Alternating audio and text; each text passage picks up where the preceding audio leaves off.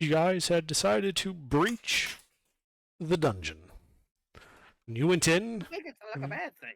via a lever-actuated door that was labeled Truth, which immediately led you into a labyrinth. Just a small one, but which contained other smaller labyrinths and trapped you within magical panels. Oh, good, he's back. You managed to get your way through this labyrinth and on into a larger room filled with bones, which animated naturally. Having defeated the Bone Guardian, you proceeded down to a split corridor where you could go west or east. You chose the west, which led you to a door to a large golden pornographic chest. Pornographic? Yes, it had graven images on it showing all sorts of men and women engaging in various sex acts. Various forms of debauchery. Yes. A punchline is pornography. It's very much not cash money. But upon opening it, you discovered that inside was only a small, well, I should say small, it kind of filled the chest, a medium-sized figurine of a ballerina, which spun around as soft music began to fill the chamber. Yeah, it was a cute music box. Yes. Now, there were two doors out of here, one to the east and one to the west. To the east, the room, you notice, had been filled with large golden figures, men and women, a pair, which had begun dancing, and you could hear their footfalls on the other side of the door when the music box started. So you chose to go a different way. The other room seemed to have a bit of a pull to the west. None of you decided to go and touch it and figure out what it did. You instead resisted it and left the room, proceeding up into a dark chamber covered by curtains. When you brought a light source into the room, shadows were cast on the walls as if furniture of various types, chairs, tables, a couple of lounges, an armoire, but they were cast on the wall despite there being no physical evidence of these furnitures being present. When the light left the room, the shadows remained and became hostile. So you dealt with them, and now the room is just a room. The shadows seem to have been guarding a 15-foot diameter, room with a large burbling fountain in the back. The bottom of the fountain is inlaid with a mosaic depiction of Ahir, the good god of shelter. And all of you except Giuseppe partook of the waters quite a few times. Yeah, you greedy bastards. God, mortals are so... Ugh. Well, it's right there. What am I going to do? Not drink it? Elindar pulls out his straw. So where were we?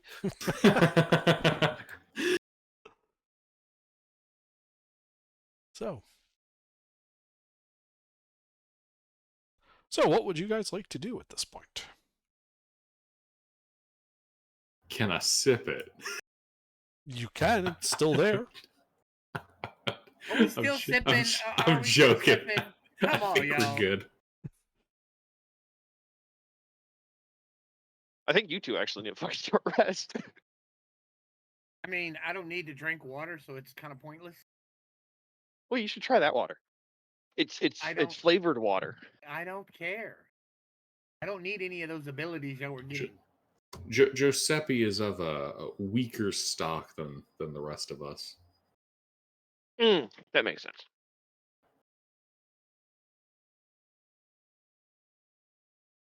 Right. Well, there's some fighting words there. Well, Giuseppe will outlive him, so he doesn't care.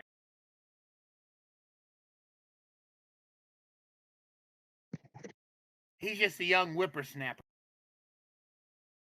Okay, boomer.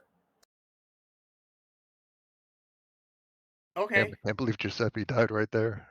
I mean, Better I to don't burn understand out that than insult. fade away. I love that quote. The Kurgan said that. Yeah, I'm going to burn out. You're going to fade away. Which one of us is possessing a body that will just switch to another one? And which one of us is a lowly little mortal walking around kicking his feet? Just out of FYI. Uh-huh.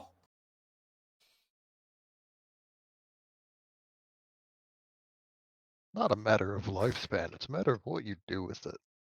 Mm-hmm. Mortality ends purpose and vigor to a person's life. Just look at it. Giuseppe's been alive for who knows how long, and no one knows his name except us.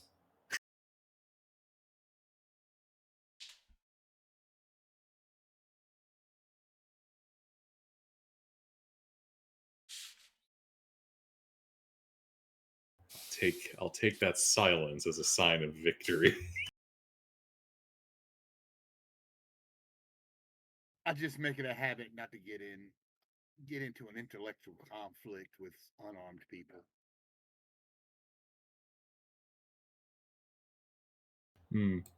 Of course, What? Giuseppe. Of course. I can give him I'd another agree sword with if you, but then want. we'd both be wrong.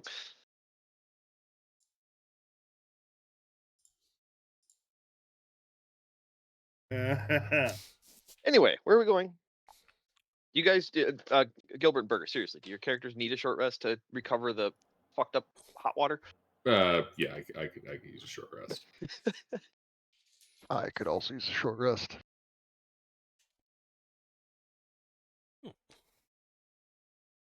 Okay.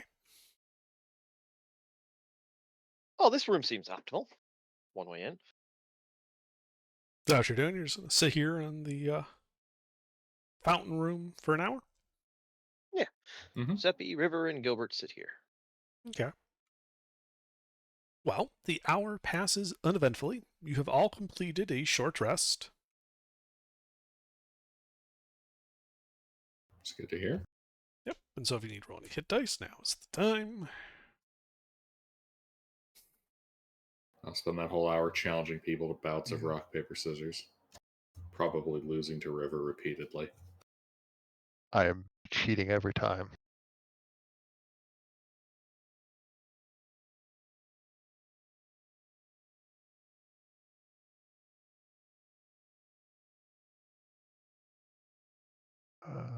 But I believe that gets up.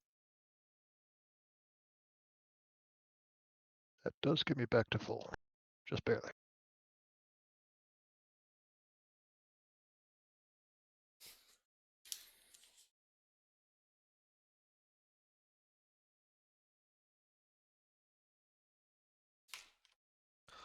Right.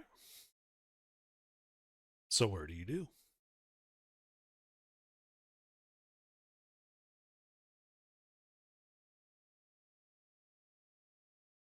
Well, I do believe we'll head out the way we came.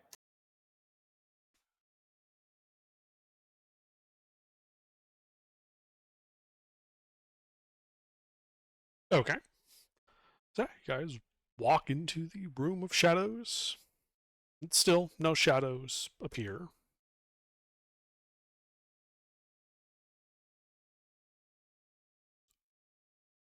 Are you going on? Like, give me something more than just we're heading out of here. I mean, Where are you going? do we have I a can map? pick.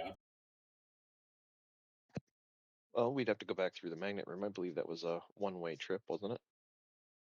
I think so.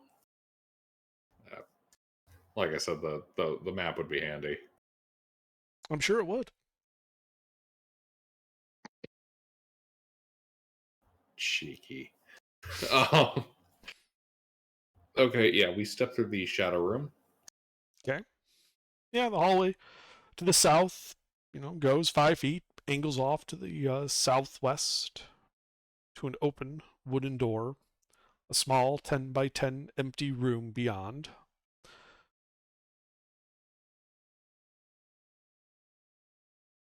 We'll do the swinging trick to get through the magnet room. So who's going first?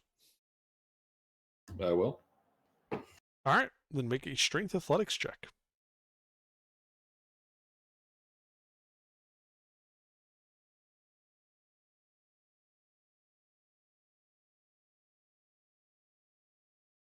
All right. Yeah, I see you just barely manage to not get pulled away from the exit door as you wrap yourself around and enter the room, still with that soft, metallically ethereal music playing. And Gilbert, I'm going to need a wisdom save versus charm.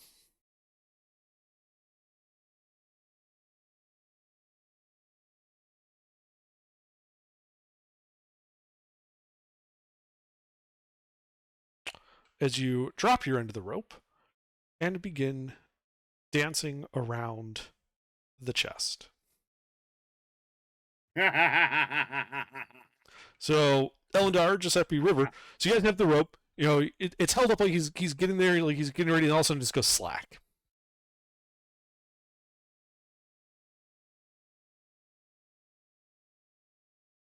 But he's around the hairpin bend, so you don't see him dancing.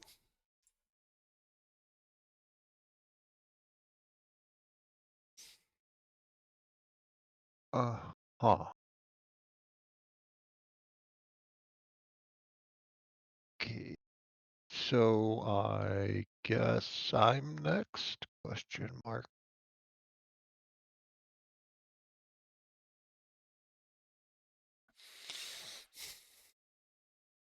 All right, I'll go next. Okay, so you're going to try to go around? Yeah. All right, well, it's a strength athletics check to avoid getting pulled off to the west. Atlantics, you say? Yes. So, yeah, you hop around that hairpin turn there, just barely avoiding getting sucked into the room. You can see the end of the rope where Gilbert dropped it, as Gilbert appears to be dancing, kind of like a waltz around the open chest. And then, River, I'm going to need a wisdom saving throw versus charm from you. Mm-hmm. As you join him in dancing around the chest. Morons. Praise, do you have... Oh, wait. Who did we lose? Well, right now, you first saw Hebron go around the corner, then the rope went slack, then River tried to follow him, and the rope didn't get picked back up. So it's just you and Elendar on the north end of that. Okay, so we know there's something bad around this corner. We've done this before. We know that there's something bad around this corner. You know about the chest, yes. You opened it. Yeah, I know. So, rock, paper, scissors, see who goes around and finds them? Well, I mean, I'm kind of relying on you guys to get around the corner, so. Surely the brave paladin would All do right, it. fine. I'll go around and do it. Damn. Useless ass wizard. Oh, wait. He's not a wizard in this one. He's a warrior. Even more useless. And he's not the one you're talking to. Are you talking about me?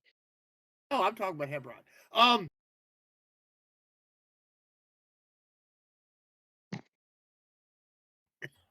think he's gone geriatric. All right, I'm gonna walk around the corner, I guess. All right, well, it's a steam. It is a strength athletics check.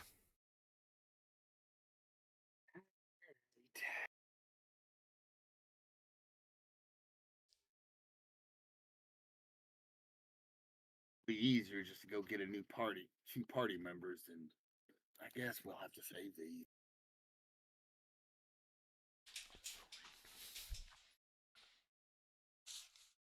So, Sleuth, friendly fire incident? Well, I don't never know what mind. you I'm mean. He was dancing like that with when I you. found him. Well, no, that was the strength athletics check to get around the corner. So if you go around that corner trying to get into the room, you're pulled back in towards the center of the room. You're Here, Oh, I'll- the here. suction room. Yeah. Oh, hell. Yeah, so you've been pulled in towards the middle of the room. Through the open door, you can see the chest.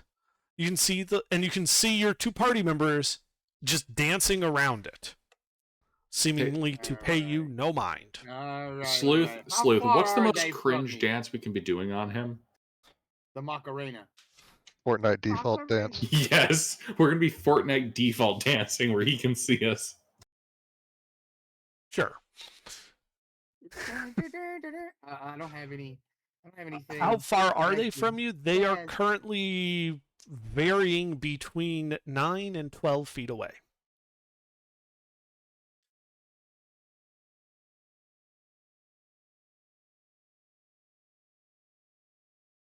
I am going to. Oh, fuck. I am going to. Fuck you, dude. I hate that game. I am going to pull on the rope and see if I can pull myself into the room with them. Well, the rope is unbound on both ends. So you can pull the rope to you, but you'll just coil it up in your hands. You didn't get a chance to tie it off to anything before he got charmed and dropped it. Oh shit. Well, I'm gonna try to move into the room then. I Okay. guess. Strength athletics.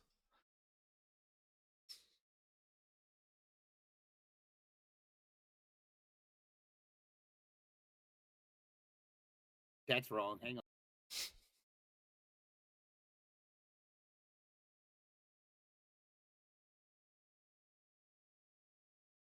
Fuck, I'm gonna be the first one sucked into the damn magical hole. Yeah. So you're trying to move forward, but you're just sliding backwards. Like as Eldar looks at you, it looks like you're moonwalking.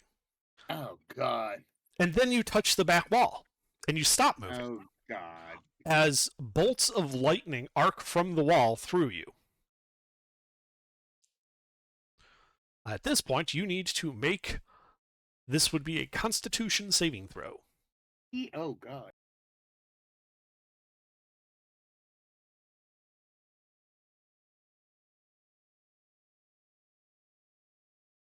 Okay, you resist it for half damage.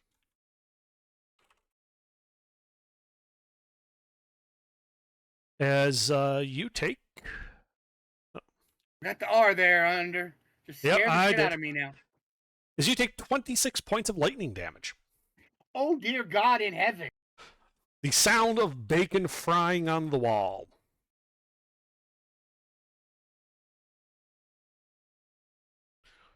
Eldar, are you doing anything at this point? Well, I'm gonna wait for them to sort themselves out. I'll pull out a deck of cards and start playing solitary. Okay. River and I Hebron sure are as dancing. Fuck, I'm not going through that room alone. My Giuseppe. drinks with Eldar. I'm gonna try to pull myself out. All right, strength athletics check.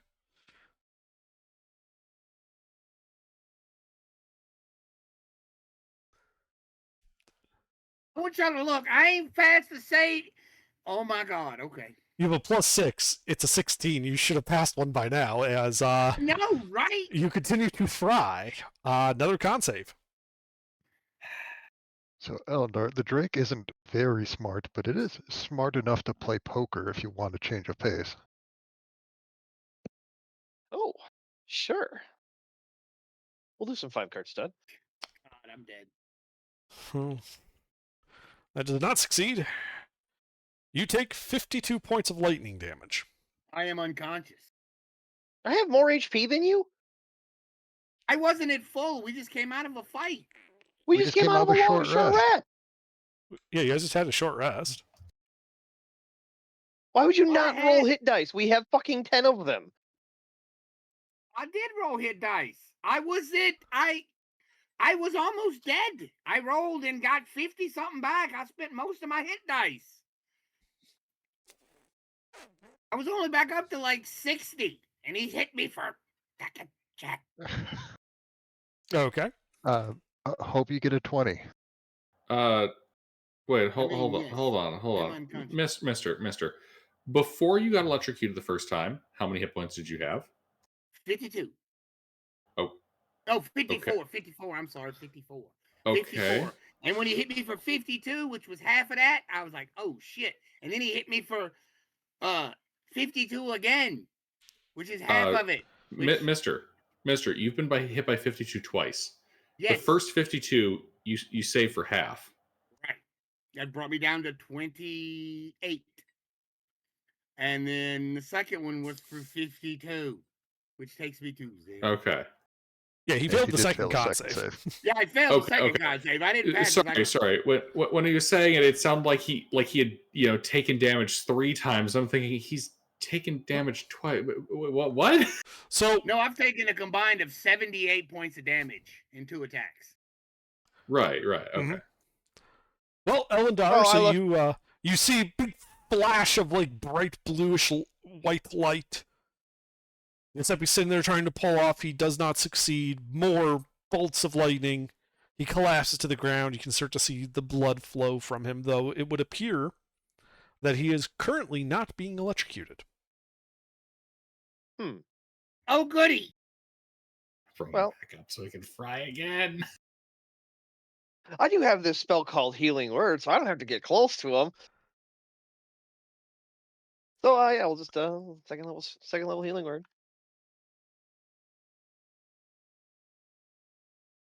There you go, 9 HP. Do it again. And this is where we learned that under Stola Divinity Original Sin spell, Decaying Touch. Or is it Withering Touch? I don't remember. Yeah, it's decaying touch. I fucking love that shit. No, it's just a wall that shoots bolts of lightning. So, Giuseppe, you wake up on the ground with 9 hit points, a level of exhaustion, and you're still feeling that tug to the west. Oh, crap. Okay. But you're not touched, like there's like an inch between you and the wall. Oh, crap. I'm going to. Oh, crap. Okay. I don't know. Misty Step. My paladin is useless. Oh, my God. I'm failing all my saves. All right. Is it my turn? Do I have to do something? I'm asking you if there's anything you'd like to do. Yes. Get the fuck out of this room. Okay. Well, it is a strength athletics check to move against the pole force. Since you are prone, you actually Oh, have advantage God. on it because you have more Oh, my points of God. contact with the ground, more grip.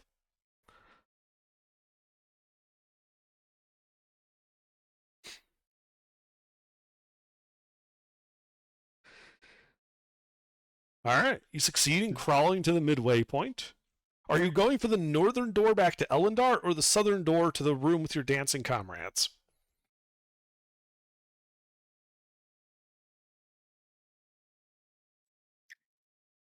Well, this is a decision.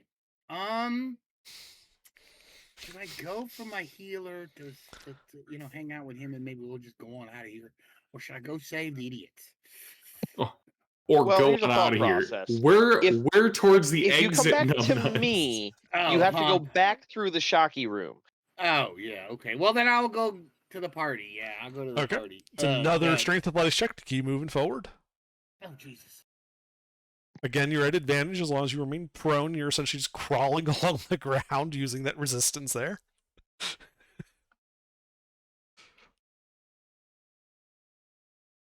Man, I need every advantage I can get. There we Okay. go. Pull yourself to the threshold. One more athletics check to get yourself out of this room.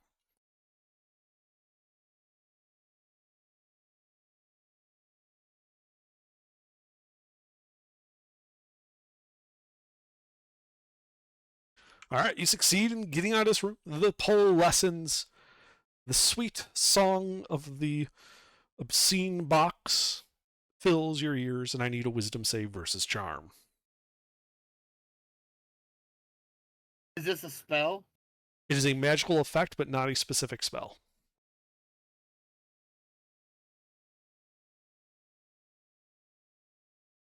All right, you resist it. So you're in that room, and you can do whatever you like. What would you like to do? Can I go over and knock some sense into one of them? Sure. Who do you knock? Who do you hit first, Hebron or River? Hebron. Okay.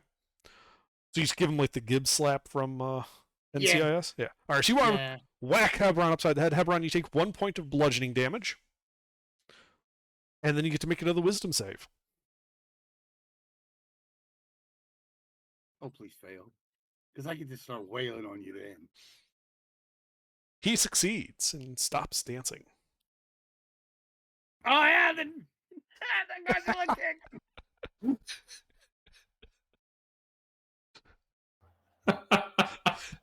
God, I fucking love these Godzilla bits. They're so good. That is the only correct way to snap someone out of charms. Oh man. But All now, right. so River is still dancing around, right? Yes. Okay, so I'm gonna let Hebron handle it. I'm just gonna look at him like, the hell, dude? What are you doing? Yeah, what are you doing? Go on. Smack River. Okay, I'll smack River then. All right. Well, River, you take 1 point of bludgeoning damage, and you get to make a Wisdom save versus Charm. With a +1 from the Paladin aura. You continue dancing. I'll look at Hebron. Did I not hit him hard enough? What happened? You want to hit him? No. Giuseppe, it's in your wrist technique. Like this. And he's gonna like demonstrate. Now try it He's gonna again. get flapping.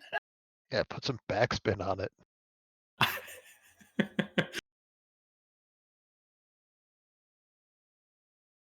I'm gonna give him the help action. All right. Well, after taking the other point of bludgeoning damage, it looks like River then succeeded on his Wisdom check. So 3 of you are in this room. The music box standing open. A rope on the ground leading around that northern hairpin, where you can hear Elendar and the Drake playing cards. What do you do? River, he's cheating. Of course he's cheating. I taught him how to play. Oh, that's fair.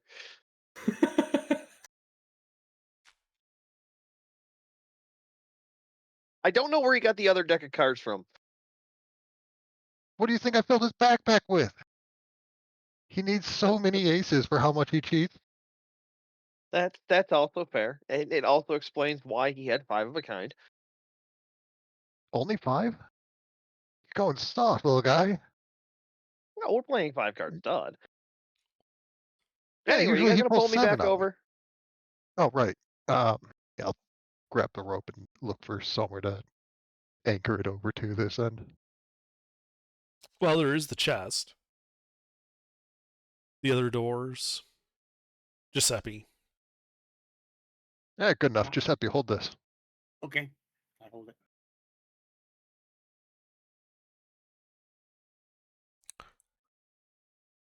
Well, with you all working together, yes, Elendar can use the rope to guide him around that hairpin turn. And you guys are now all in the music box room. Elendar, I now need a Wisdom save versus Charm. Yes, the half-elf cleric versus charm. Whatever shall we do? Roll a nat 1 and begin dancing. Roll nat I'd have 1 to and a roll nat 2. 2 because you have advantage. I'd have to roll 2. Well, you don't dance.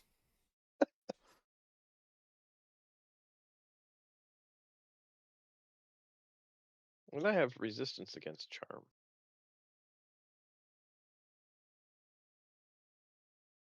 Yeah, so that's why you would have advantage on the save. What? No, from the water. Immune to charm, frightened. Oh! Yeah, if you're just immune, then you're immune. Hebron is too. Well, he must have forgotten and was dancing anyway. Wait, hold on. What am I immune to? From the Charmed and water. frightened condition from Did water. you drink the water? Because you rolled, what was it on 4? Remember your you said we're drink going to finish the still dungeon on a water? long rest because you have immunity to frighten and charm from the Mm-hmm. water? Yep. Yeah, so you're just immune to charm. Yep. That's why was really moved Giuseppe's by the limp music. wrist smack prevented me from being fuck. You see through Whatever. my ploy. Anyway, Hebron wasn't magically compelled. The song just hit a really cool part and he wanted to boogie.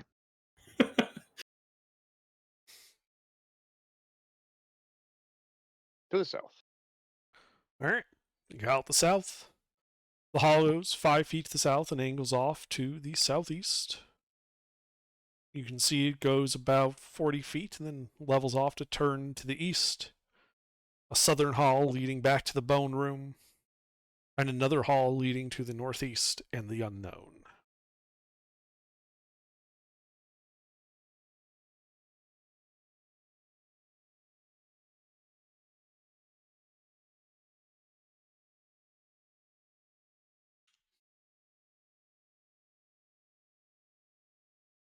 So yeah, they're standing at the three-way intersection. To be clear. To the south, the 25-foot wide room filled with bones. To the northwest, the room you just came from. To the northeast, a hall that goes 40 feet and then turns north.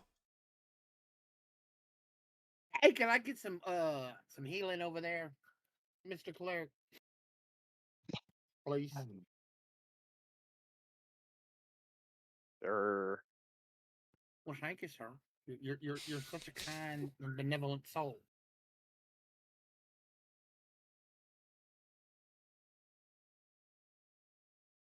$16. Ooh, I don't know. 34. Yeah, it'll work. 34 plus 9. That's pretty good, yeah. I mean, I have a pile of first level cure wounds. That's you guys are draining them incredibly quickly, but But still a decent pile. I mean, we're saving your life. Right. Yeah, because that's how that works. That's right. I mean, I was Every fine with hit taking we a nap. take is one less you take. You realize I have a 16 AC and 73 hit points with 19 temporary hit points right I mean, now. I got a 20 AC, but still, Yeah. that's not a point. For every don't hit know. I take, you don't take. I'm on the cleric side with this one. You're I can always on take the a hit cleric is side what with I'm this. getting at. Exactly. Always be on the cleric side. All right. Shall we? Well, I think you should also be on the cleric's back, just so no one stabs him in it. Run towards enemy. Run towards enemy. Where the enemies be at? I don't know. I'm not the cartographer here. We don't have a cart. Does anyone know how to make a map? So, we're in the music box room. No, you're south of the music box room at the three-way intersection, where you could go south to the Big Bone Guardian room outside the labyrinth, to the northwest, back to the music box room, or to the northeast, where the hall goes 40 feet and then turns north around a corner of which you have no knowledge. Turn the corner to the point at which we have no knowledge. Ah. Well, it goes 5 feet to a closed wooden door. Alas, our greatest weakness. I cast Serious Putty.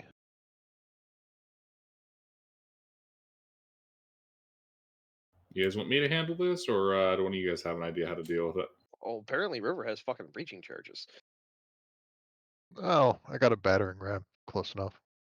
I mean, we can also check to see if it's even locked. It's closed right now. Is there a handle and locking mechanism attached to this wooden door? There is a handle and a keyhole. All right, use the battering ram. It's probably locked. All right, Hebron, help me with this. I provide the help action. Okay, well, make a strength athletics check.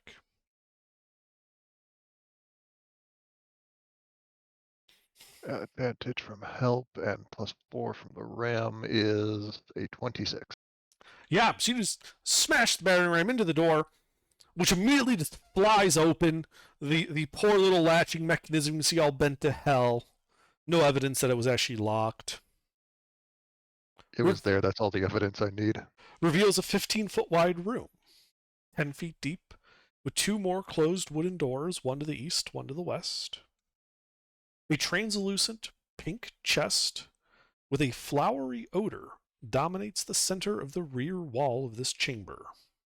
Inside the chest, a small wrapped bundle is visible. Small flowers and clay figurines are piled against and around it, kind of forming like a arch over that chest along the back wall. In the center of the room, a small picture frame lies face down amidst a few shards of broken glass.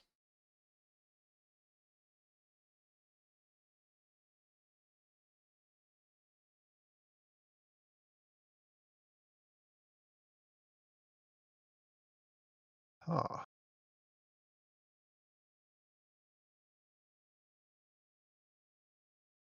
I, for one, am curious about that picture frame.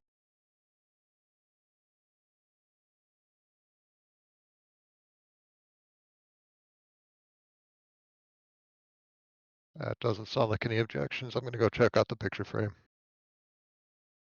You're gonna pick it up and look at it? I'm going to lift one side of it up, see if it's like actually broken or if it's intact and the glass is from something else. Okay, so you walk over and you lift it up. You can hear the tinkling of glass. A few more shards fall out of the frame onto the ground just beneath where you lifted it up. It does appear to have a picture, and it looks like the glass that was on it broke and fell onto the ground. At this sharp angle, you can't really make out what it's a picture of, though.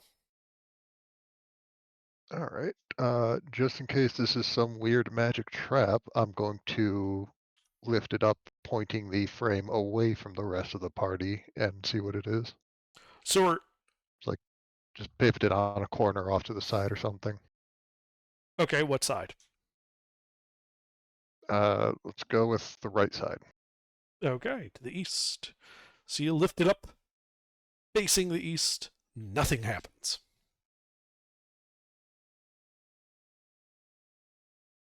All right. What's it a picture of? So you turn it around and look at it. I'll poke my head around to look at it. Yeah. Okay. So you're looking at an upside down image of a little girl. A not too dissimilar Ah. portrait to this. Oh, so this place is haunted. What gave that away? The Hey, weird ass that's one- zoomy mazes or the shadow fucking puppets? No, That's this. one of those famous painting type things. Yeah, the one that always shows up when a place is haunted.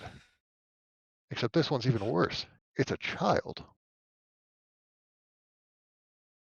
Everyone knows children cause places to be extra haunted, especially if they're twins. Oh yeah.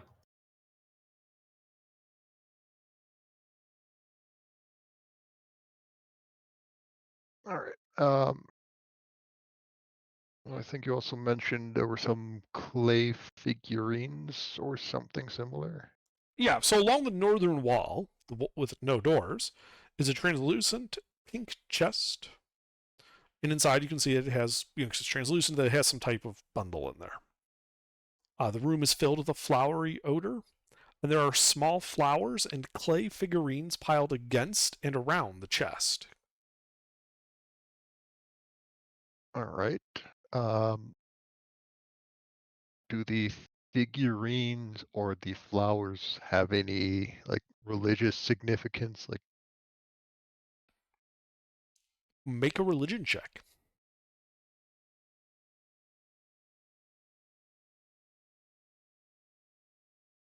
religion. Oh boy. I'm actually not terrible at that. 21. So you would know that, especially in this part of the world, it is somewhat common if there was like a memorial to somebody who had died, that you would often put items symbolic of things they liked in life. If, having this picture of the little girl in front of you, if this was a memorial to this girl, flowers and clay figurines might be a thing that you would find around such a thing. All right, time to see within the chest then. So you're walking up to the chest. Yes. Okay. So I make decisions, not good decisions. Uh-huh. So as you walk up to the chest, you can see, like these like pink Like bright pink eyes kind of open up on the lid and look you up and down. It then begins Oh. letting out this warbling cry. And it takes you a moment, but you realize that it's almost like it's attempting to sing, but it's terribly off key and appears to be skipping notes. In fact, it is so bad that you must make a charisma saving throw versus psychic damage. Uh-huh.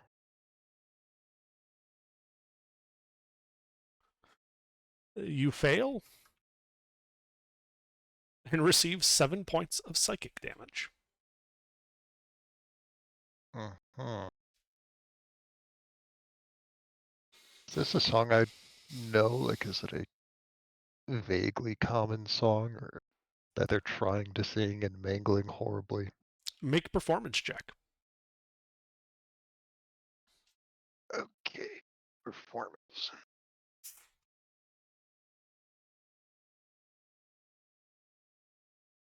Oh boy, I'm not good at those.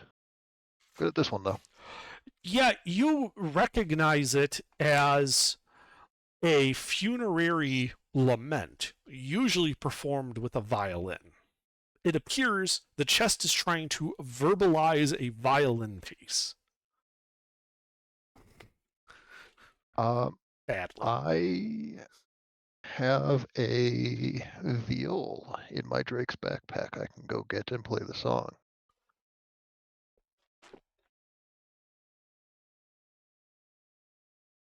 Okay.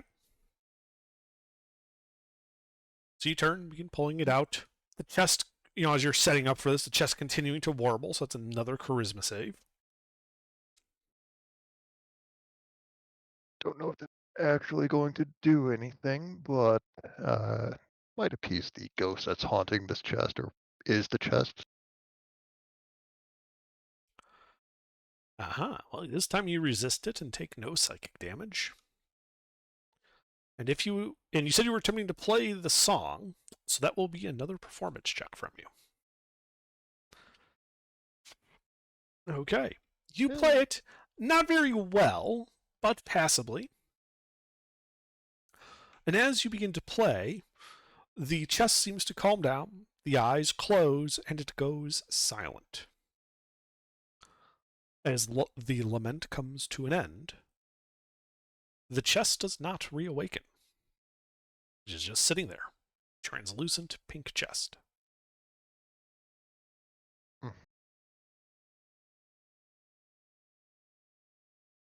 Now, when I open the chest, will that wake it back up? I will try to open the chest to see what's inside. Okay. The chest opens, and inside you can see a small bundle wrapped in like gray cloth. Really more like swaddled. I will go ahead and take it and see what's inside the cloth. Okay. Yeah, you open it, unfurling the cloth, and you hold in your hand a violin made of dark wood.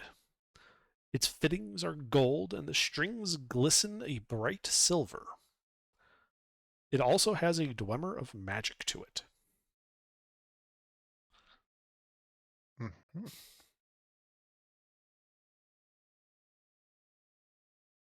Okay. Elendar, you're the one with the wizard spells, right? Do you happen to have Identify right now? Yes, I prepared Identify before coming in here. Wonderful. Could you take a picture? Just a hunch. Yeah, I can identify that. Thank you. And then I will close the chest. And was there a third thing of interest in this room, or am I just making things up now? Well, there's the translucent pink chest, small flowers and clay figurines piled against and around it, the small picture frame you picked up in the middle of the room, and the two closed doors, one to the east and one to the west. Okay. I was making things up, and the doors were what I was getting confused with. once we have the violin identified, which way do we want to go?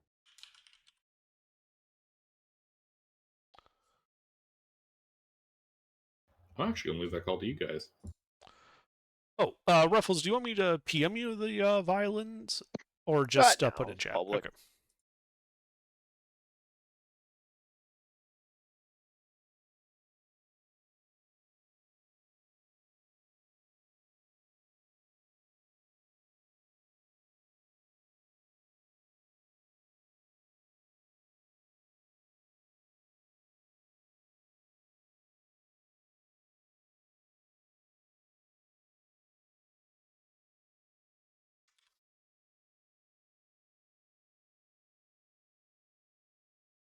All right. Well, you spend the 10 minutes doing your identify ritual. That is what it tells you.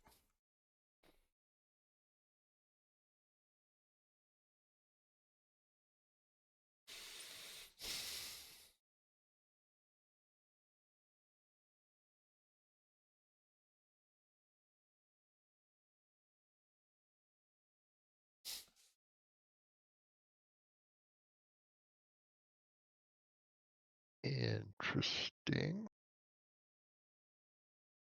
Does anyone need a wide AoE damage?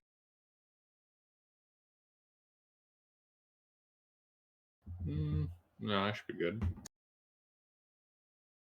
Hang on to it.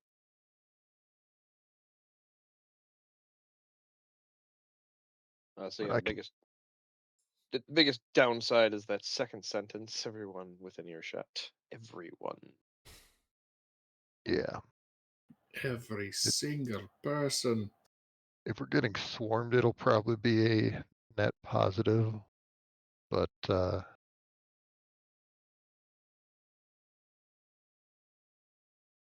we'll see. Otherwise, we can just sell it off in town somewhere.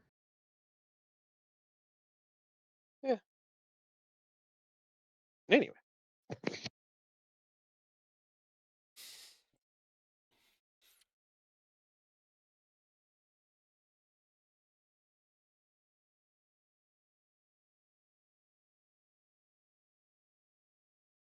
All right, who wants to take the next room?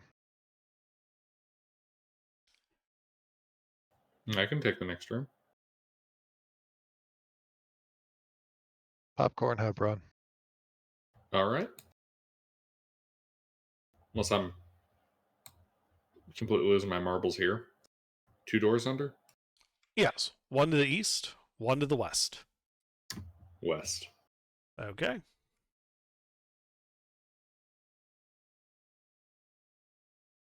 And you're just opening it? Mm-hmm.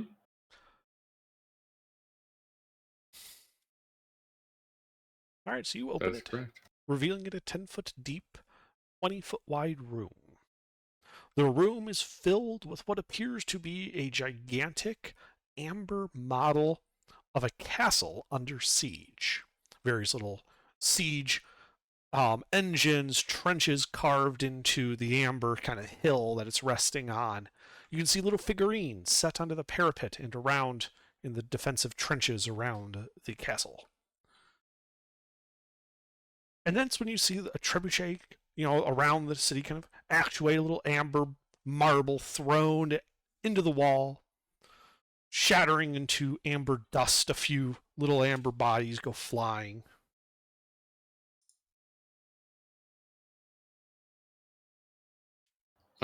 What are the armies fighting? Make a history check.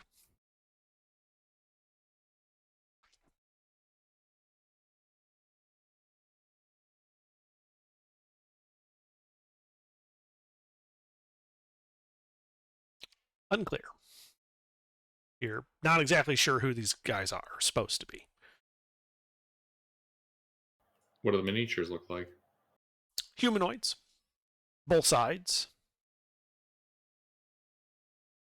What's your passive perception? 17 and 10 feet of blind sight. So you're looking at this, you begin to notice one of the trebuchets is moving, like they're repositioning it. Ooh. And like you watch it, and it's like, this is interesting, right? It's like, big miniature scale siege battle. Right up until you realize that it stopped moving, and the trebuchet is facing you. And you see this guy with a very big puffy hat point at you, and the trebuchet fires, I was like, Night at the Museum. letting go a small amber marble at you.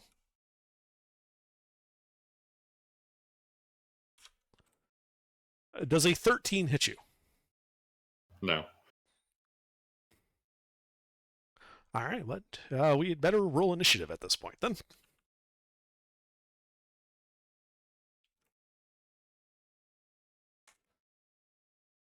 Hebron's going slow because he's so engrossed in what he's looking at. Right? Oh, it's like wargaming.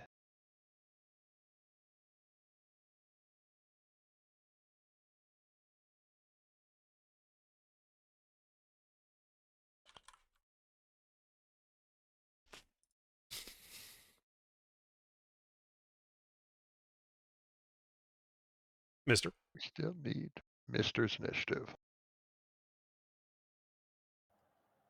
Huh? Initiative. Initiative. Or he has opened a room and is being no. attacked.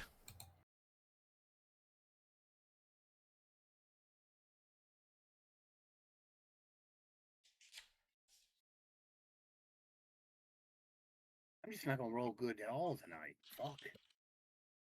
You have advantage from the dagger of warning. Yeah, I do have that, don't I? Are you going to use it? That's Giuseppe's 25. warning dagger, the dagger that warns That's Giuseppe. 25. Giuseppe's dagger. The dagger of warning. Yeah. the warning. The dagger of warning. The warning from the dagger. The one that gives me So- initiative advantage. It's all That come dagger. together. Yeah, So, right. Giuseppe, Right. you're sitting there. Hebron opens the door. It's got this big battle scene like done in miniature inside out of amber.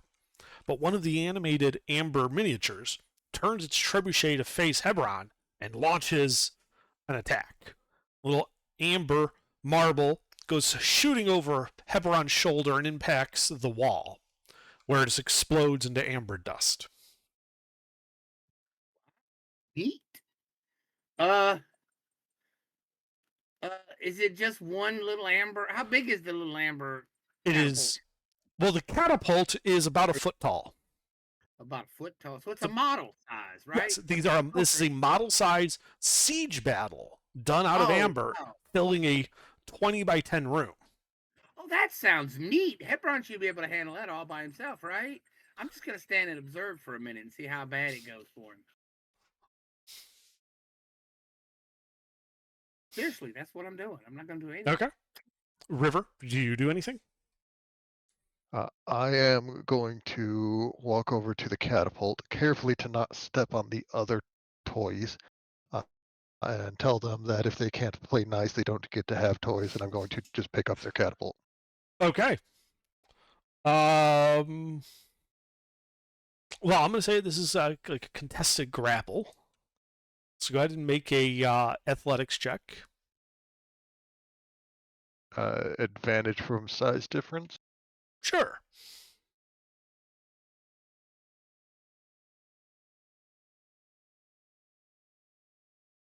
So you go, Ben, and you pick it up. And at least you try to. And it just seems incredibly heavy. Heavier than it should be at this size for being made out of amber.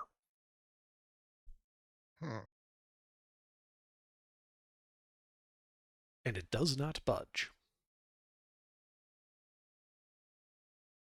All right, I'm staying there. Okay. So one of the little guys, a big puffy hat down like at your feet, pulls out an amber horn and begins blowing it. Somewhat familiar cadence, and off around one of the little amber hills, you see a contingent of lancers riding on horses, forming up and charging at your feet.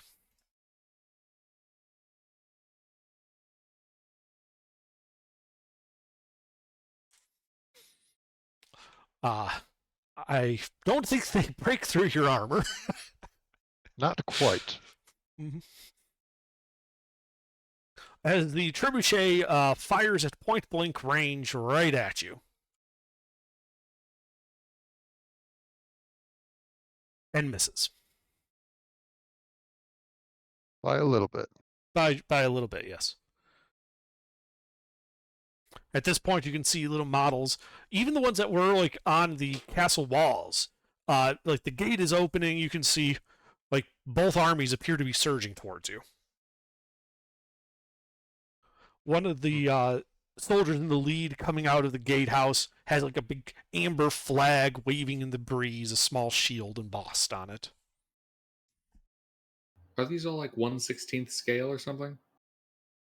Well, it's a 1 foot high trebuchet, so I don't know if that's be 1/16th, but Yeah, like 1/20th. they're like 25 Usually about millimeters. 20. Like the guys are like 25 millimeter scale, like an individual person. Okay. They're just playing Warhammer Fantasy, basically. Well, they were, then you interrupted them. Yeah, they're breaking the rules. They're shooting non-valid targets. Someone's got to arbitrate. What are we, animals? Says the Tabaxi. But that is all that happens on their turn. The army surging towards your river. Elendar.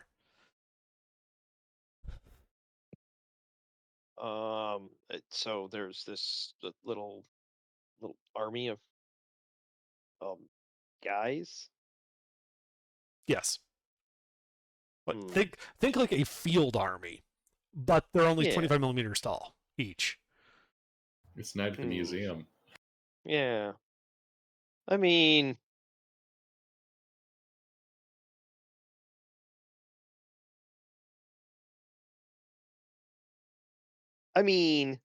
how big is the room?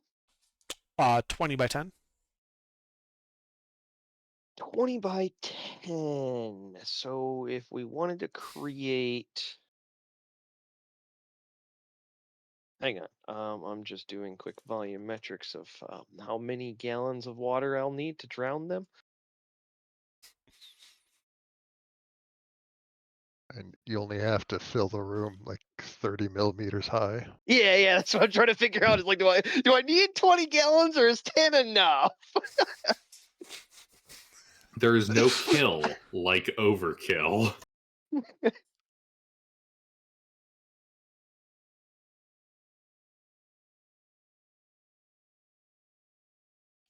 Okay, that's pretty fucking cool.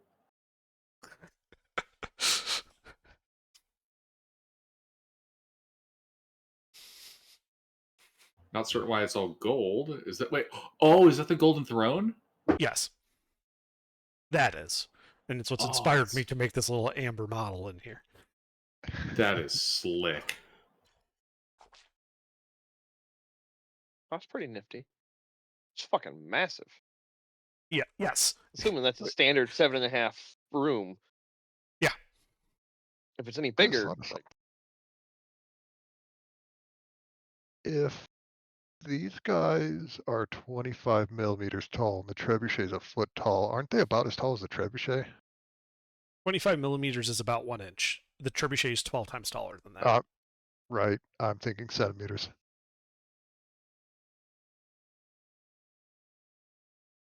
all right. So it looks like I'll need at least a 4th level, have a decent like 1.5 to 2 inches of water. So yeah, I fill the room with 40 gallons of water.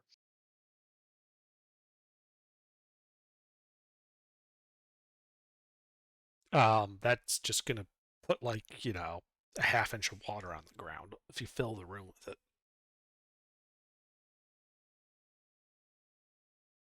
$40 gallons? Think of a 55-gallon drum.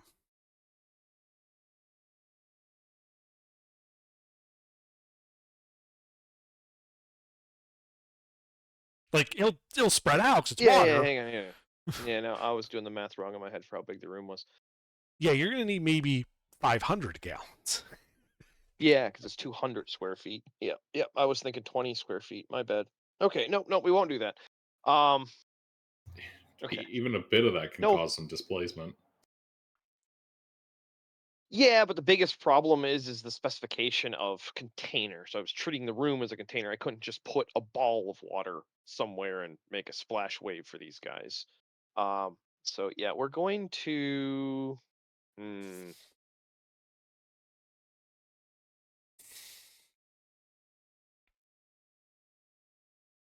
How tall is the ceiling in the room? 20 by 10. How tall? 10. 10 foot. Yes.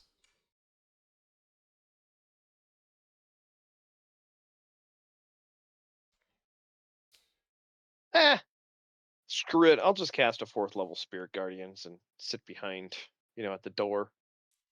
15 feet. It'll go all the way into the room pretty much. Like behind Heberon, I get as close as I can.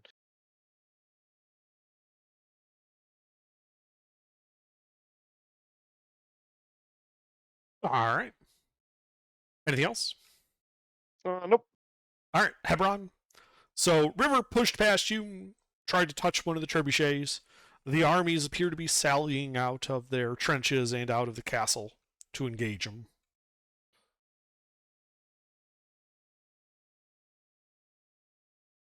All right. Do I see their command units? Well, you saw the guy with the big puffy hat right next to River's foot. You don't make an insight check, actually, for the guys coming out of the castle.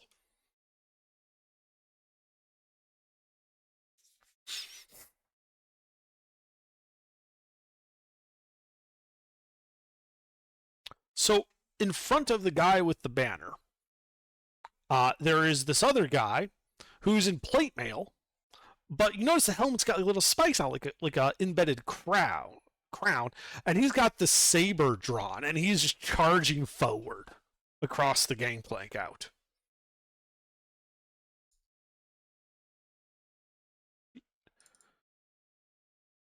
Underdark?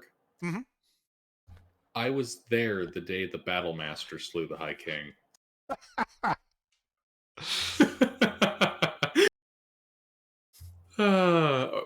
You said these guys are made out of amber? Yes. Are they painted? No, they're all kind of golden colored. Hmm. Oh well. Bonus action. I light the sword on fire, Okay.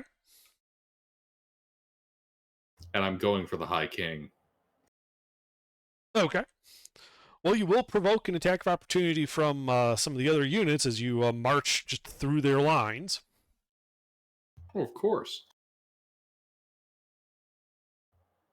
Okay, does This a still runs by 26 hit you? wargaming rules. A 26 does hit me. All right. As, one unit of, halberdiers kind of stab into you, dealing 7 points of slashing damage to your foot, and you lose all remaining movement. I go striding forward, step on the halberds. Fucking Legos! Yes.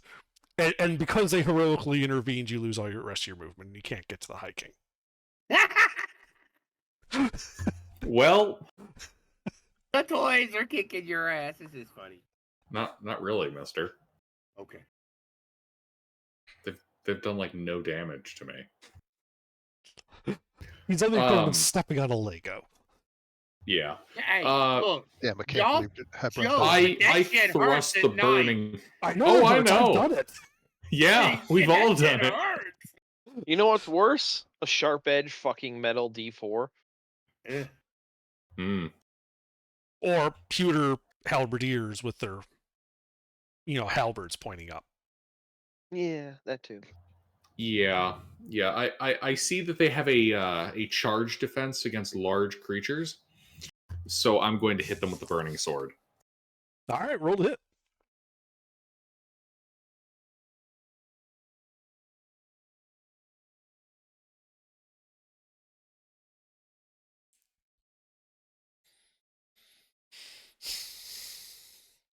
The 27 hits.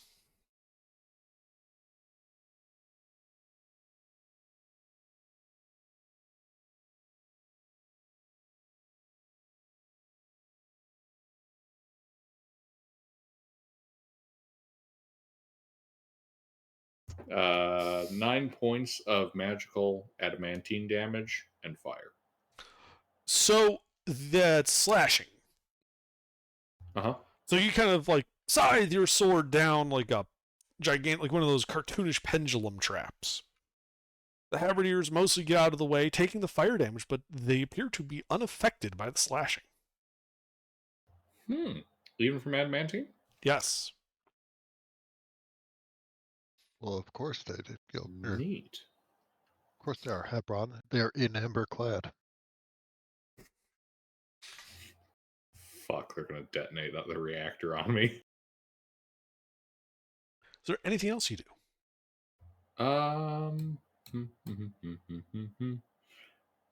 See here? No. All right, That Giuseppe. was all. So you've seen River and Hebron kind of wade in, getting waylaid by the, 1-inch tall troops. Hebron's kind of, got stabbed in the foot a bit. I mean, Elendar, what do you do? What is Elendar? What are you doing? He cast Spirit Guardians, covering a good portion of the battlefield. Oh, well, shit. That means I have to walk in. I mean, you ain't Wait, gonna. I don't know. I'll see if I got anything that can do some AoE damage. Nah. Save your smites for when we get jumped by something like We terrifying. ain't had or a we long need to rest. I dev. don't have any smites. Then how would you have any AoE? I don't know. I'm just saying. So I am basically out of resources and low on health, so I'm not gonna do anything. I'm just gonna let them handle it. Okay. They're doing a good job. They can. I'm just gonna take a breather. Giuseppe's tired. All right. River. I'm going to continue trying to confiscate the trebuchet. Okay. That is contested athletics. Athletic. Had this number. There it is. All right. So you're pulling on it, and it's like it's not moving. It's not moving. All of a sudden, pops up in your hand. It's fairly light, like you would expect it to be made. It looks almost like it was glued down. But like there's like little flat spots on the wheels where you left a little bit of the wheel behind. I'll fix that when you apologize and I return it to you. I'm going to pick up the guy in the poofy hat with my other attack. Okay. This is again contested athletics. He is going to use acrobatics.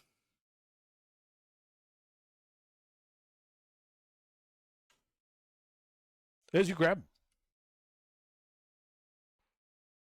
him. And then I will call my Drake over to route the cavalry charge. And basically try and just non-lethally barrel through them. Okay. Well, that would still be an attack. You got to do enough damage to actually knock him over.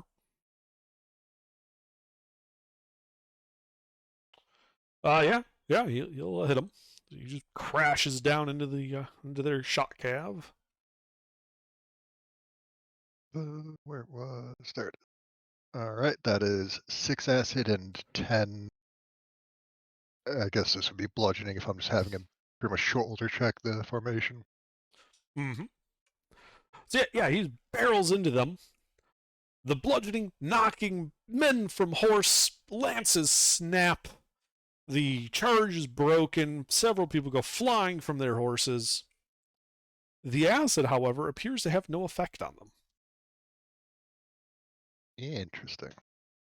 So they're immune to slashing and acid. That is it for me.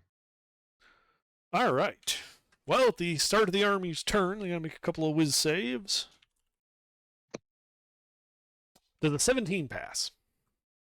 Yes. The negative one, however, because of carryover, breaks the game, so we're gonna have to end the session. No, it just counts as a 255 and they pass. Also, there are now nuclear missiles coming out of the towers. Oh no, we awoke nuclear Gandhi. They were already nukes. They're in amber clad. Once we start Nah, winning, they're just going to nuclear detonate their Gandhi. reactors. This is 4th level. Wait, they have nuclear subs? No, I was making No, they have a nuclear joke. towers. Oh, they have nuclear power. Oh, wow.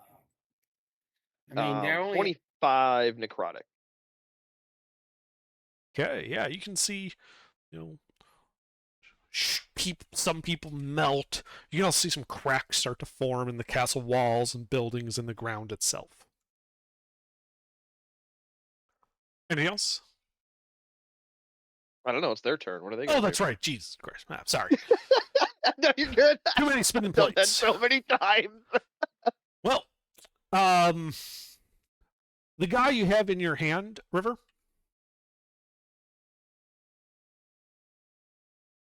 River, you here? Sleuth? Yep. He's going to pull out a little dagger and try to stab you in the hand. Oh, that's adorable. Does a 19 hit your armor class? Nope. Okay. Just bounces off. The cavalry is routing. It would provoke an attack of opportunity from your Drake if you wanted to take it. Sure, it'll be funny.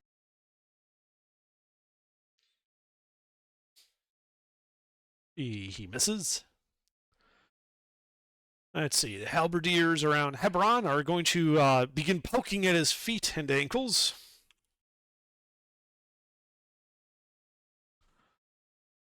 Ineffectually.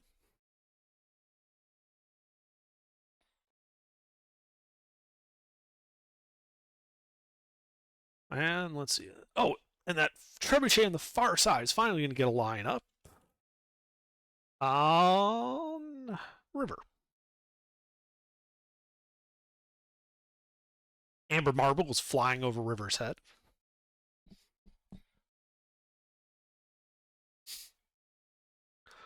And that's when that High King you were charging towards Hebron slams, like him and his whole force, just basically just charge right into the mix with you. And they just begin like trying to jump up your shins. They're hacking and slashing at you, pushing the halberdiers out of the way.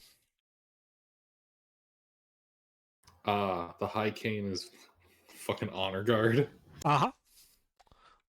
Does a 20 hit your armor class? No. Okay. Those halberdiers interfered with their charge bonus. Yeah, they did. And that's when you notice up over the gatehouse this one amber figure with a conical hat and kind of robes that he's wearing. And he points at you and begins making gestures that you would recognize as casting a spell. Is he within 5 feet of me? No.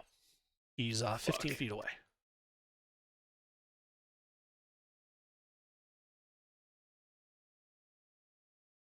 Please tell me he's casting Disintegrate. He is not.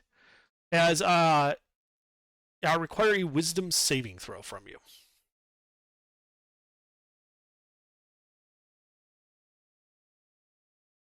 Am I within 10 feet of Giuseppe? No.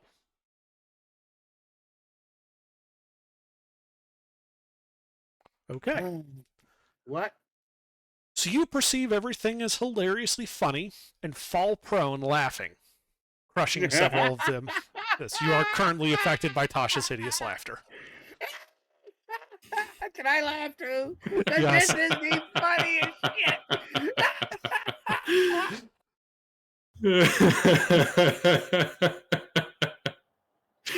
Thunder found a way to use his favorite spell.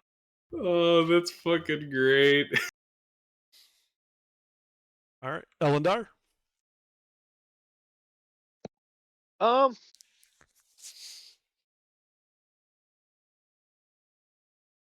Well, suppose I can start guiding bolt the castle and take the cover down of the wizard. You can certainly try. So Is that what you'd like to do? I just start blowing up the castle. Yeah.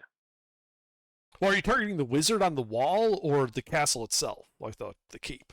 Oh, I just assumed he would have ducked back down. If he's exposed, that's his mistake. Yeah, I target the wizard. He's somewhat arrogant. Mm. He's doing that whole Gandalf thing where he stands out there waving his wand around and looking like, yeah, look at me, saving the day. And then the bigger wizard says, "But wait, there's more." So yeah, I'll guiding bolt the wizard. Okay. Um, Well, roll to hit. we're gonna do this twice, and then we got one spell slot left. Okay, well, your first shot misses. Fortunately, there's no allies over by the gate, so you don't hit anybody. Well, that's all I do. Okay. Hebron, you are laughing. You can end your turn and make a wisdom save.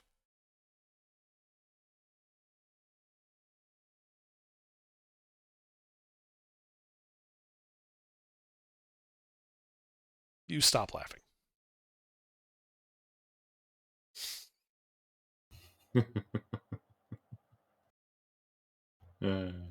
Funny. Giuseppe, All right, it's my turn. it is your turn. Is is Hebron still laughing, or did he stop? He stopped laughing. He's just prone on the ground because it was Aw. at the end of his turn. Oh, still funny as shit. Can I shoot the little maze that made him laugh? You got something ranged, yeah. I got a bow. I can shoot with a bow from back here and stay out of combat. Okay. I have a- yeah. that's what- Roll to hit.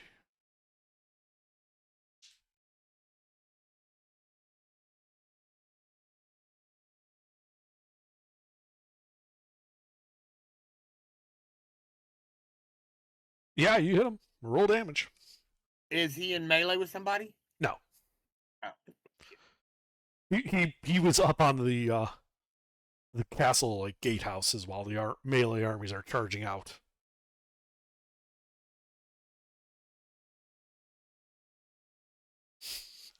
Eight points of piercing damage. Yeah, so you guys hear like this little splish sound as the wizard is just shattered into 1,000 pieces. Well, that would have been really funny if I hit him with guiding bolt then. I mean, they made amber. If you hit them with guiding bolt, will they reflect out and hit a bunch of more? Well, we're about to find out because I'm going to shoot the castle next. Oh, cool. Yeah. Alright. Oh, and that's all I I'm mean, doing then. You killed my target. What? You What is it? kill stealing fucktard. I didn't. What that said? Now you're good. I have no idea what you're talking about. I shot at him first. He was mine. I mean. I was going after. Wait. Did you kill the wizard? Yeah. Oh no, never mind. I don't. Whatever. I'm going after the High King. Well, River, it is your turn.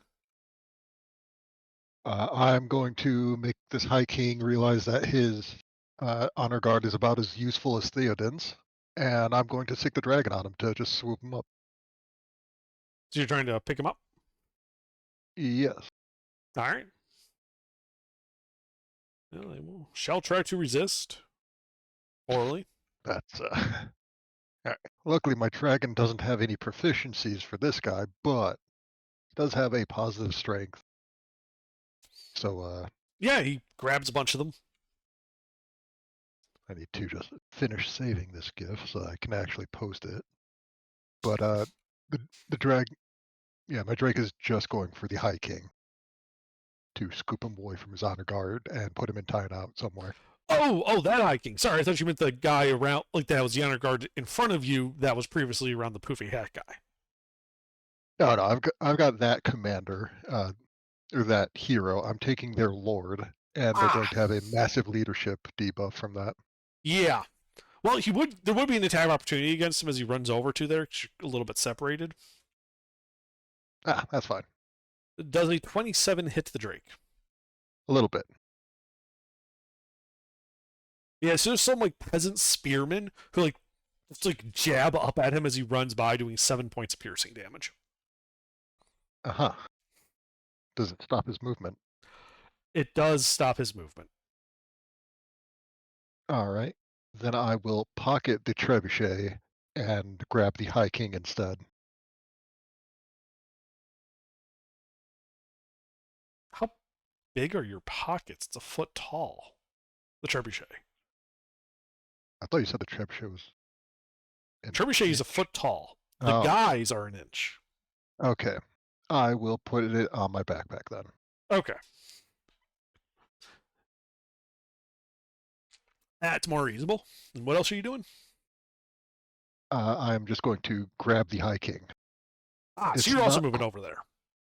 Yes, I'm not quite a Nazgul, but Mm-hmm.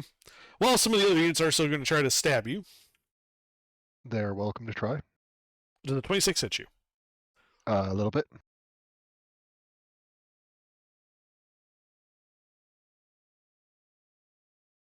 So as you're going over there, one of these sword swinging knights just hits your toes just right. Does 10 points of slashing damage and stops your movement. Unfortunate. Amber Theoden lives another day, or round at least. But I'm going to just swat aside those guys. Okay. Like a shove, or are you making an attack? Let's go with attack and just try and knock them out. Okay. Roll to hit. What is Tabaxi Claws damage? And those are not finesse. Wait, they are. I'm a monk. 15, 16 to hit. Those both hit.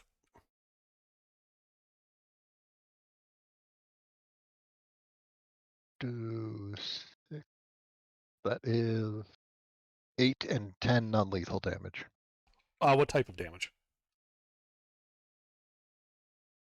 Oh shit, claws are slashing. I mean, all my unarmed are, so I can just punch them instead, or kick them. Good, for yeah. bludgeoning. All right. Yeah, I'll just kick them. You stomp down on them. I'm not trying to crush them. I'm trying to get them out of the way. By stomping down on them? Oh, by kicking them out of the way and knocking them out on each other. Yeah. So you just kind of sweep your foot to the side, shoving them ass over tea kettle, bouncing into each other. They land haphazardly, some distance away, like a foot away. All right. Eat Tier 5 monstrous infantry. That is it for me. Okay. Well, two armies start their turn. Believe they're taking some necrotic damage.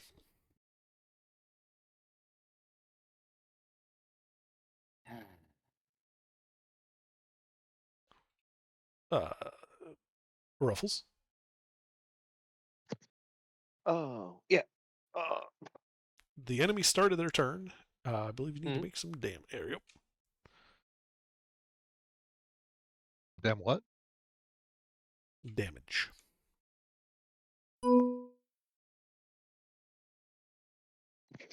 Damn it. All right. Yeah. So that seems to thin out. A lot of the little figures out on the field are kind of shadowy, just almost falling apart, melting into the terrain. The terrain, is even beginning to take on kind of this waxy, half melted look.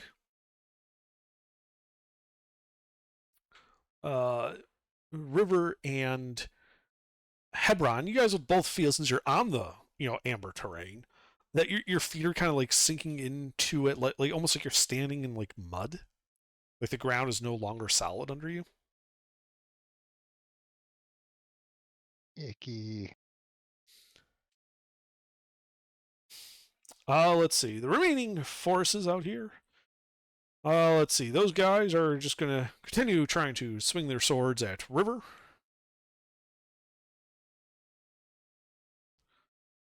Does a 14 hit River? No. Okay. The halberdiers continue to hack at the prone Hebron. 23 hit Hebron. Yes.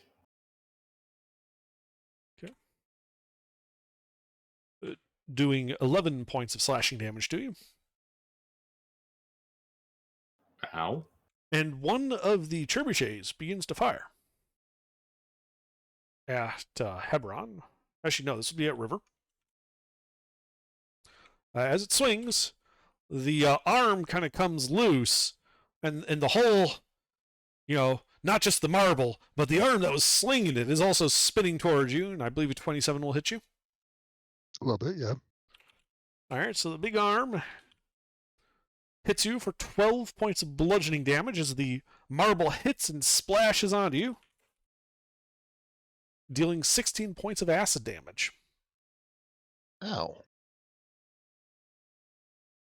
Well, unfortunately for them, the Drake being acid, it does give me resistance to acid damage. Ah, that's good for you. The High King then, rallies his men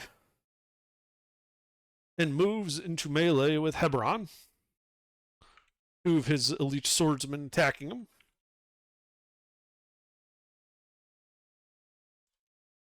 Uh, 20 misses Hebron, right? Correct. All right, but the 24 hits as they stab you for 7 more points of piercing damage.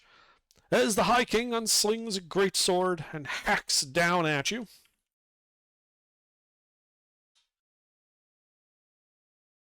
Missing.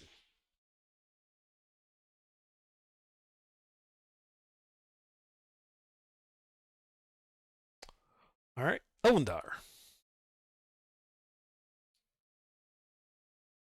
Well, that castle looks pretty intact. It does. Guiding bolt. Roll to hit.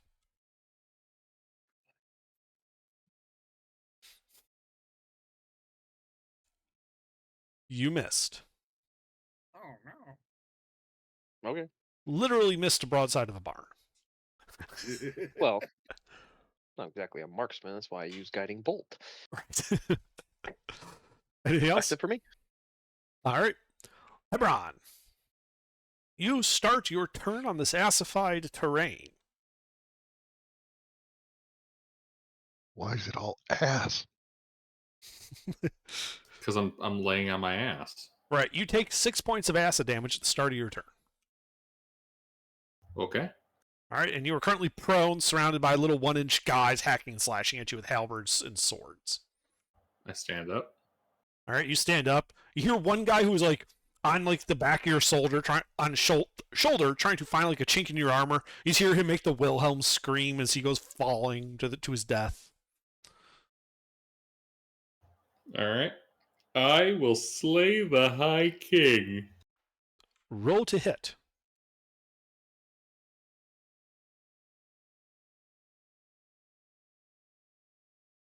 Well, he's going to use a reaction.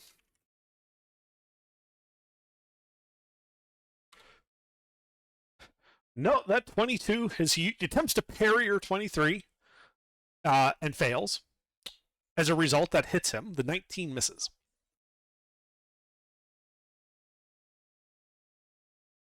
No point rolling the slashing. No point rolling the slashing. 5 points of fire. Okay. Yeah, he's not looking too good.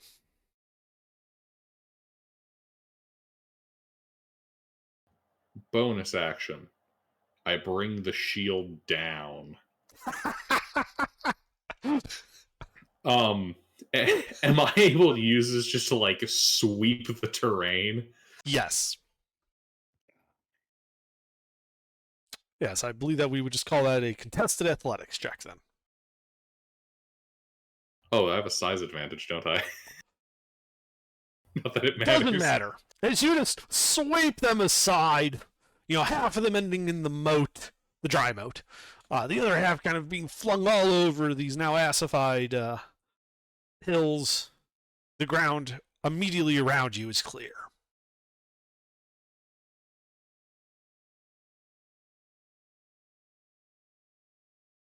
Anything else? Yeah. I'll use a little bit of movement to kind of advance forward upon the now shattered formation. Okay. Any particular direction you want to go? High King. Okay. The High King ended up to the southwest and is in the moat. So you just move up to him then. Excellent. Their front line has been breached. Mm-hmm. Yeah, like right The in front of advantage- you are like these like 3-foot tall walls. Or sorry, no, these will only be about 2 feet tall. Sorry. Got the scale wrong.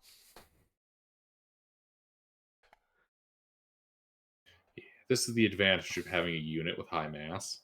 Yep. You just blow through formations. Indeed.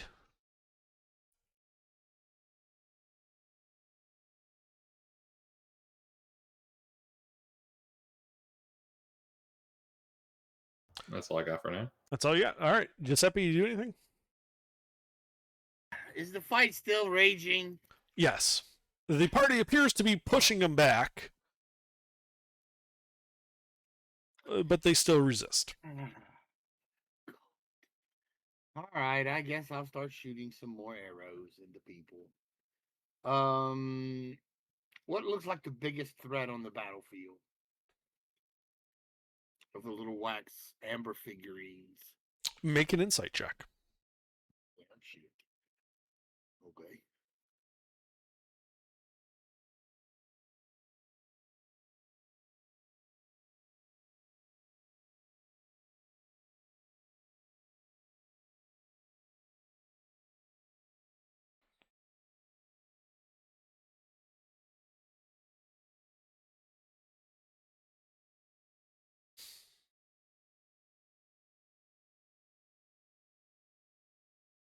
Well, River and Hebron haven't noticed this yet because of how close they are to the castle.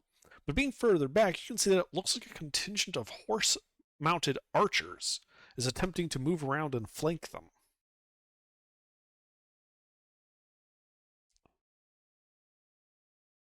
About 20 feet from you.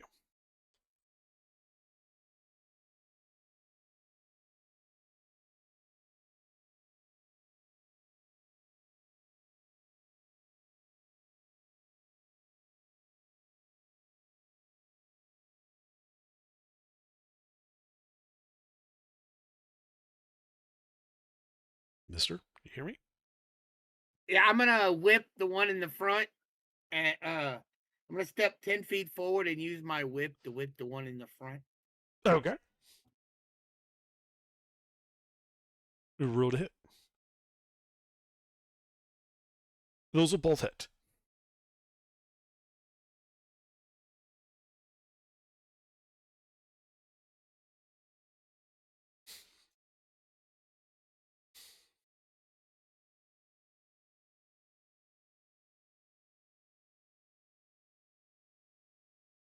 16 points of damage. Of Okay. slashing damage. Slashing damage. Ah. And I'm going to yell out, they're trying to flank you to Hebron and River. Right. So, because of their size, they are actually immune to slashing. And your whip just goes over their heads. They flinch, but are undamaged. Well, shit, fired save matches.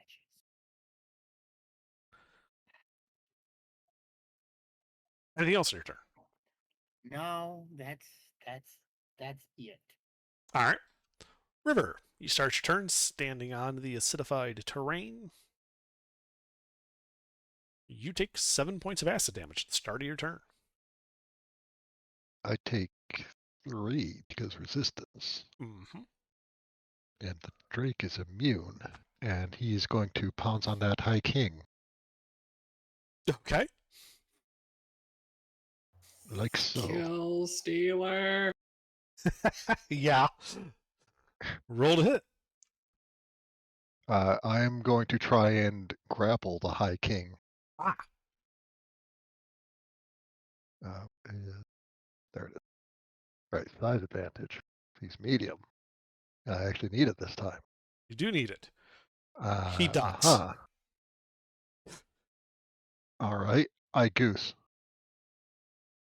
I That worked last time with the basilisk. I'm gonna just go grab the king then. okay. Well, you walk over there. The king does attempt to resist.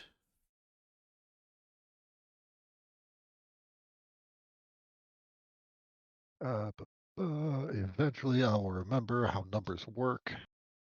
And you grab him. All right. And I'm just going to hold him and the guy with the poofy hat up and start scolding them for not playing nice with their toys, and now they can't have them. And that's going to be the rest of my turn. Okay. Well, it is the start of their turns.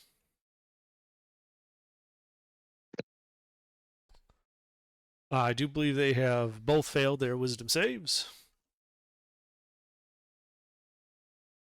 Meow.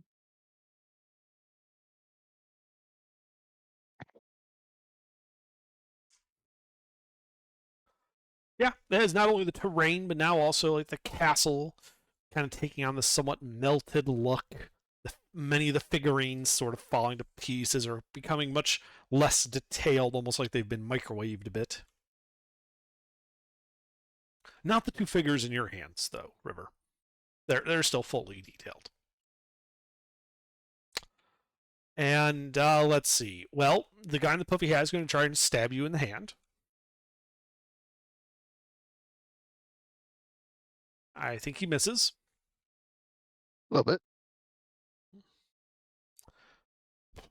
The horse archers get into range and put a couple of volleys into Hebron. Does a 21 hit Hebron? Just barely. All right, some of the arrows manage to find little tiny holes as little slivers of amber just kind of get in between the chinks in your armor and deal 13 points of piercing damage.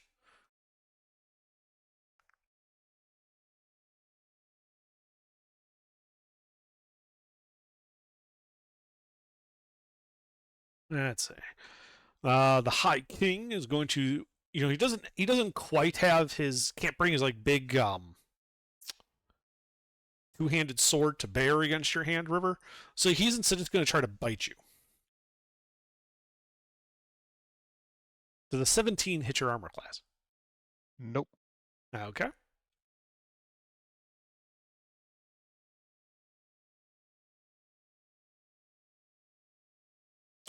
Let's see. Some of his knights are going to advance. They're going to attack you, River. 21 hit you? That does. All right, they slash into your feet for 12 points of slashing damage. None of the trebuchets appear to be workable at this point. Elendar, it is your turn. Castle's still intact. More or less. It looks like a little melted, like someone took a heat gun to it. But it is more or less intact. Alright, well, let's take a really fucking big heat gun to it, if I hit. That does hit. Okay, I use my last spell slot, a 5th level spell slot. Oh boy. So that'd be 46 plus 4, so 8d6 radiant.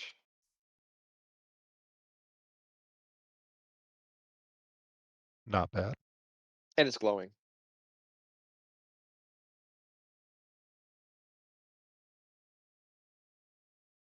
Where we find out that it's so shiny that it reflects radiant damage. So your bolt hits the central keep, which even in a slightly melted thing, you can hear a big crash as it shatters the whole structure. And by that I mean the keep, the ground, all of the guys begin glowing. As the keep, this big hole in the side begins to buckle and collapse. And it just kind of rocks back and forth as various and it sort of slides over towards the curtain wall, getting shorter and shorter, leaving like fractured bits of amber behind. Until eventually there's just the somewhat conical top resting askew against the inside curtain wall.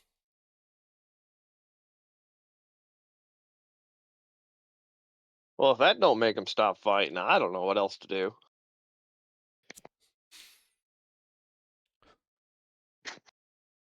I've already taken one of their toys. I already broke their other one, and I've got the two people starting all this. I mean, I ain't got much left to do, boys. So when that does happen, River, the High King, turns to you looking aghast, and you can hear him say, "What have you done?" Meanwhile, the guy in the poofy hat, just looks at you and says, "We are all going to die." Elendar? Anything else? Oh man, I'd just sit down, pull out a deck of cards. Okay. Start playing solitary.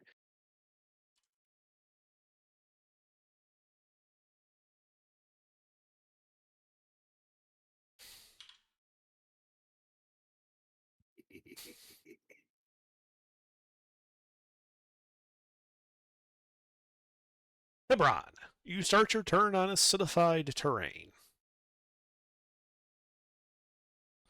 5 points of acid damage to you. What do? Second wind. Okay.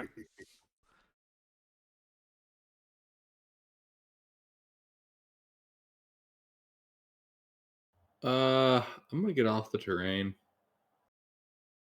So you're basically walking back to the like entrance of the room where Elendar is.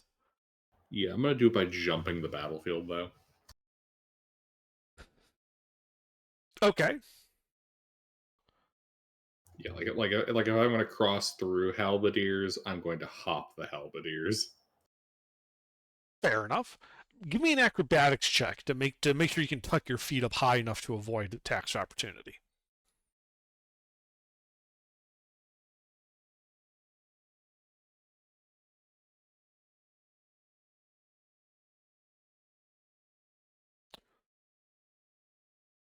Well, so you like turn around, you hop, trying to tuck your feet up. The halberdiers do take their attack for opportunity against you. They miss, and you land near Elendar. You can see the shattered remains of the keep, the various army bits starting to melt, though they do still appear to be fighting River out there. Anything else? No, that's all I'm gonna do. Okay. Giuseppe? Are we out of the are they out of the fight now? Well, River isn't. He's over by the moat, with the two commanders in his hands. Are we still doing this? What are we doing here, people?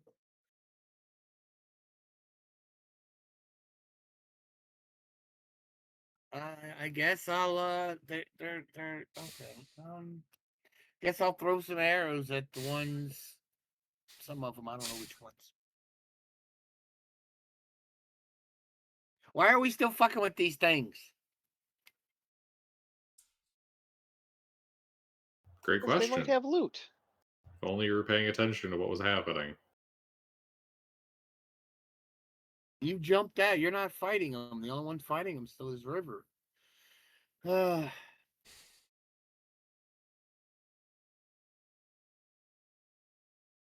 I'll start shooting and clearing a path to River, I guess. I'll shoot however many years. How many of them are there? Can I see? About 70 guys. You said 70? 70? Yes, 70 1-inch tall guys.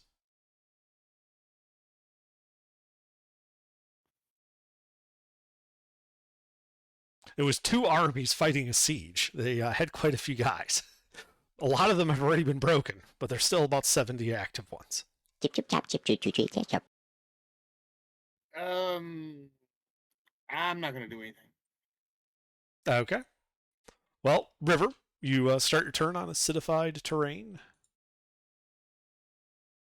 taking 6 points of acid damage. That bloodies me. What do? I am going to tell these two that they should have thought about that before they sick their armies on the of us are there? On the 4 giants and dragon we have, and I'm just going to carry them back to the rest of the party. Okay, so you turn, start striding away. The knights that you were in melee with are going to try to take attacks of opportunity against you. I just watch Return of the... Oh, shit. These are not the Odin's Royal Guard. Yeah. They stab into you for 14 points of slashing damage and halt your movement. Yeah, Ow. these aren't his royal guards, Luke. These are the ones that swooped in at the end of Helm's Deep. And your foot looks like an Orcord. Damn. I thought we were at Minas Tirith. My bad. I'm As going you to kick them away stumble then. and stop.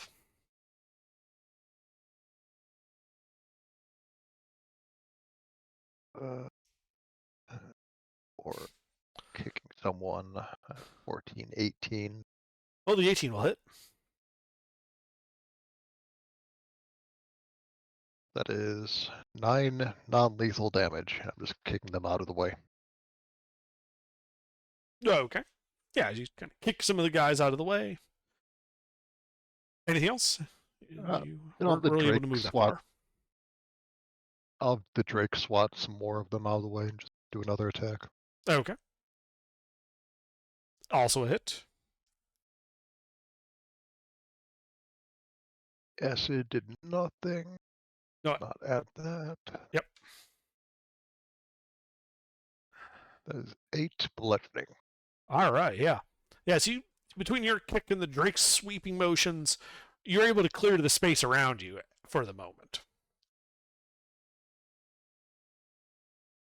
Anything else? You know, your cavalry's kind of rude. That's it for me. Okay. Well, only River would feel this because he's the only one standing on the terrain piece.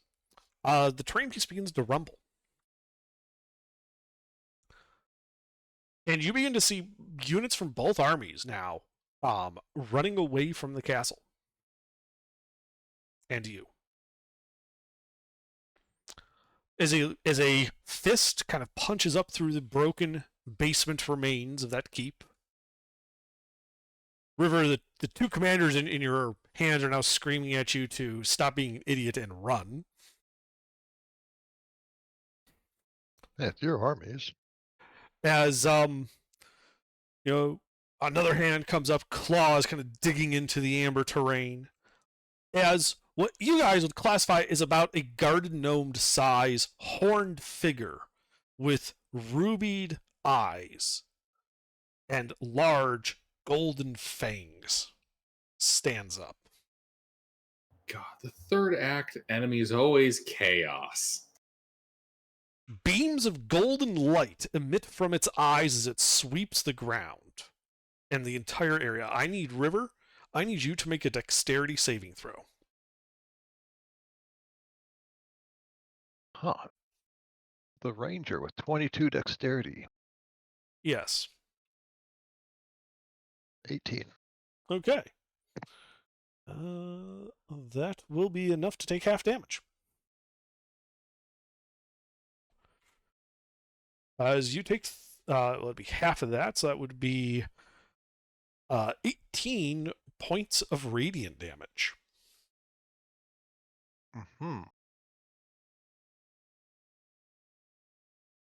Other than the 2 figures in your hands, River, it looks like both armies were annihilated in that sweep of light. As it begins to stomp forward towards you, ending about 5 feet away. So it, on its turn, entered Spirit Guardians. Ah, I forgot about Spirit Guardians. Yes, my bad. Just figured I'd check. You did. I just forgot it was there. Looks like it failed. All right.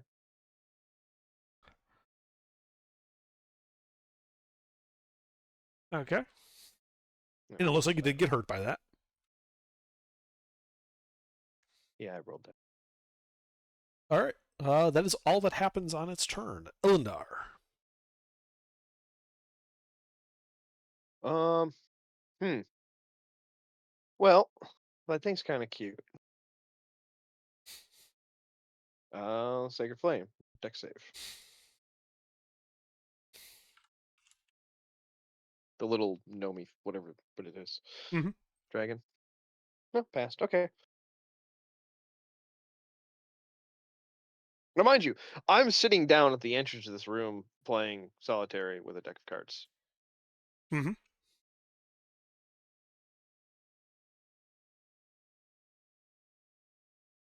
That's it for me. Wait, is solitaire different than solitaire? Particularly, there's several different ways to play solitary,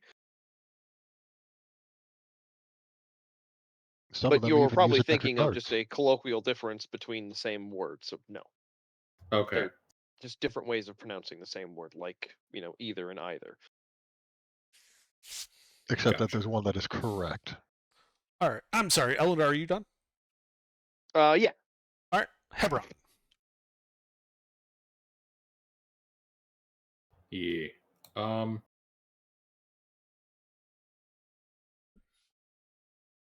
Wait, do you guys want this thing alive?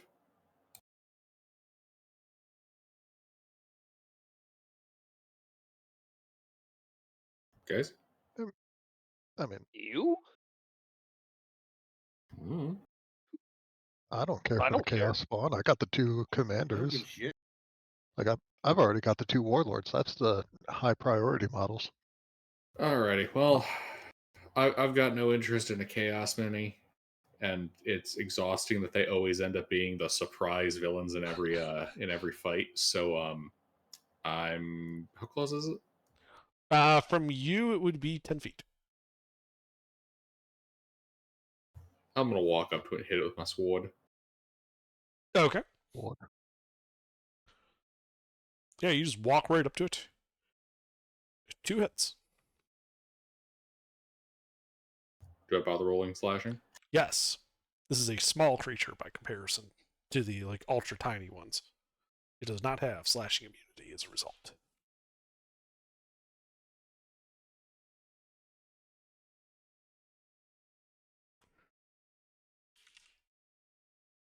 I wonder if they were not just tiny, but ultra tiny, and we damaged their paint job, does that mean Alright. we made them ultra marred? Yes. All right. Sleuth. Fuck you. That was Dark brown syrup begins leaking from it as you believe you have bloodied this creature. Maple syrup, he's Canadian, run!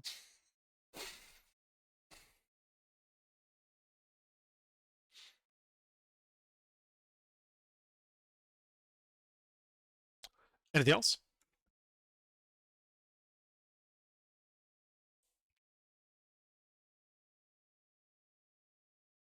I'm going to go with no then. Giuseppe.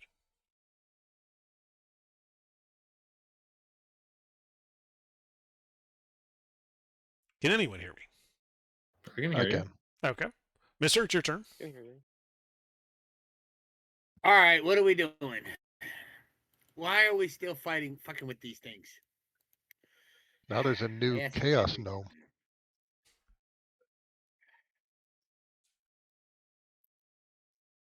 All right. What am I looking at?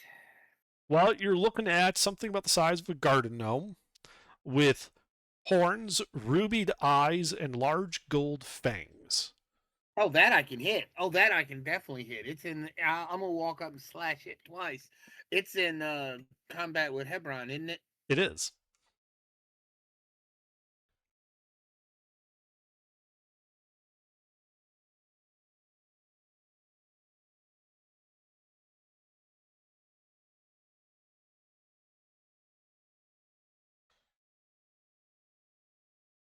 Stick it with the pointy end of my 2 dagger. hits. Has anyone ever had their palm bit by a cat? No. Stings a little more than I thought it would. Yes, yes, it does.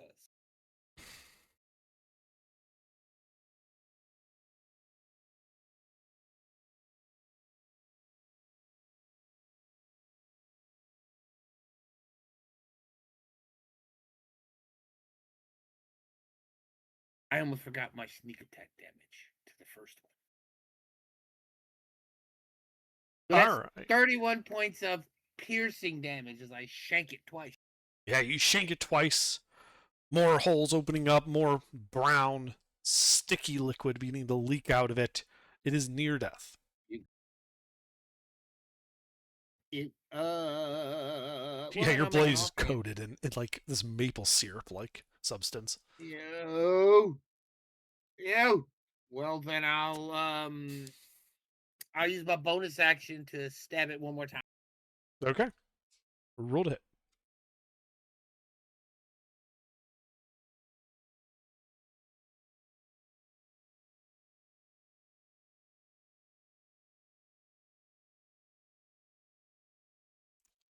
Miss. That is a miss. I am doing. All right. River. You start your turn on acidified terrain.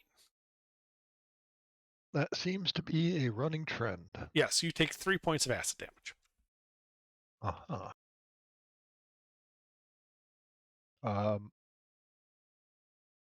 So there's an icky thing, and it climbed out of a hole in the castle.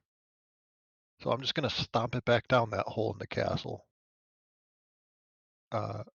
Unarmed attacks for monks, use dexterity. And I'll use my favorite foe as a... Is that a bonus action or is that on a hit? Whenever I hit a creature with an attack roll. All right. 15, 17 to hit. 2 hits. Wonderful.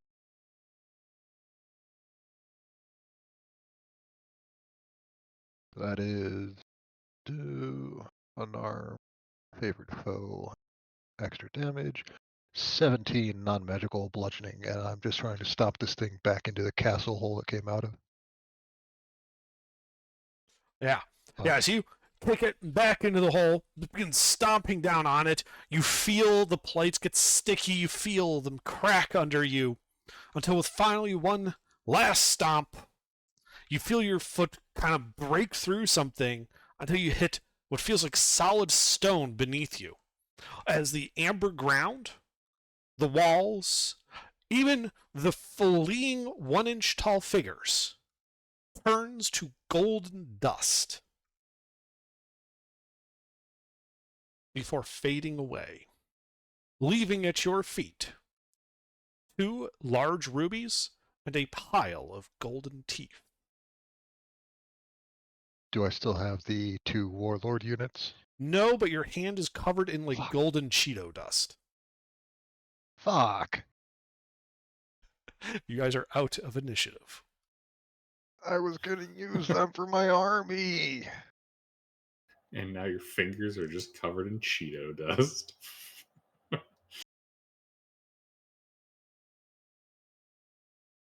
mean, I'll survive that part. I'm a ranger, I've walked through worse.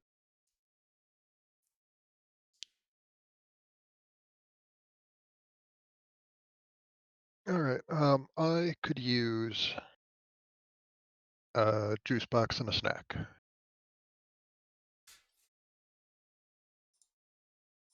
I could definitely use the juice box. Yeah. I could use a long snack. Or like 8 consecutive snacks. Yeah.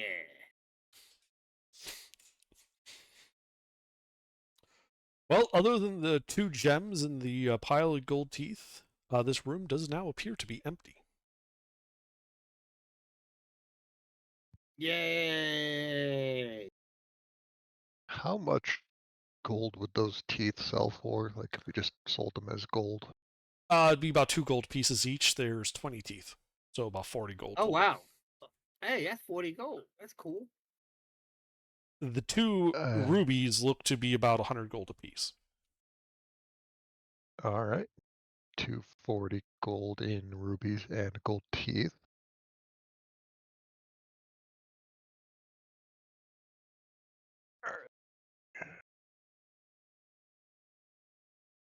Oh, that trebuchet made a mess on my backpack too, didn't it? It did. Oh, gross. Glitter exploded in your backpack. Fuck you. At least it was on my backpack, not in it. I didn't have time to tuck it away in the middle of the fight.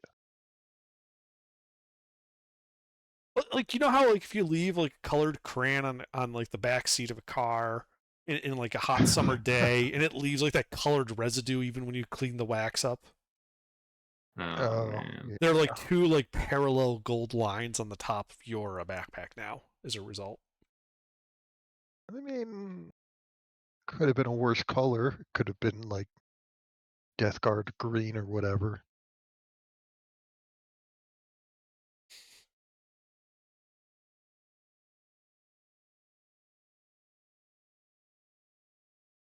But settling in for a nap then.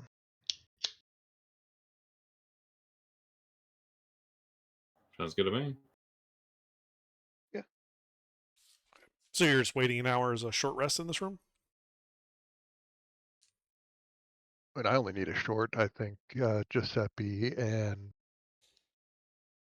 Yeah, I'm out of ammunition, so I'm gonna be, crossbow and sacred flame from here on out. yeah, half the party can get by on a short rest. Half the party needs a long rest. So I think we go with long rest. And you're taking it here in this room? Well, Yes. No? I mean, I don't see why not. I'm gonna go poke their head in the door across the hall and make sure there's,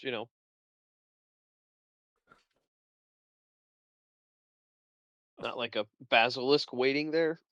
Enclave of wizards. You open the door. All right, so we wait for him to go to sleep, and then we ambush him. Only a fool Yeah. would go to the east door first, so we're gonna hide behind the east door. Be ideal.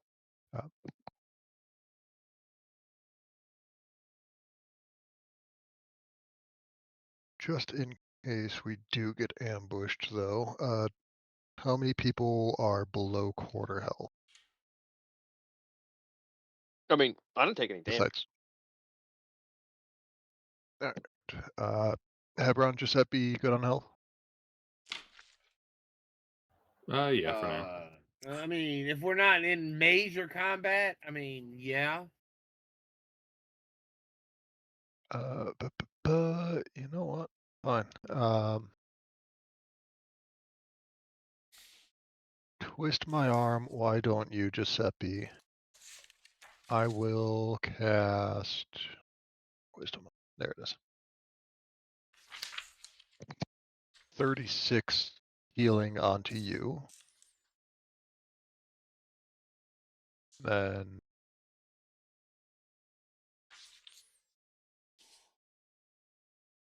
38 for myself because I guess I just roll hot on healing me and nobody else.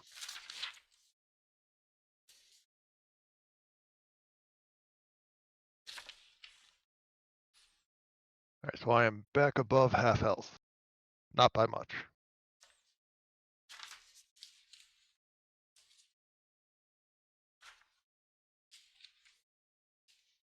And I still have a few spell slots if I need them overnight. But that is about as much as we're going to get.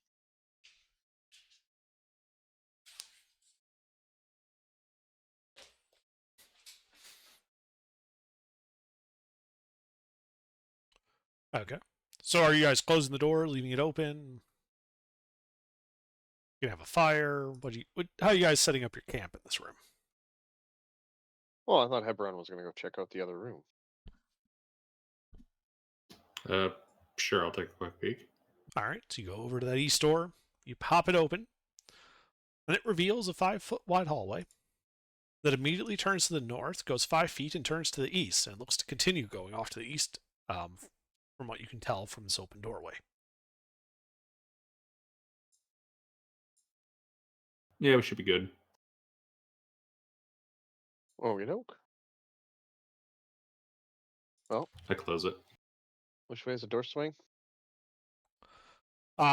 In Both our doors room? swing into they swing into the 20 by 15 room or 10 by 15 room, the chest room. Oh, okay, so this swings out. It swings away can from just- you in the 20 by 10 room. Okay. I can just have the Drake sit in that central room on our side of the door to keep it closed, or at least give us a warning if someone shoves it open.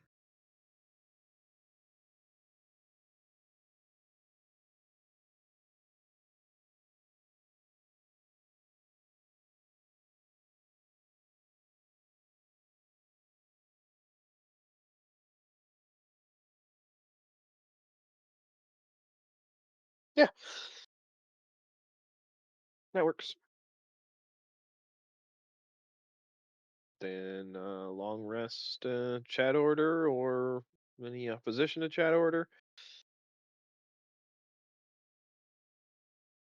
I got no reason to oppose it. Well, there is Oh. opposition to chat order, but that's Underdark's job, not mine.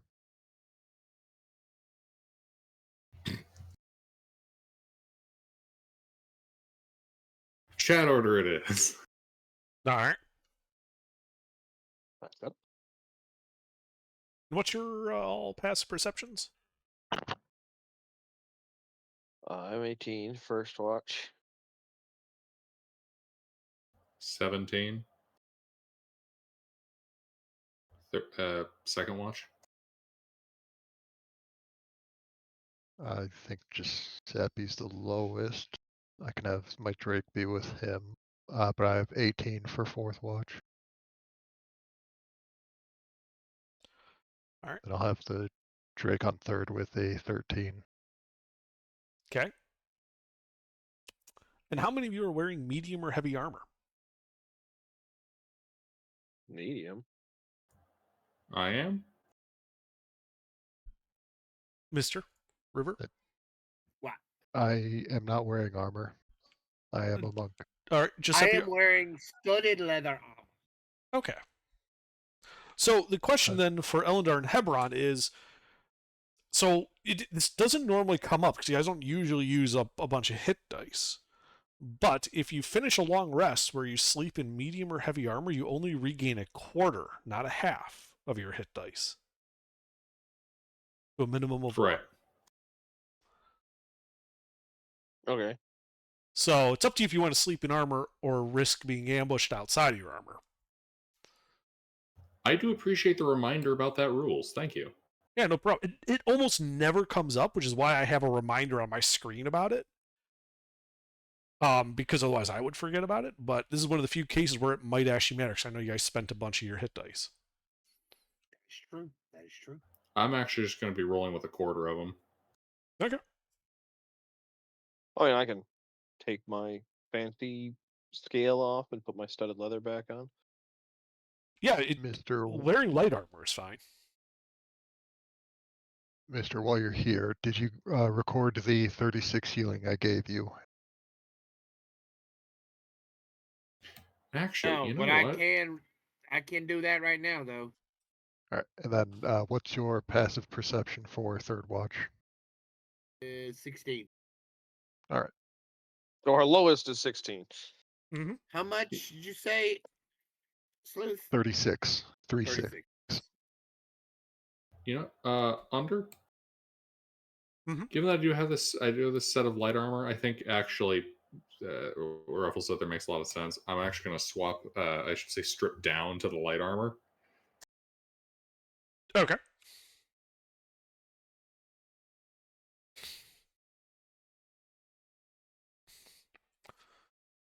All right, swap to your light armors. And if there's nothing else, do you guys go to sleep? Following your rest, or following your watch order, I should say. Mhm. All right, let's Yep. see. And then to make sure it's pointed out, I'm having the Drake sleep up against the east door in the central room. Okay. Well, the night passes uneventfully. You sleep your 8 hours and gain a long rest. After gaining the benefits of this long rest, everyone who drank from the fountain must make a Constitution saving throw. Oh no, my tummy's gonna hurt and I won't be able to be very brave about it.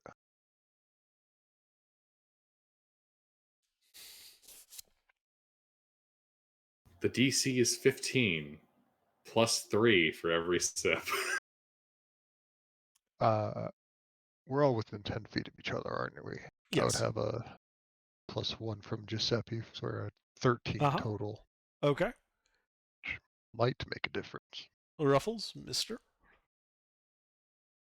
Giuseppe did not drink from the fountain, He drank from what once. I remember. No, he didn't. You didn't? I thought you took drink once. No? Nope. He did not drink at all. I Oh, didn't drink nice. at All right, you're the all. only party member who doesn't have to make this con save then. The, But Knew it! I knew The, that was the something guy funky who about that loves the deck of many things and the gamble of it doesn't drink from the water. Well, Elendar, I know, you do. right? You did a bunch of times. Yeah, yep, I'm back. Yeah, con save. Mm-hmm.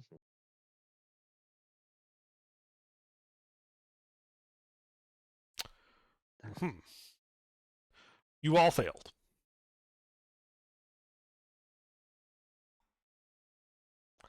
You all feel thirsty and gain a level of exhaustion that cannot be removed.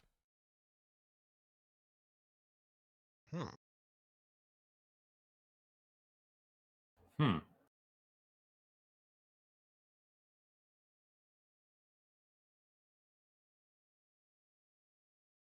Uh-huh.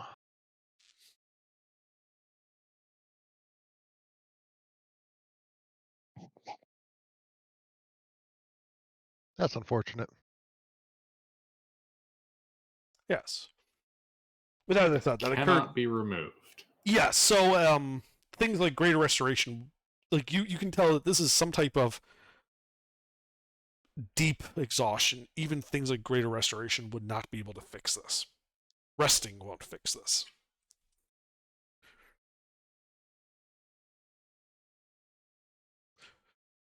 Any effect that fucking would sucks. normally reduce your exhaustion level will not reduce this level. See, look at you now. Look at you. Mister, there's no way you saw that. Gotcha. So Giuseppe was like that when we found him, right? Oh my god, what happened on the long rest? It's weird how he was the only one awake on third watch, and he happened to be stabbed 37 times by an adamantine longsword and shot with 28 arrows. think that's a little bit of overkill. Well, No. only 2 of them were aimed at you. The rest were aimed at this gnomish enemy that was running around. He just friendly fired you 28 times. Mm-hmm. I see. 26 times. Okay. Yeah, but who's counting at that point? True. So did we finish Yeah. the rest? Yes. As I said, the con save occurred after you gained the benefits of that long rest. So you guys are still sucking? Is that what I'm hearing? Oh, they're all at full health. They got all their spell slots. They just have a level of exhaustion. And they're thirsty. Damn. I mean, it's almost like somebody thought that the water would be bad.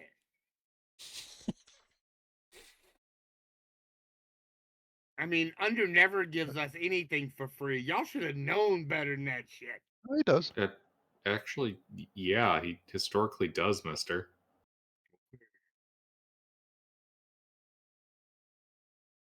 Don't you have a stat that's 22, Giuseppe? Staff? No, I do not have a staff. I You have a sword. stat. You have a Oh. stat that's 22. No. You don't? You Mm-mm. should. We all got Giuseppe not something from here at that. the start of it. No, I was forever ago in a random cave or dungeon. I don't remember exactly what it was, but everybody that was present got +2 above regular for a stat. You think got it- it. Hebron got it. I got it. I Um, got it for dexterity, and I think it was yeah, also it was. wisdom. Yeah, Yeah. Dex and Wisdom. Yeah. I don't have it because that was a different character. I knew I was losing it, swapping it out, but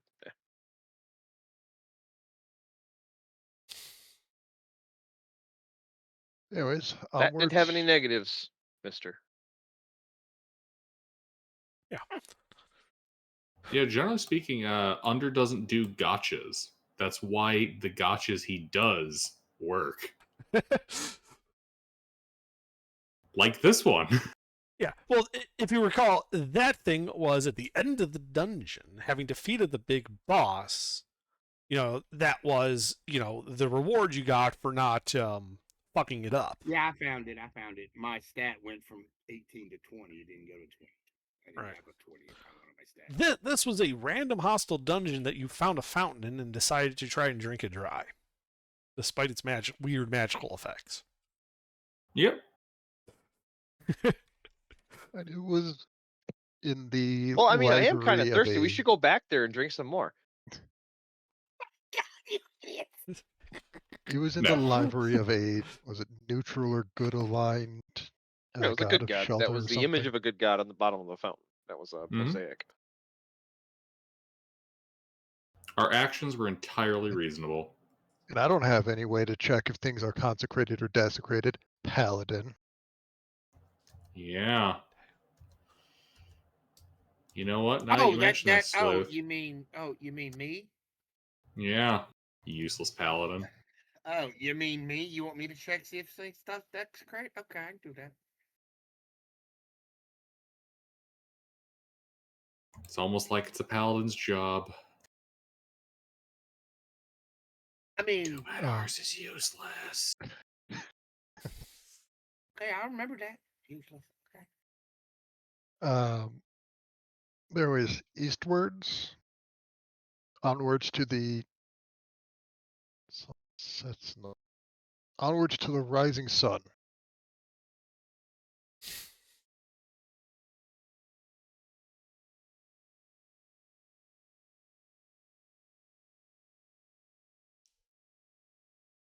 Want to run that one by me again? Onwards to the rising sun. Go east.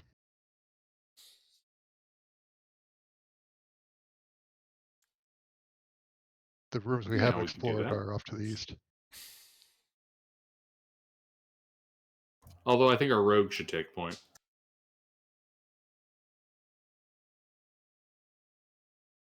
We have a rogue? Yeah. And a paladin. Oh. Combo package. The worst of both worlds.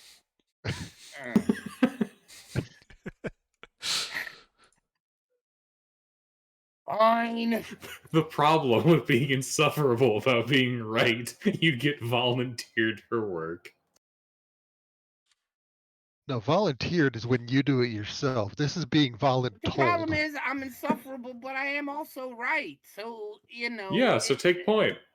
Go prevent us from drinking more water. All right, there you go. All right, up Go front. be Well, I Go be mean, I right and won't lead by walk into a example, little Paladin. toy army that's in the middle of fighting and just like stand there and let them beat me up. I won't do that. That was fine. I don't recall any of what was just described occurring. Ah, okay. I am going to. Which way are we going? Which way are we going? North, south, east, or west? What's up, Pecos? We have not explored to the east yet. All right, then I am going east. The northern pass would be the most difficult one. I wonder if we'll be able to find a northwestern one. All right, describe which way I can go. Well, These idiots ain't if helping you me. go into that room with the pink translucent chest, to the west is the battle room that you guys slept in. To the south is the angled hallway leading back towards the labyrinth. And to the Oh. east is that jogged hallway that you have not explored yet. Okay, well, we're going east then. I am going to oh, excuse me. I am going to start sneaking down through there. Okay. Well, you get to that corner and you look, and you can see that the hallway goes for about 15 feet to what looks to be a closed stone door with a big, bright brass handle along the bottom.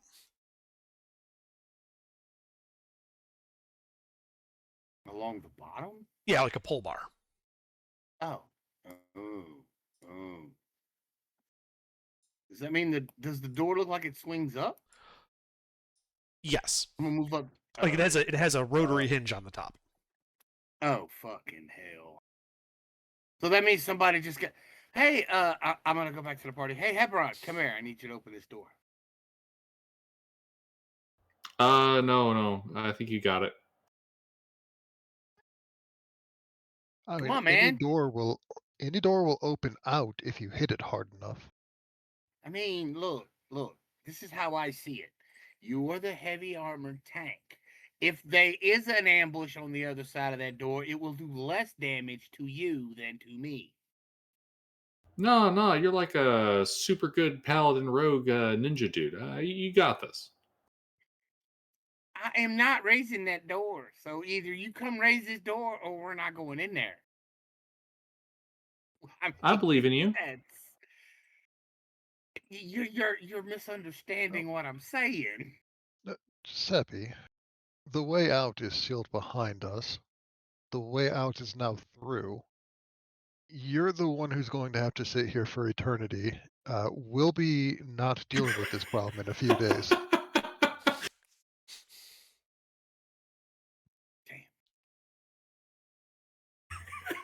Immortality is a bitch, isn't it? Mortality bros, high five. All right, well then, fuck. I'm gonna slowly start opening the door. Can somebody at least spot me and see ain't nothing there? Yeah, no, of course. I'll be right here to help you. Hand on your shoulder. Oh. Knife pressed against your back. I kind of figured that. I'll take out my crossbow and just go prone on the ground. Be ready to return fire if there is someone on the other side. Okay. Then I'm gonna open the door. Okay. Yeah, so you grab the puller and you hoist it up like a reverse garage door. And on the other side, you guys see that the hallway continues for another 10 feet before it looks like it ends, opening up to the north in like into a 10-foot wide hallway and also a pair of closed double wooden doors to the south. There does not appear to be any immediate danger. Okay, so question for the party. When I Answer. let this door go, it's gonna close. So does everybody be on one side or the other?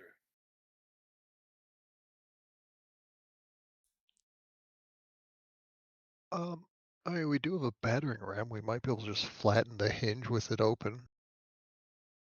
We could prop it open if we had, with the battering ram. But that would require Yeah. leaving the battering ram behind. I don't like that. I mean, How thick is this door, actually? About 3 inches thick. It's made of Stone. wood, stone. 3-inch thick stone. I mean, it takes some effort, but I think we could break through it eventually with the ram. Especially going against the hinge. It's not like it's going to have anywhere to swing open to if we do that. well, then somebody else has to take point because I'm holding the door open. So somebody else has to take point. Hebron. What I was saying is we close the door in front of us and then just break through it instead of holding it up and then going under it. Actually, yeah, what is the door made out of?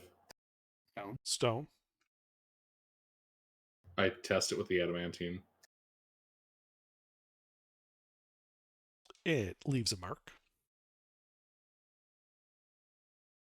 Alright, do I see the locking mechanism?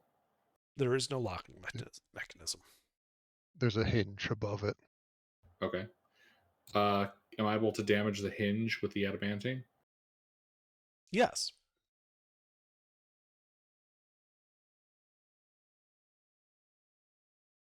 In that case, I shall damage the door. Okay.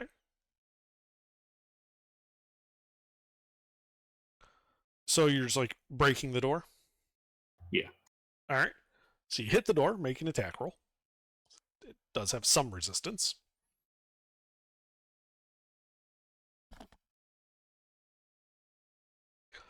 Yeah, it hits the door. All right. Roll damage. I do believe the adamantine means it's like an auto crit. Mm-hmm. All right. The door shatters. As it turns out, it was hollow and filled with a compressed gas, which then begins to fill the corridor.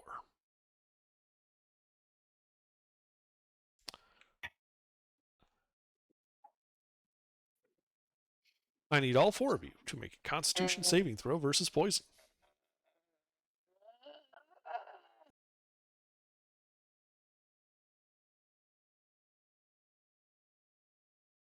Let's see. Advantage on saves versus magical plants.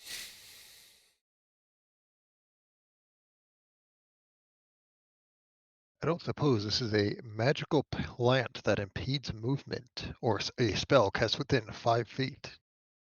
It is not. It's a Constitution save, right? Yep, versus poison.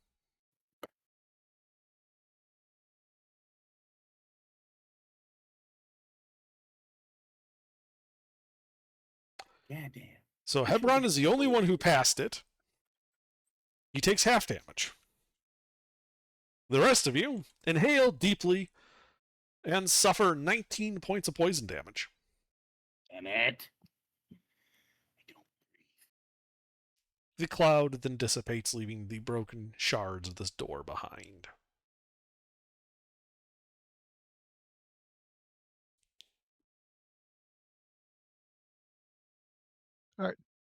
Turns out the door fails open.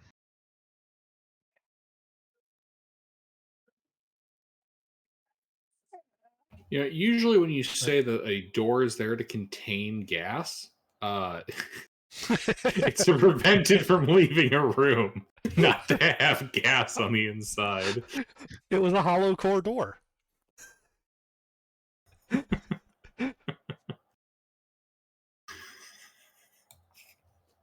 gonna step away to the restroom.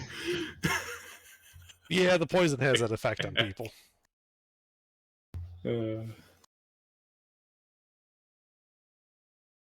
I will tap Giuseppe with a Cure Wounds.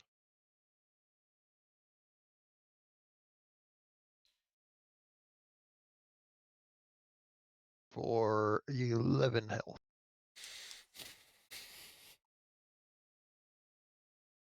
Elendar, do you need a bop on the snoot? No, I'm fine.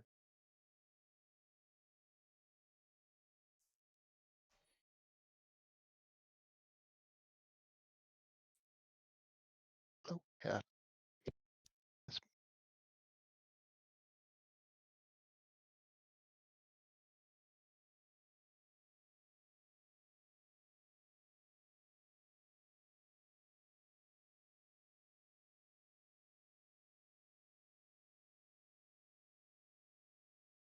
All right. Onward, son.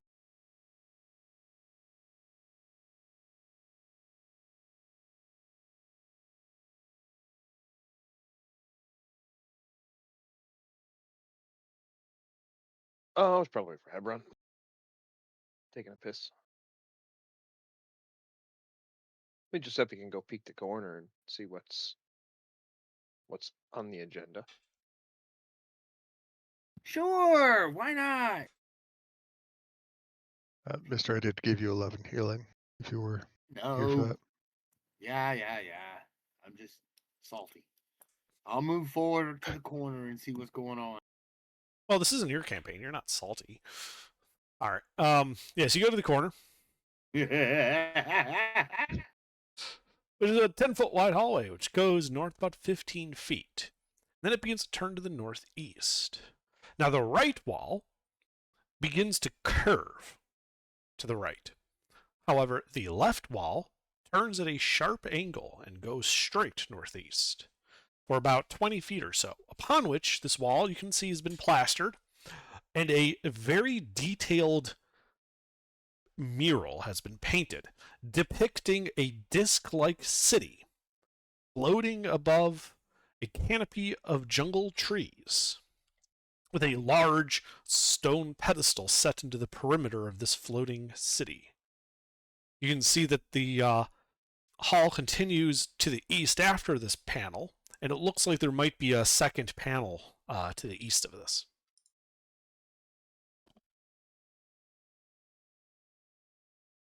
Okay. Fuck.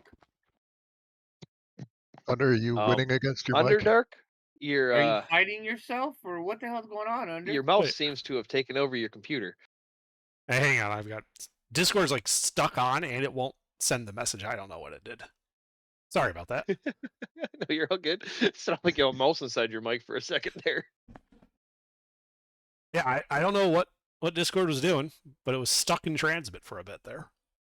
That's the neat part. Neither does Discord. Yeah, really. That's true, yeah.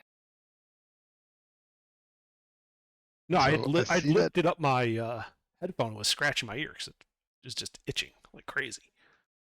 Huh. Now let's try again. It's only 200K, so the images aren't that big. All right, here we go. I'm back. Welcome back. Yeah, so that's what you see up to the north. On that angled wall is that mural depicting a floating city above a canopy of jungle trees. On the perimeter of the city, a tall, like solid stone tower, and you can even from down there at that corner, you can see that there's some like shield shape engraved on the side of that tower. And it looks like there might be another mural off to the right, though from that corner you can't quite see it. All right. Well, let's walk up there and check it out. Okay.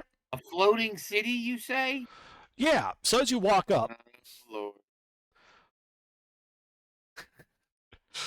so yeah, as you walk Oh, up, not that again. first panel on the left depicts a floating city, disc-shaped, with a on its perimeter a large stone tower, and it looks to be flying over a canopy of jungle trees. The right wall continues to curve around to the right before the whole thing turns to the south. In the middle is a second panel. Okay. And in it depicts the city angled down towards the trees in flames, falling to the ground. Oh, God. In the sky above the city in flames hitting the ground, you see a series of symbols have been etched into the clouds, one for each god. Each of the gods' icons is in the sky above the flaming city. The third panel on the right depicts the ruined city on the floor of the jungle. You actually recognize this because you saw the city. Like this is a depiction of the lost city of Whis. And from it, you can see what look to be winged chariots raising up straight towards the sky. When you can see several figures with flaming swords and spears.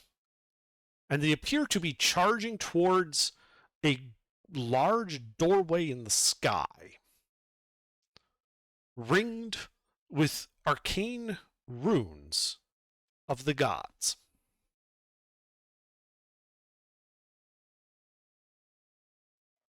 Huh.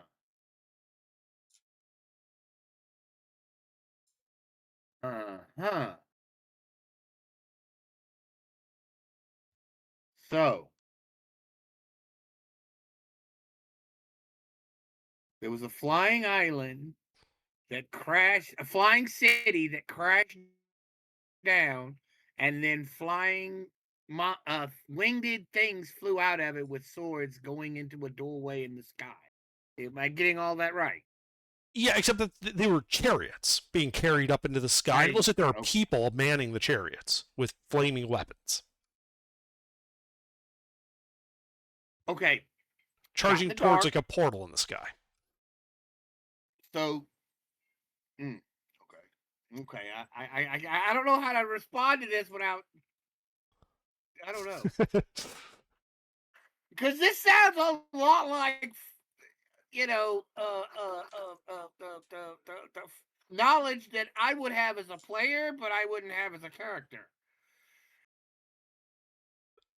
So I don't What's know that? how to make a. So I don't Well, know how to the make a. fall of the 28 cities is a well-known thing. It's known that there were these 28 cities in the ancient times that fell to the ground during a great cataclysm.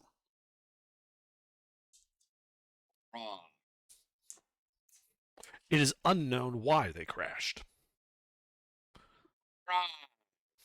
Well, yeah. Um. No one knows. It's a mystery. Side eye. It's So a this mystery. depicts. So did you hear what? Did you hear him describe what we saw in these murals, Hebron? No, I got back to the last one about people in chariots flying up. So Okay. in the map, you see how there's that central curved area hallway? Uh huh. Okay, and then out on the outer perimeter are 3 angled panels. This is a mural in 3 parts. The left westmost panel depicts what you would recognize from when you look through that device behind the waterfall as the city of Whiskit, one of the 28 flying cities, floating over a jungle. Like you recognize the tower, the shield, it's all the same, just from a great distance away. A rendering of the city flying. The middle Right. panel depicts that same city in flames, hurtling towards the ground, while almost artistically etched in the clouds in the sky above are the symbols of the gods that make up the pantheon, the masked gods.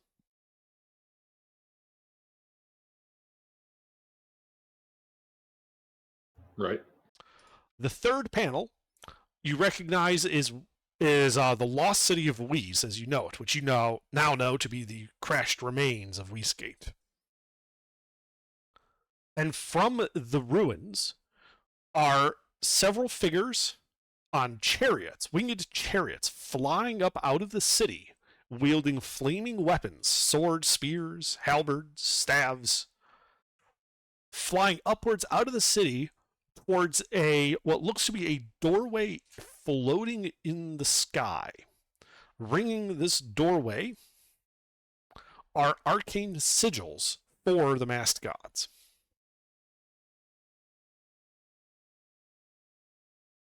Is there a difference between the arcane sigils and holy sigils for them? So the holy sigils are like their symbology, right? It's like Tesdona, the good goddess of infamy, is represented by 3 links of golden chain forming a triangle, right? That's the type of symbology you saw in the clouds in the second panel.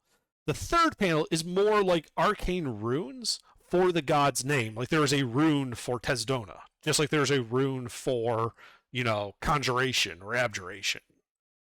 It's a single rune that's an arcane sigil, but it's the name of the gods.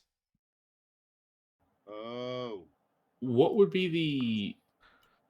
be a symbolic importance to making a distinction between these two? Yes. What would that be? You tell me. I'm thinking the second one Oh, that's is taking souls, and the last one is taking souls up. The dead from the city through the gates. Because they don't look, because they're riding chariots, right? Yes, they look like people riding chariots. Now, is everyone armed on the chariots, or just the Yes. soldiers that are? Oh, everyone. Well, they're single man chariots. Oh, okay.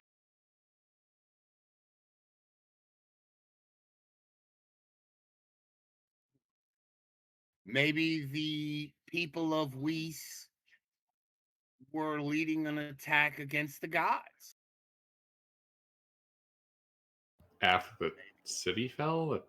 If Maybe it anything, was the feels more gods' symbolic fault. of being post. Maybe it was the gods' fault the city fell. So they were taking revenge on the gods.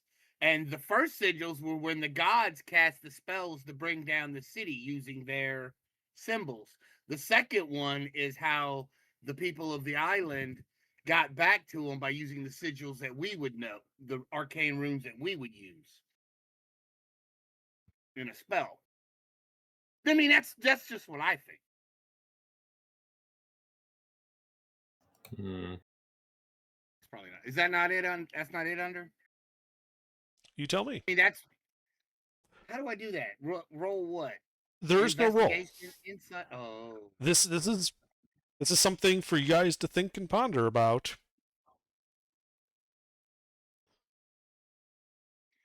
Okay. But that does make sense, though. Do the people on the chariots look to be aggressive with their weapons? I mean, Yes. you know what I mean. Okay. Yeah, they look like they are riding into battle. Yes. What kind of people are they? 2 humans, an elf, a dwarf, and a tiefling.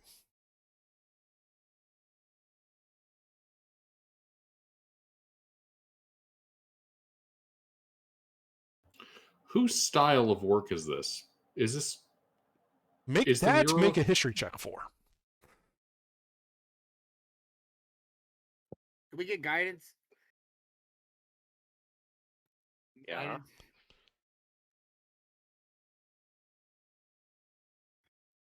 I am proficient in history, so I will give you an advantage.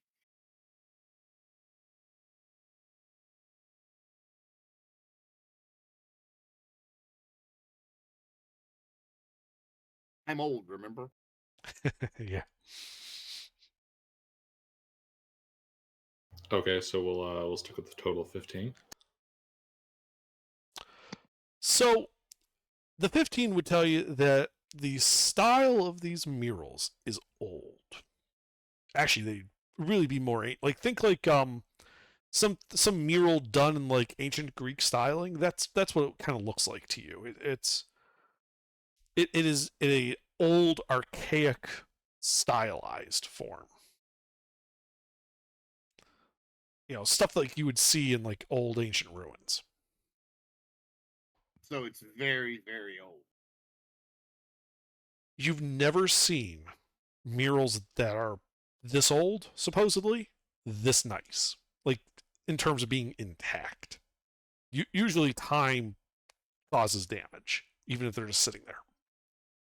They fade, they chip, they crack. These haven't at all.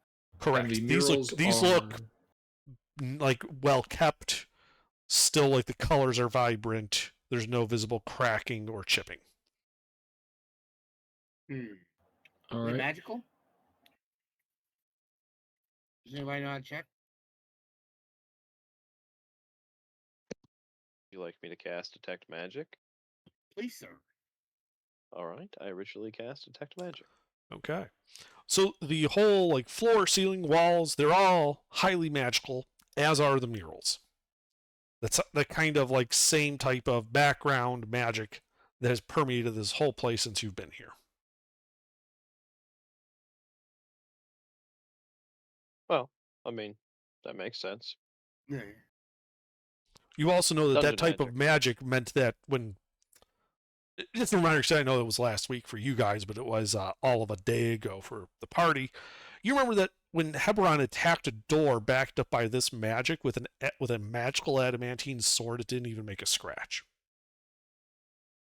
So no taking the murals home with us. Got it. Right. I mean, I'm gonna stick with my plan. The city was flying along fine, and then the gods attacked, or someone attacked with the symbols of the gods in the clouds, and the city is falling on fire.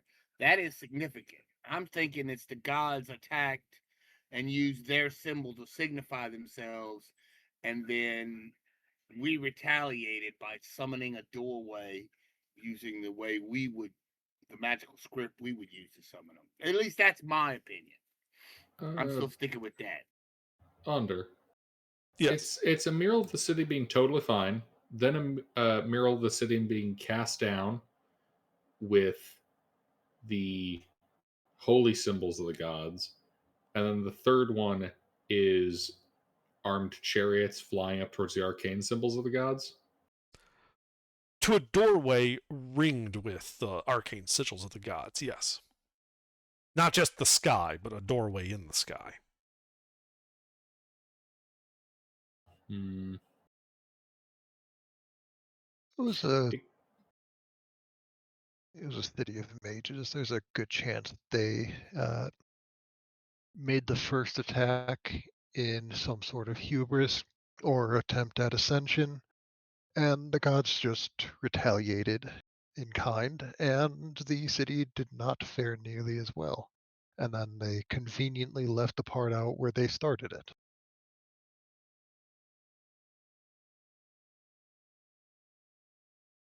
I mean, if the island was flying, and that was the reason it upset the gods, because they were told not to, and they're wizards and they tried to do it anyway, then yes, the gods would punish them for stepping into their domain, which would cause the mages to retaliate. I doubt it was a problem of the cities flying. It was probably something the mages were trying to do separate from the cities. Did And we they were find just any? I'm It sorry, Rick. could be symbolic simply of the change in the. I know it's not called the weave. What was it called under? The flow. The flow. It could be symbolic of the change of flow of magic, like an attempt to reclaim it. That could be it. Yeah. We The didn't initial find one being what anything. capacity the gods had smote them. We didn't find anything odd in the city, because we've been to the city, haven't we? The lost city of Weiss. We've been there, right? We are here. Oh yeah. Oh well, we haven't found anything yet. Then. Well, I mean, other than the occasional kobold, the snake people, Well, I'm the assuming. Tyrannosaurus covered with feathers. Other than that, no, we haven't found anything odd. Well, I'm assuming that we will find more to this puzzle, because we can't take the pieces with us. We could make rubbings to get copies of them, but that's about all we could.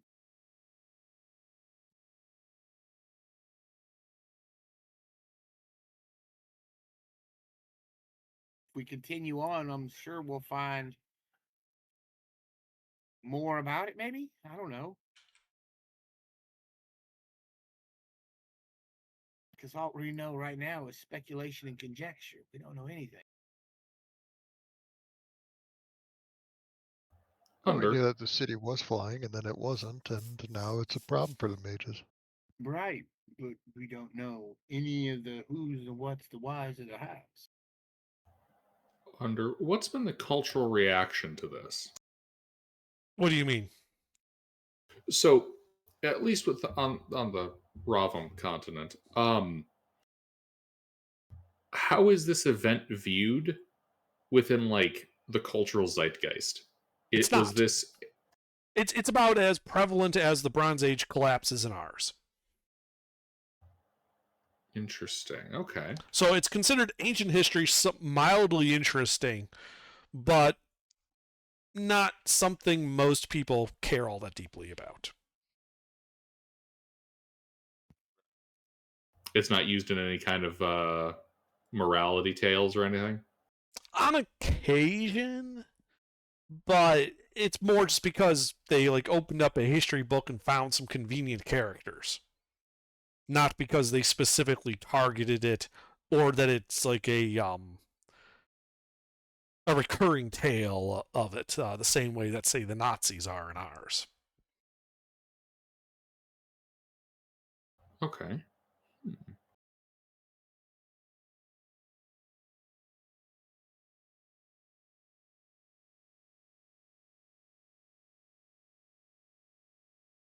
And you said the races on the chariot were what? 2 humans, an elf, a dwarf, and a tiefling.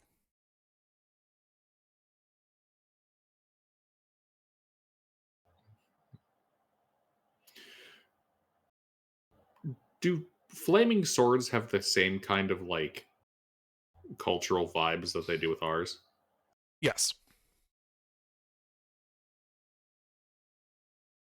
Yeah, usually if there's ever like a depiction of angelic figures like avenging angels, they almost always have like flaming swords or similar. Ancient kings that were, standing alone against a horde of barbarians are usually depicted with like either like supernatural powers or also like, a magical weapon, usually a flaming one, similar to yours.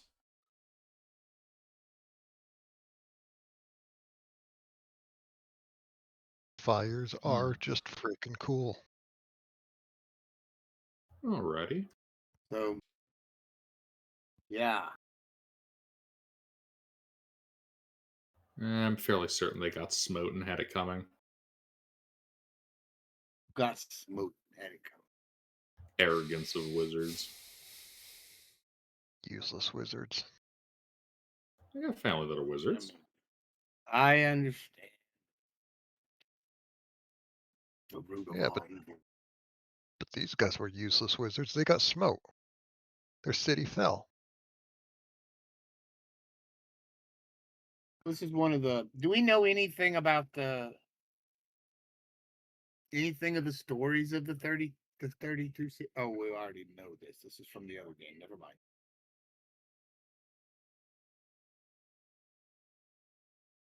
Huh?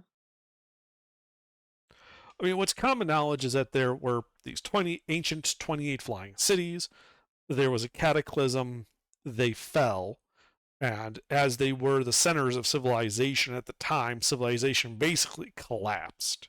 From the ruins, you had certain powers rise up, such as the Ravam Empire and other such forces. Time has moved on. The empire has collapsed and fractured. The Macmira trading zone came about. You had the Sea of the Masked Gods kind of becoming more prominent. Okay. At that point, you're getting into modern history relative to you Got it, guys. got it. How long ago was this? The cities fell. Several thousand years ago.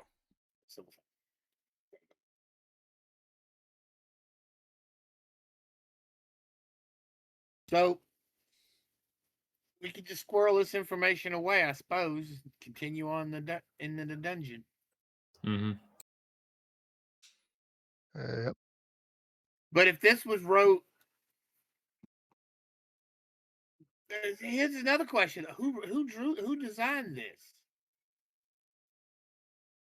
That is a question. Because clearly it was done after the fall and after the retaliation and all of that.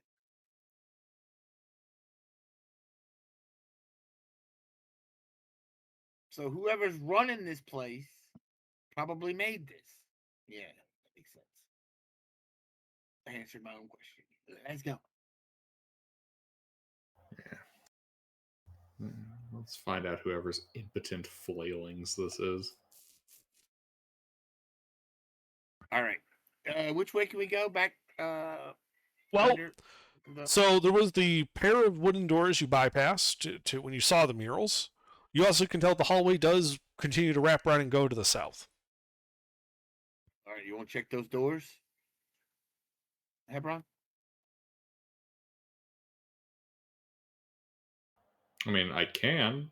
That's not really my forte. Just check the doors, man.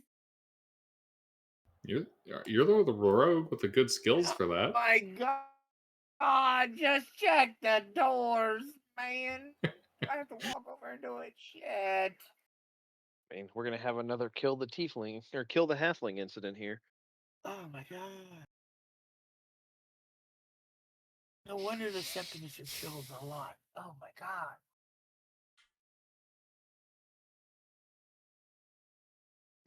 We're killed a lot because we die on glorious quests. Okay, yeah, keep telling yourself that. Maybe what your history says. Oops. Don't worry about it. That's That's not fine. good. Don't I mind know what that. that is. Oh my God. Pay no attention to the man behind the screen. I didn't Don't worry see about that. Oh my god. That isn't relevant to you. Don't worry. Oh. Okay. The DM says that it is very, very much relevant to you. So No, surely not. The DM said it is. so I got no idea what's going on in that regard. Open the door. Fuck it, whatever. I open the door. Okay. You go over and throw the doors open, Cowardly paladin. revealing a well-lit 35-foot by 35-foot room. Torches set into the center of each wall are burning merrily, casting the room in bright light. In the center of the room is a 15-foot wide circular opening, which looks to lead to something below. Like it's like a pit. On the opposite corner, another pair of closed wooden doors are visible.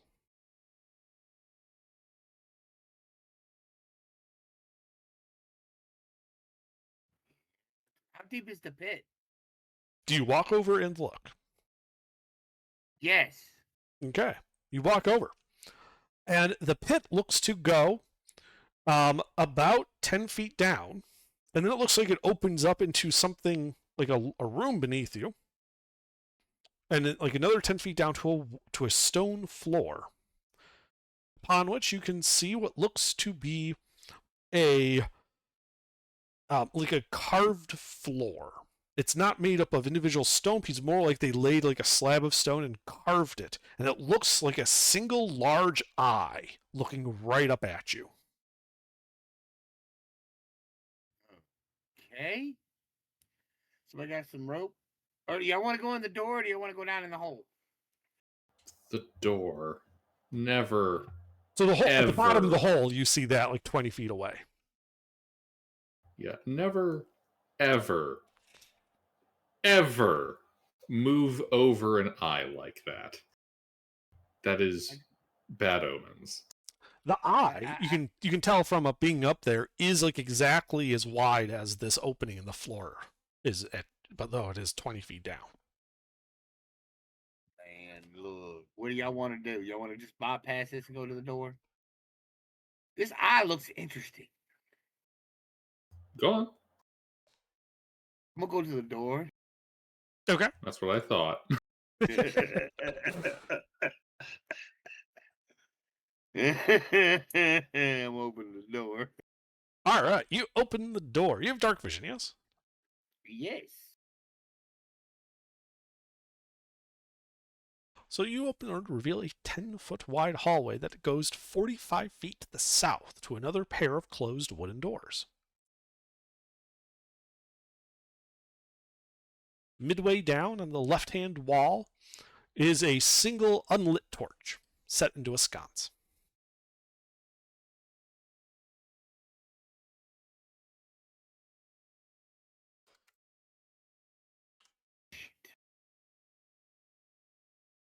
This doesn't sound safe.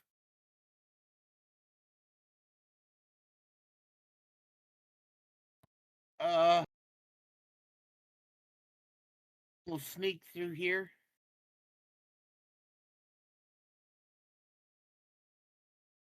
Okay.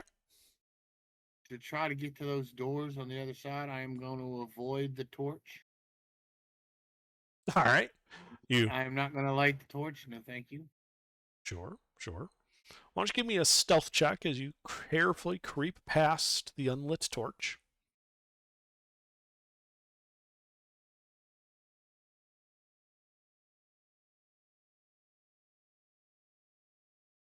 All right, yeah, you get to the southern pair of double doors without incident. How is the rest of the party coming to you? Are you just gonna, or are they just gonna stay in the 35 by 35 room with the eye pit? Oh, I'm following. Okay, are you guys trying to be stealthy or? I'm in heavy armor.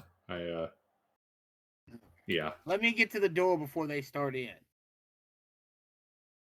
Right. All right. Well, you're at I the get to door, the door. all nice And and, then I'm quiet. gonna wave. And then I'm gonna wave them in. Okay. And Hebron comes clanking down the hallway. I'm gonna try to be stealthy. Oh, okay. Well, give me a stealth check then. Sorry, I thought she meant you weren't going to be stealthy. In fact, River and Elendar, why don't you guys give me a stealth check as well if the whole party's trying to be stealthy? Oh boy. Stealth check. 19.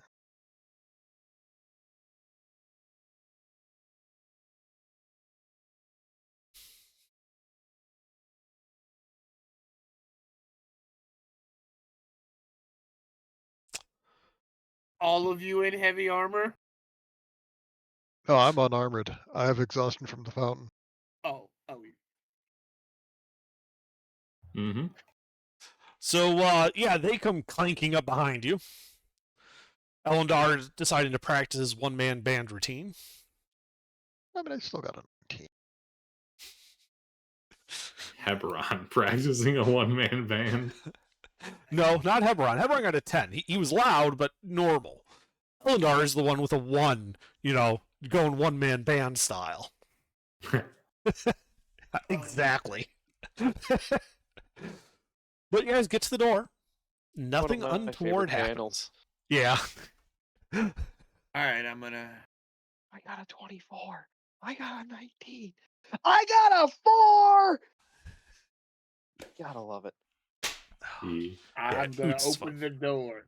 All right, you open the door, which opens to reveal a 20-foot wide, 15-foot deep, not 20-foot wide, 15-foot deep chamber. The center of which has a table and 2 leather-bound chairs facing the table. The floor of this chamber looks to be covered in shards of broken glass, to the point where you can almost not see normal stone.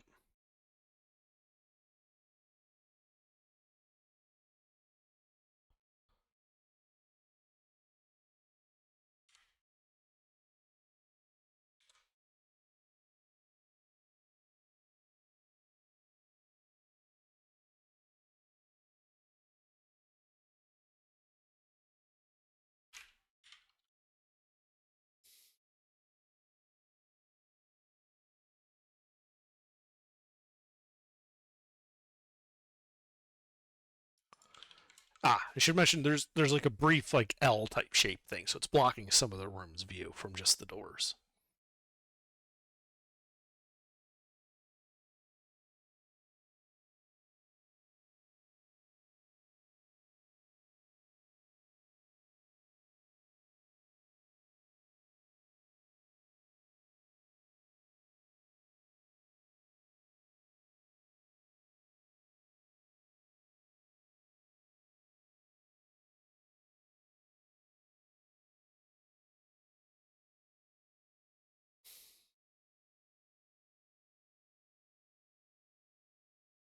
Yeah, let's keep going.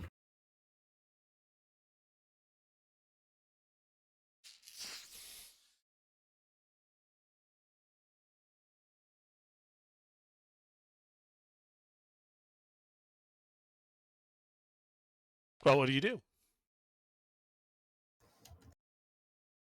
Mister, go on, circle around the side. All right, fine. I'm gonna move around. Okay. So you walk in, the glass crunching underfoot. So you get to the corner and see that the room does go, only it just makes like a little square up there. And set into that bumped out wall is another wooden door facing north.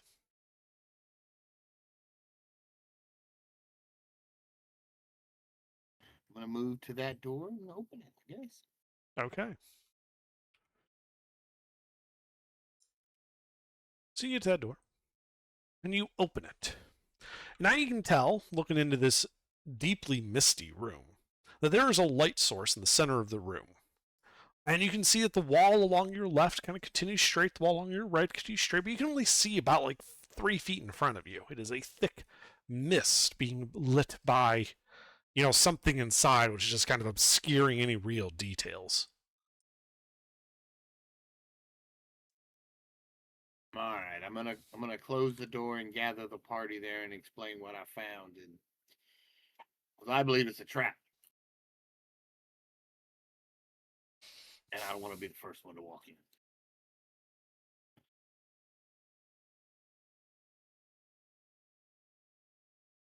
So you're a cowardly paladin. Yes, I'm a conscientious objector. You certainly don't seem conscientious when you're slaughtering people.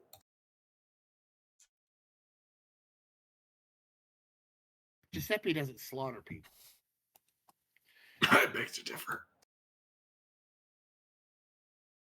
Samuel slaughters people. There is a big difference between those two characters. Uh-huh. Well, go on. Take point. Oh, brave paladin.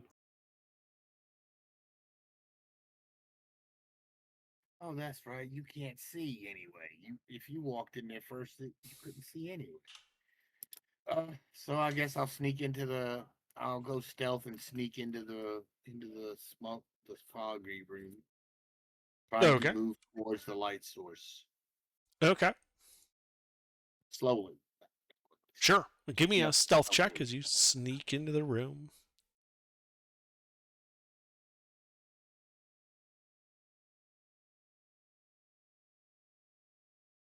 Okay.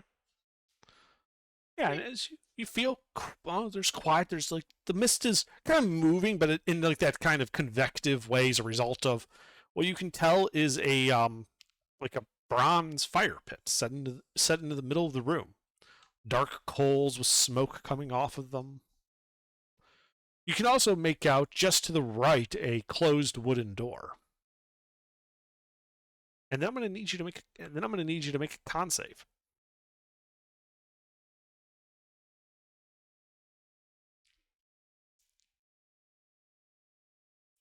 Can't save against poison? No. Life drain.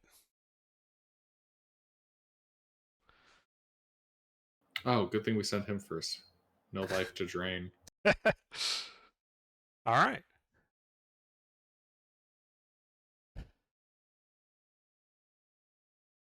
Okay, yeah, you resist the pull on you. You get to this smoke emitting, well lit fire pit. Is it the fire pit what's causing the life drain? Make an insight check.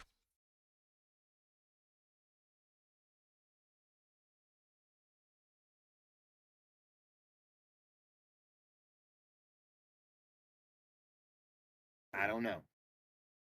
Indeed. So, all right. So I'm gonna move.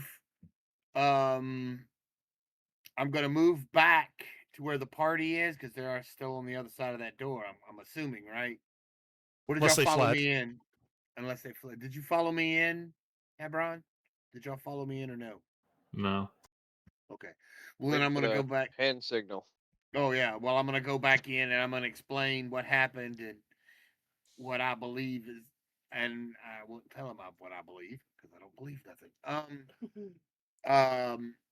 But I'm gonna tell them what happened. That I felt a strange pull of some sort of magic when I came through there, and the smoke that's in the room is generated by a fire pit,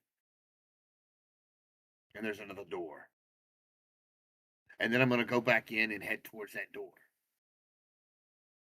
I've told them so. I'm going back in. They can follow if they want. Okay. Well, as you go in, you will need to make another con save. saves.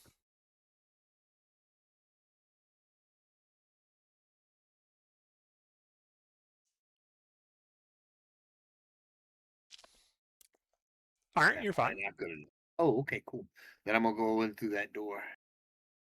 Okay. So you get to that door. And beyond, Yeah. it opens to a long room filled with small stone benches, all seemingly set to face the southern wall. In the southwestern corner of the room, You can see that the wall has a softly glowing gem set into its center. The glow seems to brighten and dim slowly, akin to breathing. And it looks like there are some writing scratched into the wall above the gem, though from this distance you can't really make out what it says. There is also a closed wooden door on the east wall and another to the north.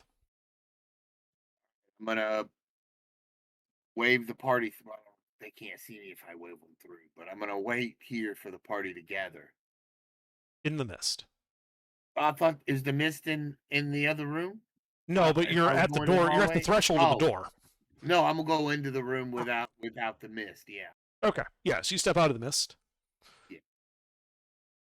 What does the party do? And then I'm gonna wait on the party to show. I have to go to the bathroom.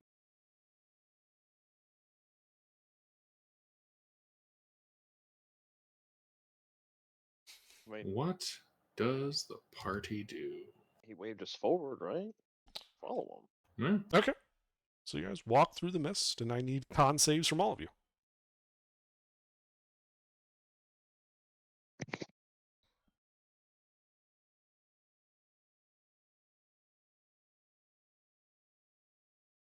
Yay. And I believe the Drake is a living creature, so it will also need to make this con save. Yeah. All right. Well, there's 3 events, so I got to do it. So we'll do it in order. So first, River. Walking through the mist, you take 14 points of necrotic damage, and your hit point maximum is reduced by the same.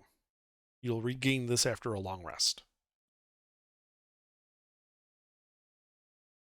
Elendar, you take 10 points of necrotic damage, and your maximum hit points are reduced by the same. Okay.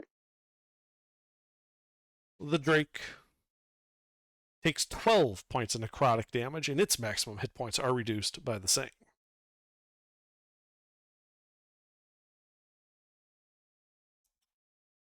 Heberon manages to resist and does not have any effect. You guys can walk through the mist room into the chamber with the pews. As I said, it is a long room filled with small stone benches, all seemingly set to face the southern wall. The southwestern corner of the room is angled and has a softly glowing gem at its center. The glow seems to brighten and dim slowly, as if akin to breathing.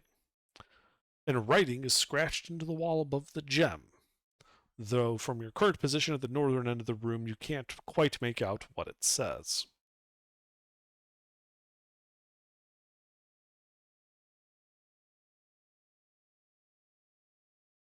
No, Mister's in the bathroom, so I'll approach. Okay.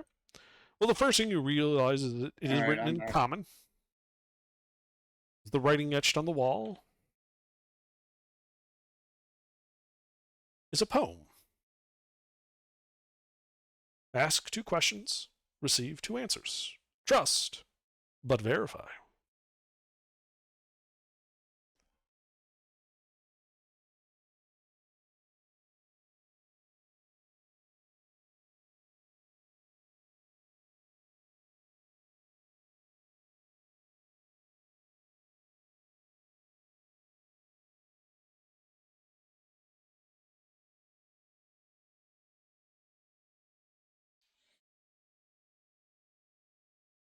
I'm going to walk back over to the party. Tell them what it says.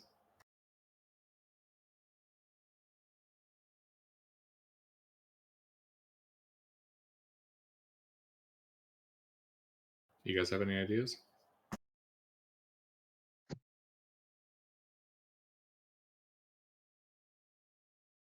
Mm. No. No.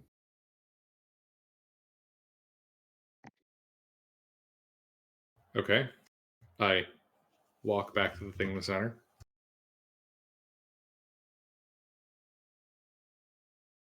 First question I will ask it is, how do we remove this exhaustion that persistently blights us?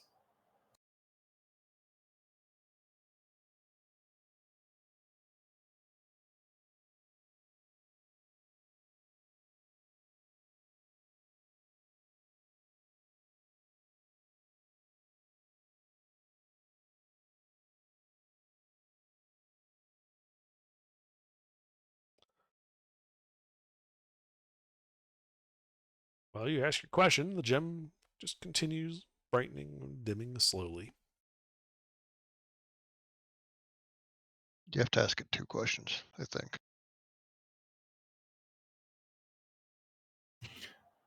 What's the meaning of the 3 murals in the room just down the hall?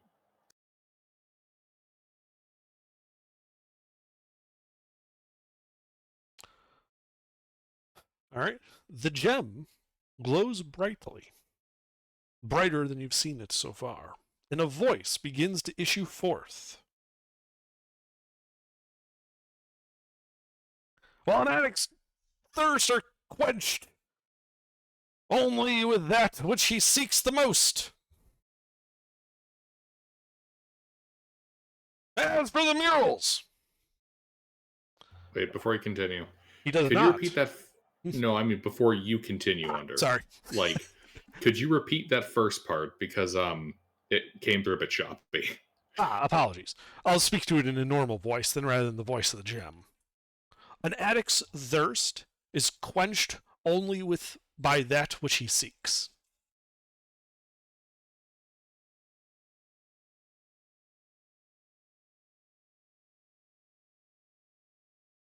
An addict's thirst is only quenched by what he needs. Shit, that means mine is fucking vengeance. God damn it.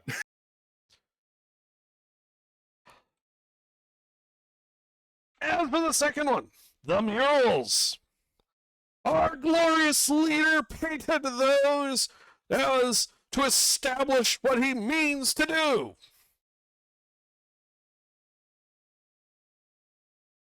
Means to do. Oh.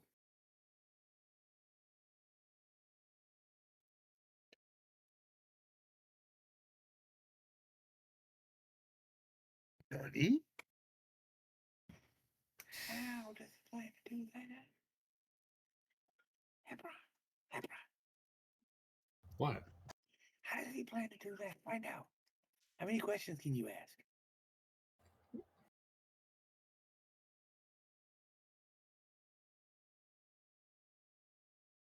You can ask 2 questions, right?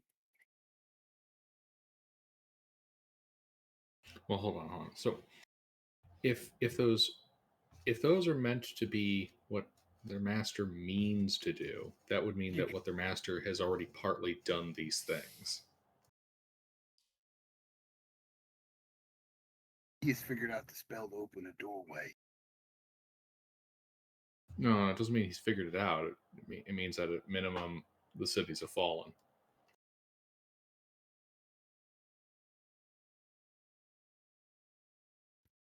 Yeah, we knew the city had fallen. We're walking around in it. Right. But the trust but verify. The whole process is means to do, but we're already in the middle of the process. Yeah.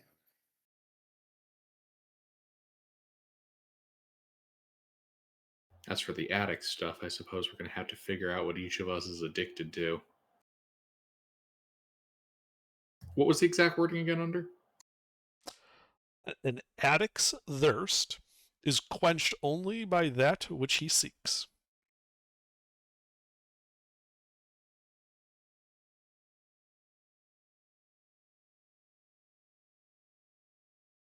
Yeah. We'll have to figure out what we're addicts of. That, or it thinks we're addicts of the water. And we can only be quenched by drinking more water. Well, I mean, it's not wrong.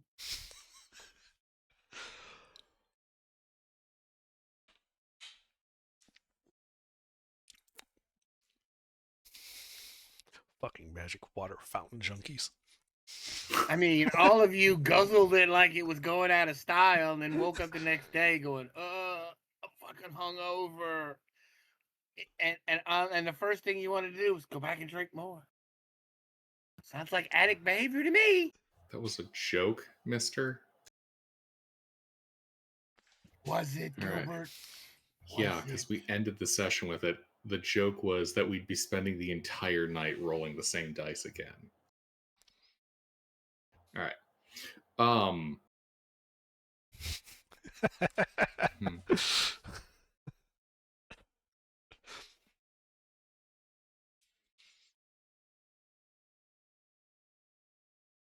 Yeah, don't get addicted to water. Get addicted to something much more reasonable like energy drinks. Or cocaine. Yeah, I guess that's also better. I mean, at this rate, cocaine's going to get cheaper.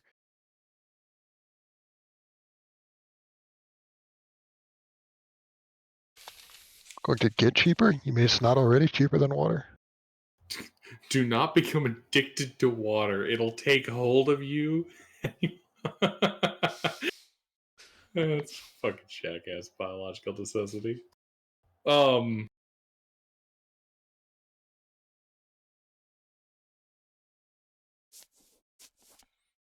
You know what? I'm gonna go back to the gem. Ask it, how many rooms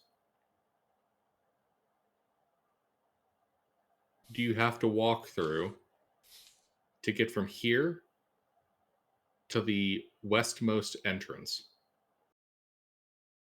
at the shortest distance?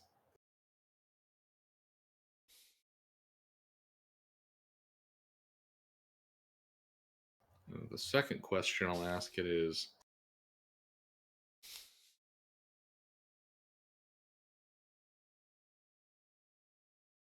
why should I trust and verify?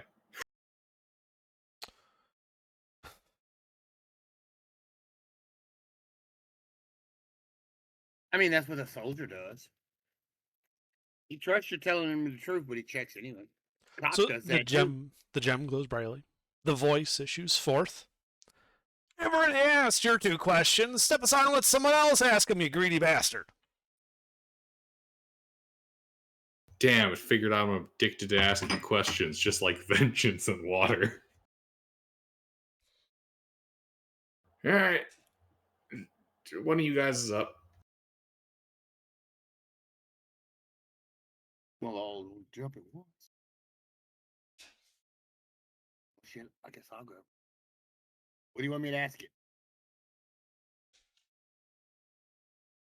Ask whatever the fuck you want.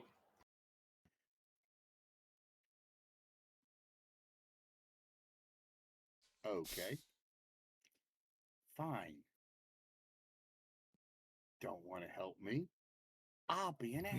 No, I'm serious. Ask it whatever the fuck Okay. you want. Ask it how much wood a woodchuck would chuck if a woodchuck could chuck wood.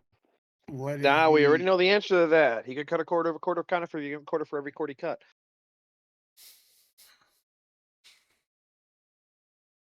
What? He could cut a quarter of a cord of conifer if you gave him a quarter for every cord he cut.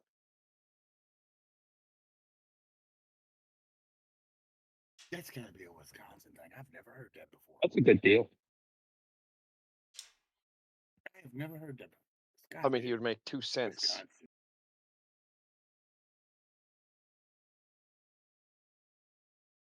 Well, anyway, what is the pertinent message? How close is he to completing what he wants? You know, the picture of because he said the picture of the ones coming out with the glowing flyer weapons with what he wants to happen, right? Isn't that what he told? Isn't that what he said to Gilbert or Hebron? Sorry.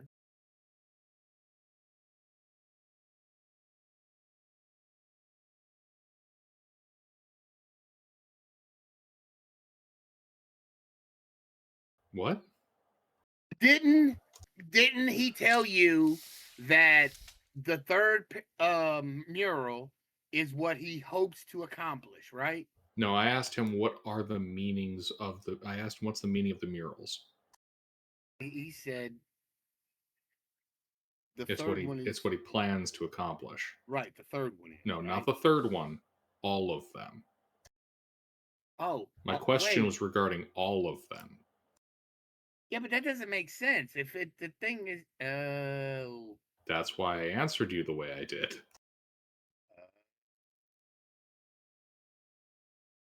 was one of those puzzles.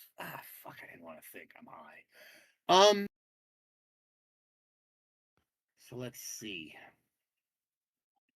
I will ask, how close is he to completing what he wants? Yeah.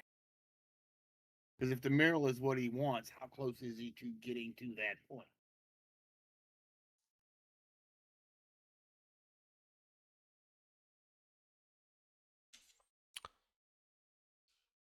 Well, Right. the gem just continues brightening and dimming slowly, akin to breathing. You have to ask it a second question.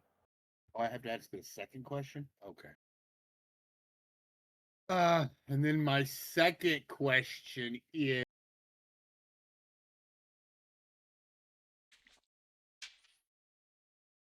would he be willing to share that knowledge?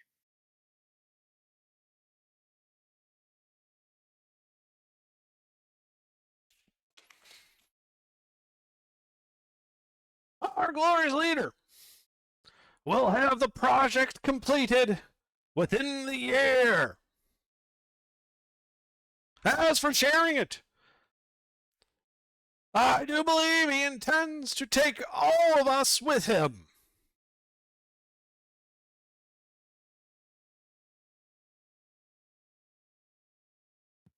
Oh, shit. Now I have so many more questions. Now I have Quite so an many more interesting way to questions. phrase that answer. I know, right? I know, right? That was really neat. Okay, so Elendar River, you're up. It's y'all's turn to ask the two questions. That's not exactly what I wanted to hear, and the way he answered it makes me curious. Was he gonna re-raise? You What can is see your if Sally favorite still sells seashells by the color? seashore. And what is the airspeed velocity of a sparrow carrying a coconut?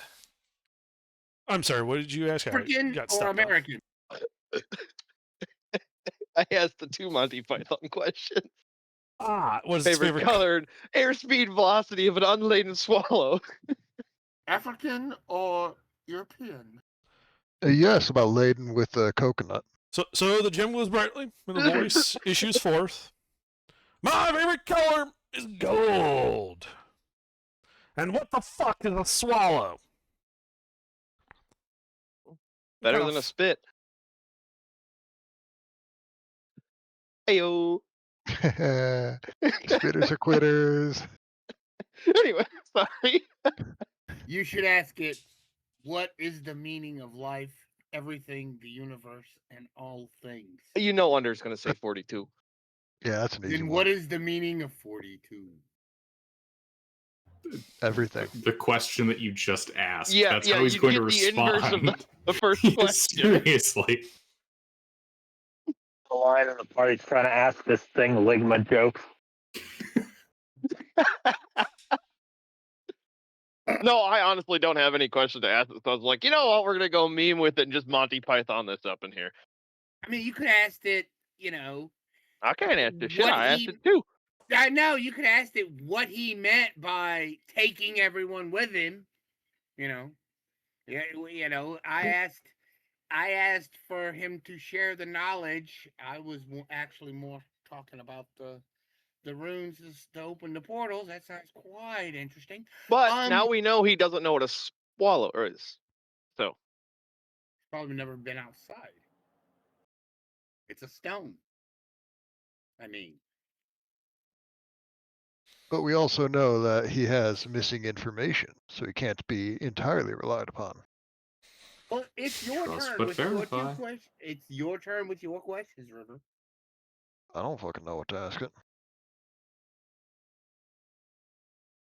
I have an idea. I'm open to suggestions, sure.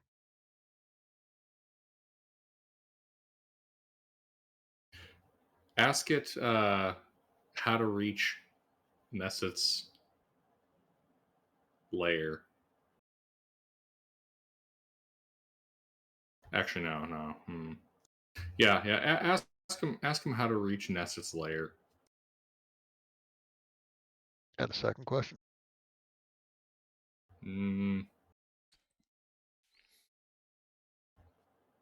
Are there any more traps like the magic fountain?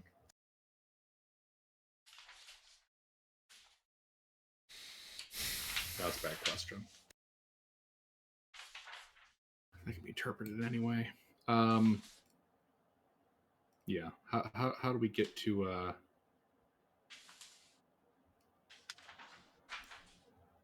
Nesset's lair in detail?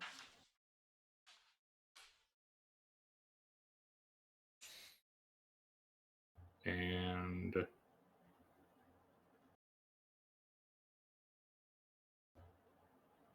what's with the eye in the previous room?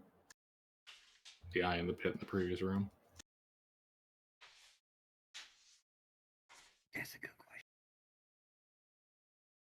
question. So Nesset's lair and the eye in the pit. Yeah. That's what I got. That's to our west.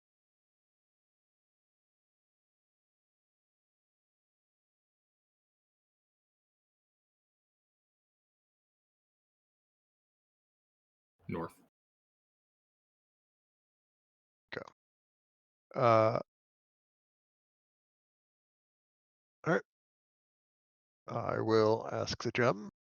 How in detail would we get from here to Nesset's lair? And what is the purpose of the eye in the pit to our north?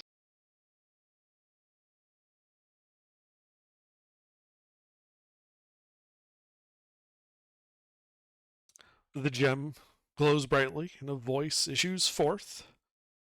Our glorious leader is ensconced in his lair in the basement. You must go down and down and down and down again to get to him. Only then will all be revealed.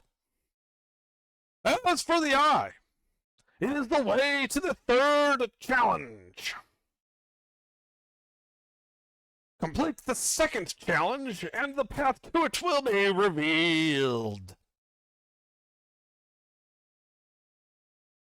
Okay, see, everybody asked a question, and I still have more questions.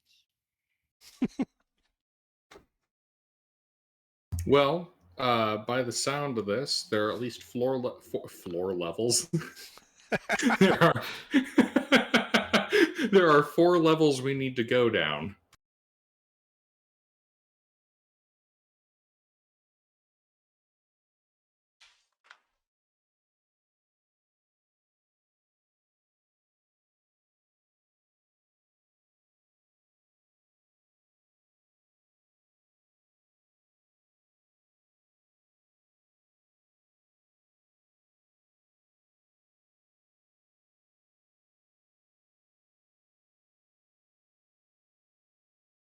But now we have to figure out the second trial.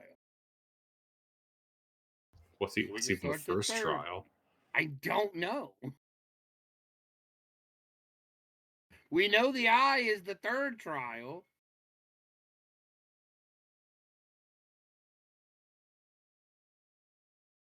That's about all we know. We don't even know if we're on the second, if we've completed one or not. I'm sure we've completed one trial, haven't we? The water. That's probably the first trial. If we did, y'all failed. Y'all all failed. You know, First trial speaking had to have been the mazes. speaking all of failed. water, I'm kind of thirsty. I'm gonna take a drink. Oh, gosh.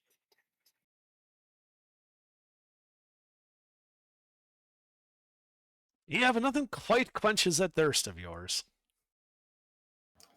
Thirst for magic water.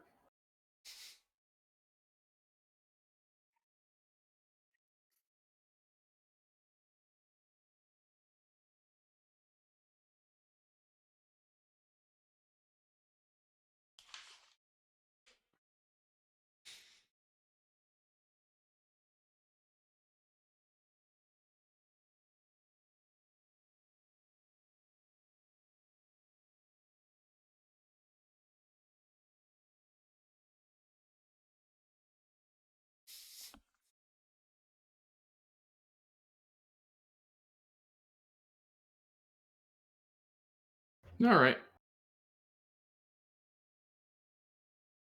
Well, care to lead us out of the room, mister?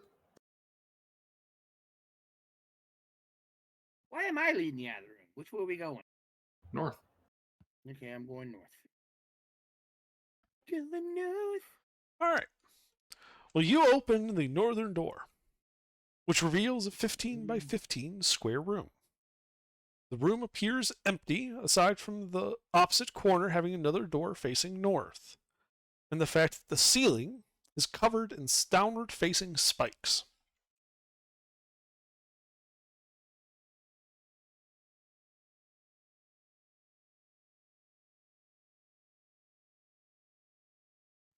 Okay.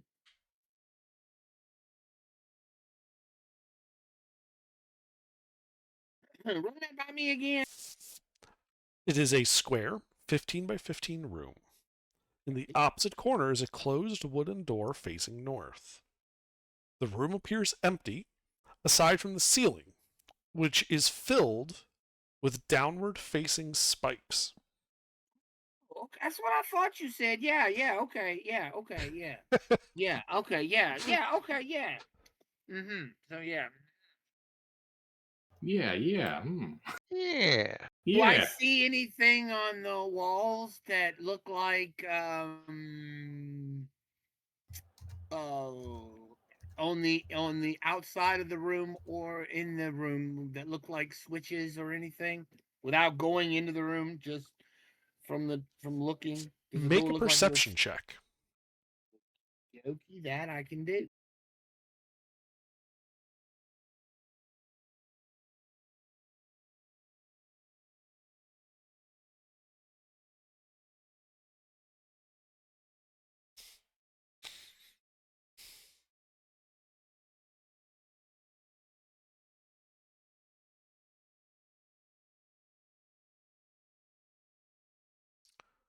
So you're looking at this room, and you don't see any switches or mechanisms, but as you're looking more, you realize that the floor here is actually a little bit different from the rest of the dungeon. Like the rest of the dungeon, while they've all been made out of this irregular stone, it's all been smooth. In this room, you're noticing that like in every like 5 foot square, there's like 3 or 4 stones. These are regularly shaped stones that appear to be propped up by about a quarter of an inch or so.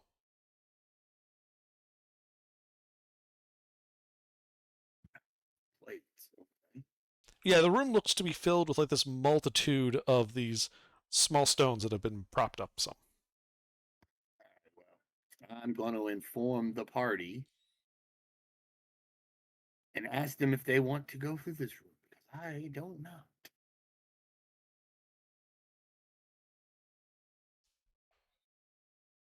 So we going through here or what? And who wants to be a pincushion first?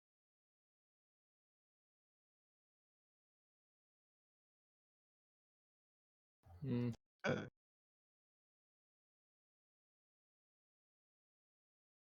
What's do the you other all door know? made out of? I'm sorry, what was that, Hebron? What's the other door made out of? Wood?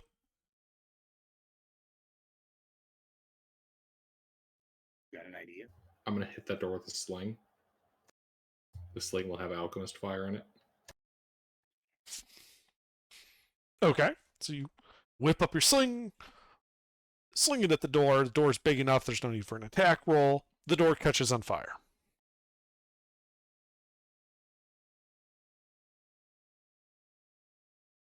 And begins burning. And burning. You guys are waiting some minutes, I'm guessing. Yes. Mm-hmm.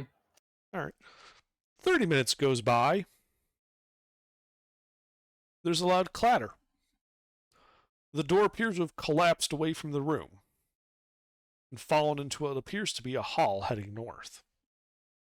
Smoke continues to pour forth from it.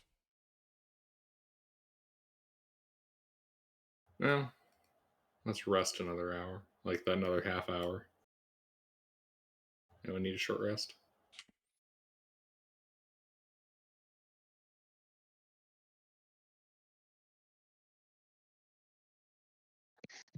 No, I think we're good. No, we're all Alright. good. We haven't done anything. I mean, I could use a Alright. short rest, but I don't need it. Yeah, might as well. I mean, we're already halfway done. We might as well.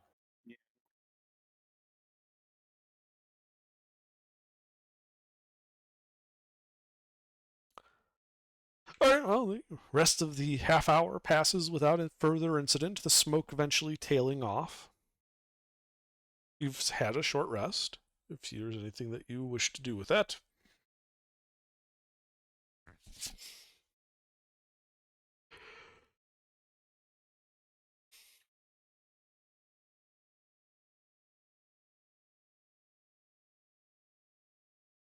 All right, I guess we got to cross this room. Is there a way? Is there a way for me to, since I can see where the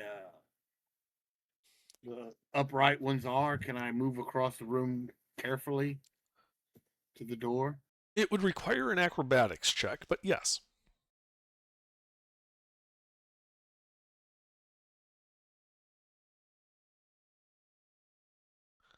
It's a bit like trying to tap dance through a minefield. That's not so hard. Apparently, it is. Huh. So Giuseppe starts off, trying to avoid the switches, and when he's at the dead center of the room, the farthest from any possible safe spot. Click, and then above you, you can hear what sounds like ropes going through pulleys as the ceiling begins to descend.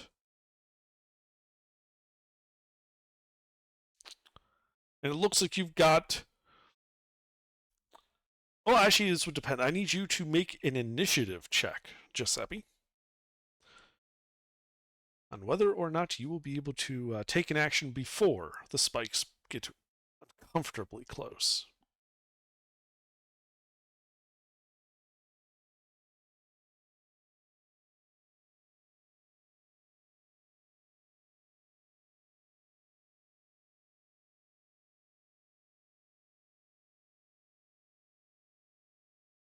Oh, yeah. Yeah. Yeah, I mean, it's coming down. What do you want to do? You got enough time for one action. And one turn, I should say. Can I get across to the other door? Because we burned it off, right? You did burn it down. And yeah, you can move. Are you moving fast to you don't care if you press on more buttons or? Right. Yeah, I'm quickly getting out of there. Yeah. Okay. So you start running pell-mell for the exit. Every button you push, you can see that the ceiling seems to be accelerating. And as you get to the exit, with that 30 initiative of yours, you get there, and then a second later, the spikes hit the ground, and you begin hearing as it begins to slowly ratchet back up. Yeah, you managed to get out of there. That initiative roll is enough to get out of there without even needing to worry about a deck save. And ahead of you, it's a 5-foot wide hallway. 10, 20, 30, 40. Supposed to go about 50 feet to a closed wooden door.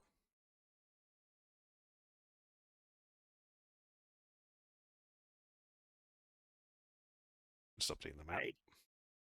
I think I am going to wait for the ceiling to get all the way back up, Mm-hmm. and then inform the party that I'm still alive.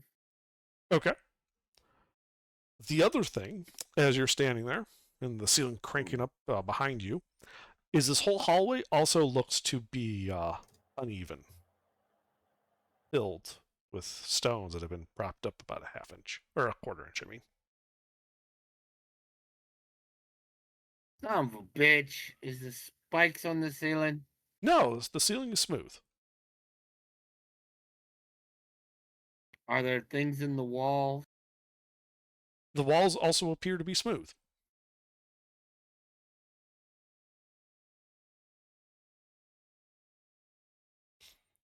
All right. Continue to wait for the party to dissolve. Okay. Well, it takes like a minute for the ceiling to get all the way back up. The party can then see you standing there at the far entrance. 15 feet of trapped room between Giuseppe and the party. All right, you gotta be careful when you come across there now, because Where's the nearest plate? 3 inches from the door. Yeah, Hebron. Hmm? Oh, lean on it. I lean on it, Pull your toe back. and I pull my toe back. Huh? I'm sorry, I'm not sure what you're actually doing. I think he's activating. I don't either. Yeah, I'm just intentionally doing what activating Elmer it. We've says. seen how long it takes for the spikes to go back up. Yeah. Oh, I see what you're getting. Yeah, yeah. Yeah, so you toe on the button. The spikes all begin descending. Though you notice that since you're just standing there watching it and not pressing more buttons, it does seem to be going at a constant speed down. Ooh, I know. Under, I'm going to tap that button repeatedly. Every time you press the button, it starts accelerating. All right. Then I'm going to wait for it to finish and begin moving up.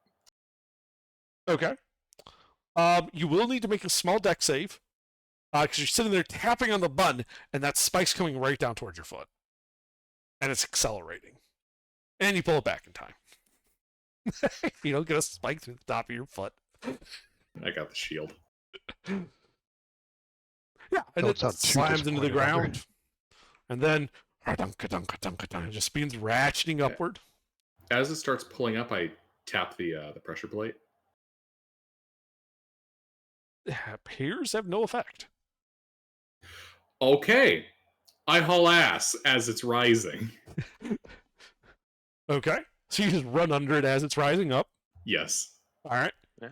Now the I button's walk across clicking behind it. underfoot.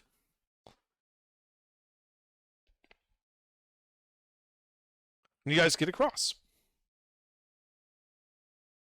Good job, guys. I thought that'd be harder for y'all. Now let's do it again. Imagine having to actually run through a dangerous trap instead of just waiting for the reset. Alright. Well, take the lead, Giuseppe. You've been doing great. All right, I'm gonna try to keep from stepping on any of these things. Well, acrobatic check. The floor is dense with them, though not impassably so.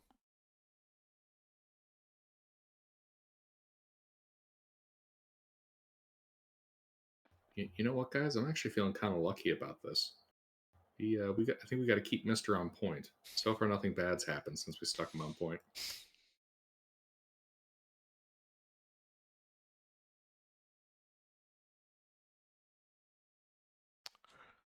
All right. Yeah, as you sidles, jump, and hop and make your way down this 50-foot hall, and you stand in front of this closed wooden door, no buttons in the whole hall having been pressed.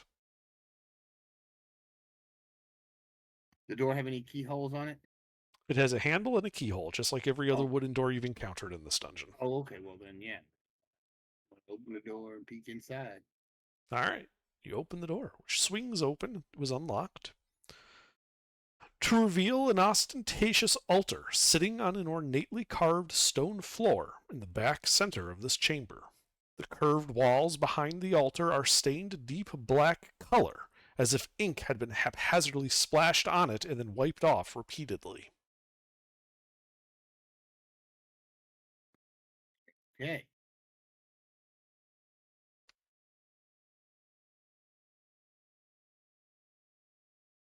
So I have no idea what that means. Investigate it. Perhaps an image will help. Let me pull up the map real quick for you. Pictures are fun.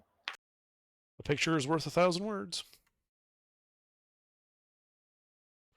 So this is what was at the end of the hall.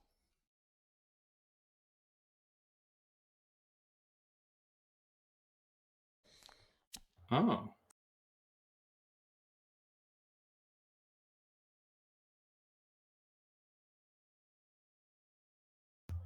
I'll investigate it.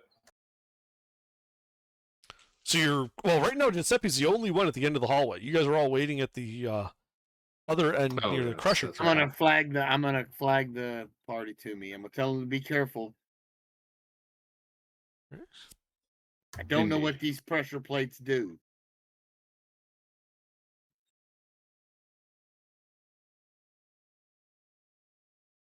I'd like to slip through.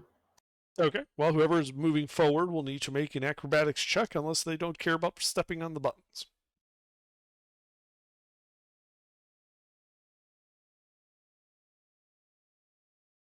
All right, Hebron. Wait. One second. I forgot about the disadvantage. Yep.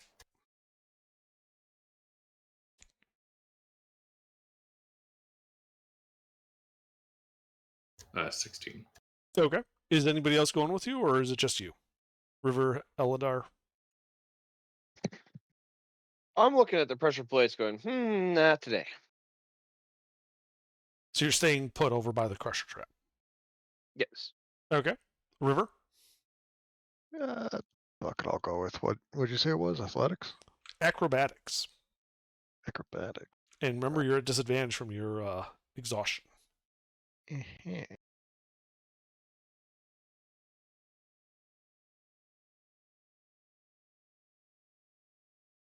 Numbers.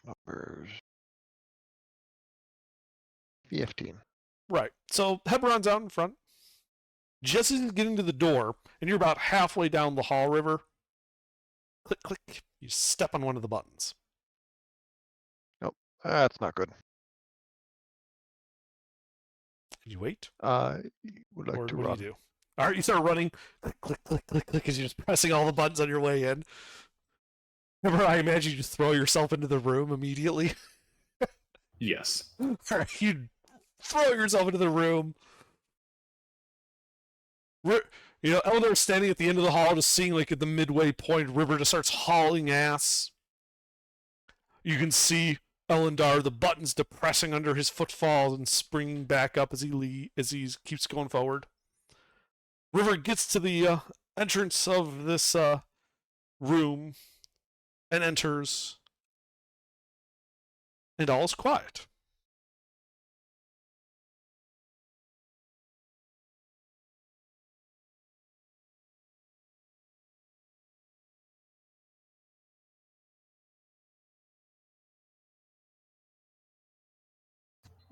Interesting.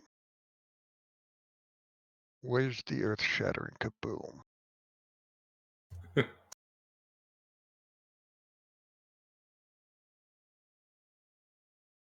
Why is it quiet? Because we're in danger. Well, we're here. Let's investigate the room. Can I get help from you, River? I can help you.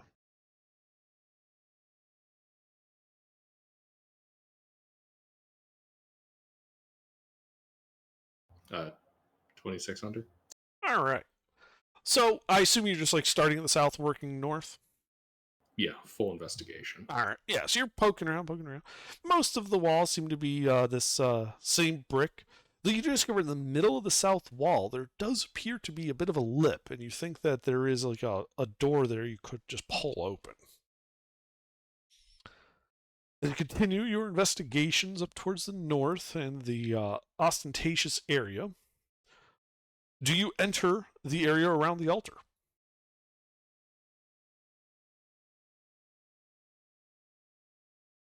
What's the area around the altar look like in terms of its ostentatiousness? Well, it's ostentatious that is intricately carved, though as you're looking at it, does not appear to be like, it's not like it's you don't see like any runic or like arcane sigils on it. It's just decoratively carved. Just very, very busy. Yeah, I'll step into the area then. Okay. So as you step into the area, you would notice immediately that the area here appears to it feels rather cold. And as you exhale, you can actually see your breath in the air around the altar. Additionally, as you enter the fane, ruby red blood begins pouring off the altar and onto the ground, oozing and following the traces carved into the floor.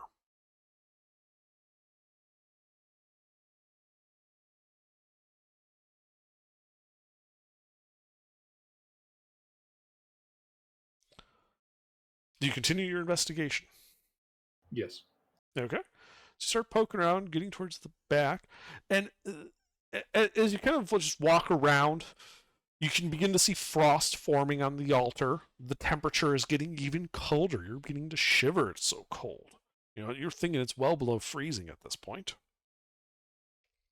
And as you get to the curved back walls, you realize it's not ink, but rather some like blackish tar substance, almost like incinerated flesh that's just been pressed onto the walls.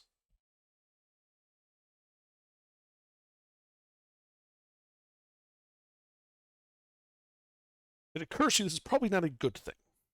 The fuck? Mm-hmm. As the blood on the floor begins to reach the outer edge of the ostentatiously carved fane, the blood begins to flow up the walls of the curved backed area that you're near, Hebron. Let's step away from that. Indeed. On a scale of 1 to fucked up, I think that's kind of fucked up. Divine. No. What is it? The check something's desecrated. Divine sense? Yeah, that. Okay. That whole fane area with the altar and that back part with all the flesh burned onto the wall, super fucking desecrated. Super desecrated. I figured. Yeah, that's all bad juju. That's all bad juju. Oh, at this point, I could have told you that. Mm-hmm. And as the blood begins to crawl up the walls, the door that you had opened slams shut. Right. I thought we burned it off. Not this door. That was the door in the southern part of the hallway. Oh, crap. Yep. Crapola. I ready the sword. Crap Uh-huh. basket. So you're standing in front of the altar or between the altar and the curved wall? Where are you standing? I stand to the south of the altar, Okay. between it and my companions. Okay. Are you standing on the carved section or on the normal floor? Normal floor. Okay. That's good. And as the blood reaches the top of the blackened walls, the blood explodes. Not in the detonation, but into this red mist, which begins to coalesce between the altar and that curved section. Okay, we're fixing to fight some kind of evil, twisted thing. And as it begins forming, you can see it forms a rather huge creature, bipedal, 2 arms, 2 wings, horned head. And as it sits there, 1 leg propped up on the altar, it begins bellowing at you in a deep, guttural tone. Do any of you speak Abyssal? I do, actually. What? Don't worry about it. That's what we see? That's what's formed basically behind the altar, like 1 leg up on the altar, Captain Morgan style. This huge creature is filling the fane. Oh, this is going to be fun. Yeah, don't worry And about it. River, It's fun. you hear it bellow at you as a group in Abyssal. You have summoned me. Now you must pay your sacrifice, or I shall take it from you.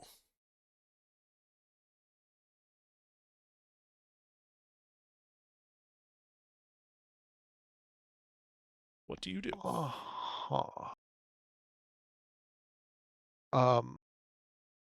Mr. Paladin, I believe this is your territory. Oh yeah, we definitely fight. Oh yeah, we definitely fixing a fight. Yeah. I just want to make sure everybody's ready. We definitely about to fight. Yeah. My patience grows thin. Offer your sacrifice, or it will be your souls. I think that means do it. I mean, I can just walk up to him, right? You could, yes. Do you? Yeah, I'm gonna try to. I'm gonna try to walk up like all reverent, like I'm gonna offer a sacrifice to him. Yeah, his head tracks you. As you walk up to him, your head bowed. And what kind of sacrifice does it want, River? Didn't say. I don't know. I just know what kind I'm gonna give it. And when I get close, I'll make a sleight of hand check to shank this bastard. Okay, well, make your sleight of hand check.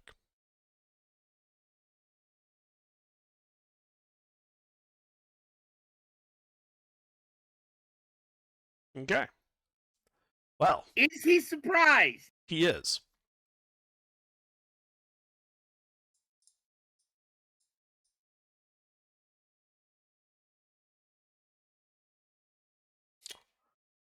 And so, yeah, you step forward, draw your weapon, and shank him as he is surprised and outraged. Is that hit? That hits. Okay, this is a critical damage. It's an auto crit of all my dice. Mm-hmm. Dump your highest smite into his bitch ass. Are you using the golden sword, mister?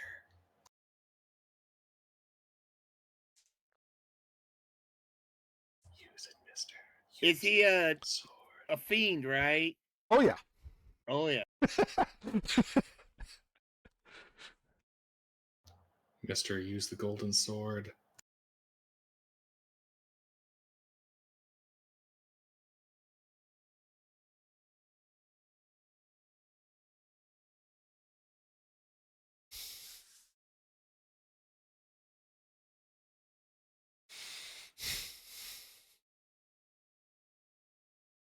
$66 points of magical, radiant, and piercing damage. All right.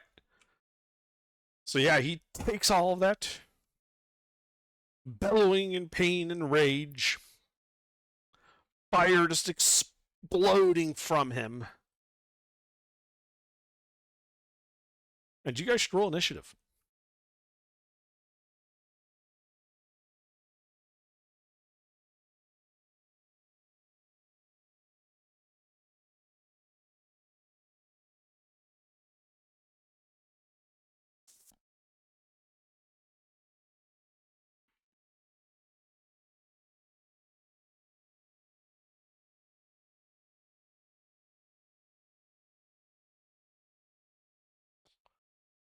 Elendar, you're at the back of that hallway. You just saw the door slam shut.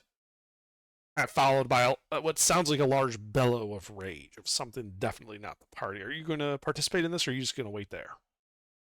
I'm gonna wait there and assume Hebron stubbed his toe. Okay.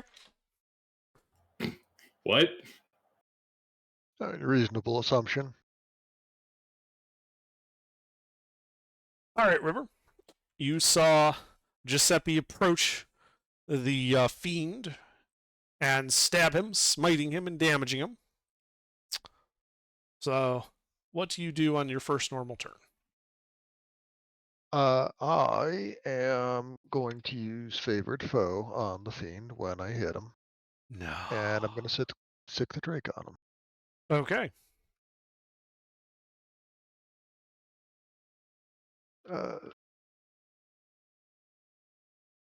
Actually, I'm going to, instead of sticking the Drake on him, cast magic weapon on my bow. So that seems like that would be helpful. It might be.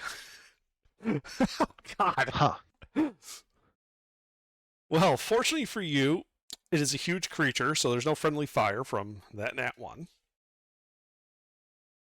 I should have picked bigger numbers. Yes, you should have. Anything else in your turn? No. All right. Giuseppe, first normal turn.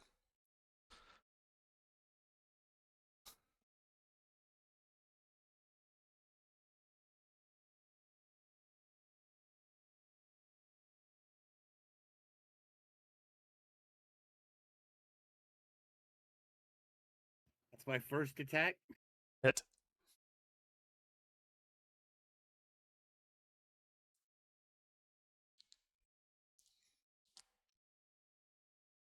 My second is a hit. Okay, good. One Yeah, down. also a hit.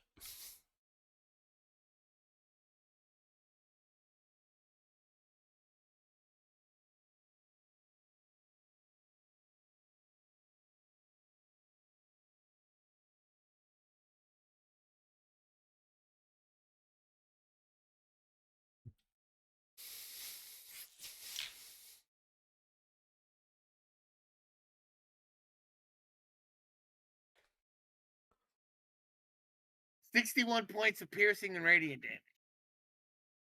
Very nice. It is injured. Anything else? I am going to disengage and back away. Okay. Back up so that I'm not one of my big armored guys get up there and draw its attention so I can keep shanking it. Sure. Yeah, you back up. Anything else on your turn? Nope. All right.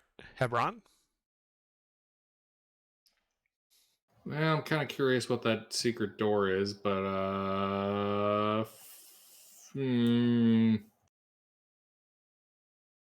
Beat the demon first. Opens No. door, leaves party to fight demon alone. more my concerns that the secret door might have something in it that's useful. But yeah, fight demon. Fuck. Okay, I advance on the demon. All right. You can easily move up into melee with him.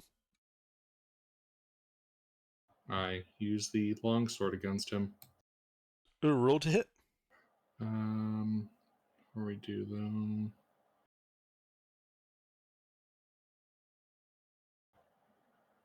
I'm going to use one of those charms of heroism.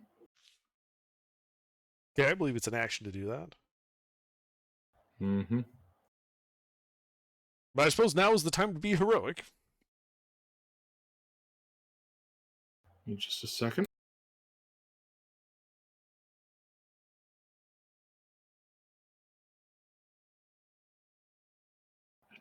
Pull up exactly what it does again. It's basically just the bless spell, right? I believe it's heroism. 10 temporary HP and the 1d4 on attack rolls and saving throws, I think. And immune to Uh, fear and charm. Let's see, so you are immune, just fear. Temporary hit points equal to your spellcasting ability modifier at the start of each of your turns. The charm of heroism, or the potion effect, not the spell. Oh, was it different? I thought it was... Oh, No, it's a shit. potion effect. You're right. My bad. Sorry, I pulled up the spell. So, yes, 10 temporary hit points for an hour. You are effectively under bless, no concentration, but no immunity to fear or charm. Right, I got that from a different thing. That's the spell heroism. I got them confused too. Right. Action surge. I go to meet the demon in glorious battle. Okay.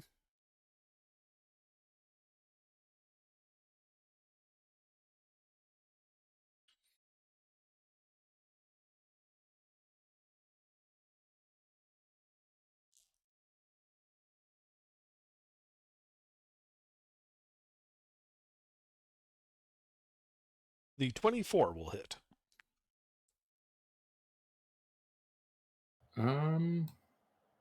We'll slap.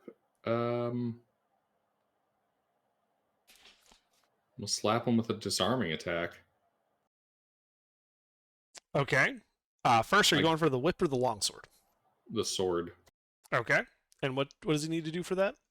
Strength save. Okay. I think he's good. Yeah. Good try, though. 15 points of magical silver adamantine slashing. Indeed. Which is enough to bloody him.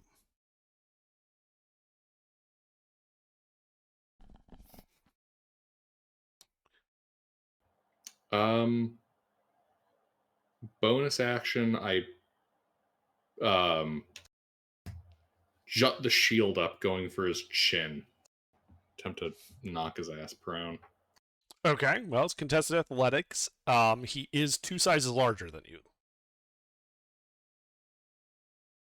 Or at disadvantage, so. Mm-hmm.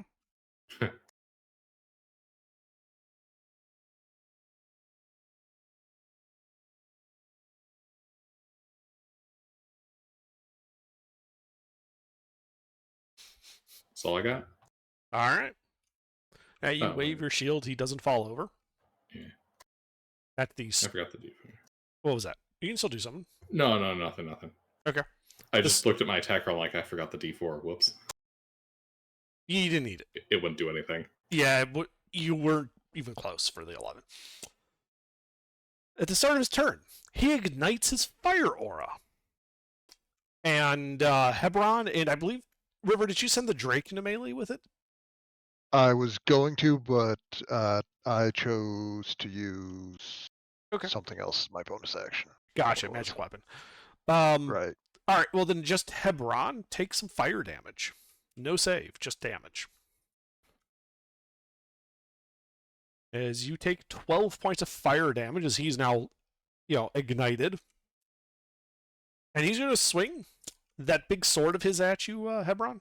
Yeah, he's just going to swing it at you. He is a punk bitch. He apparently is. He missed. He did miss. I fucking riposte his ass. Do it.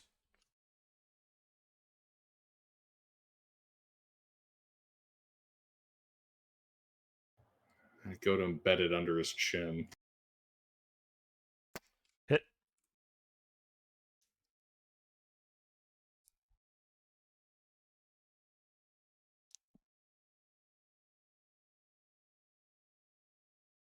Well, he bellows in rage as you hit him back. And he is going to use his whip. And he's going to throw the whip out at Giuseppe. Because it is a 30-foot reach. Ooh, I want that. Giuseppe, does a 26 hit you? Yeah. Okay. The whip does 18 points of slashing. 4 points of fire damage. And I need you to make a strength saving throw. Disengage. Damn it. Just disengage just lets you move away from him without provoking an attack of opportunity. But his whip is a longer reach than the length of this room. So what is it? What am I rolling? Strength save. Strength save. Yep.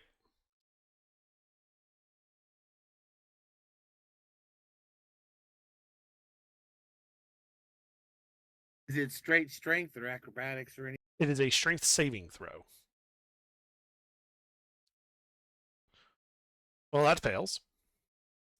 As the whip pulls you right up to him. You are now directly adjacent. I don't think he's going to like that. He probably won't, but it was his best option. River? Uh-huh. I am going to shoot him and stick the Drake on him. Okay. There's the shooting. That Hit looks... and a crit. And then there's the Drake bite. Also a hit. Wonderful. Okay. Let's see, that is... I mean, when you guys needed these high rolls, you got them. D8 plus... 6, 7, 17 plus 2d8. plus another 17 plus 2d6 acid damage from Drake plus the d6 and the Drake's bite and strength is 3. Is that everything? Question mark. Ah, favorite foe. Right. That should be everything. 75 damage between acid, magical piercing, and non-magical piercing. Well, the non-magical piercing does not appear to be especially effective against him. All right. The only non-magical piercing was the second to last d6 for 4 damage. So that's if it's Mhm. resistance, that brings the total down to 73. Yeah, so he is looking to be near death after that. Though your Drake hit him in melee with his fire aura up. So your Drake takes in retaliation 10 points of fire damage. All right. That is inconvenient, but only inconvenient.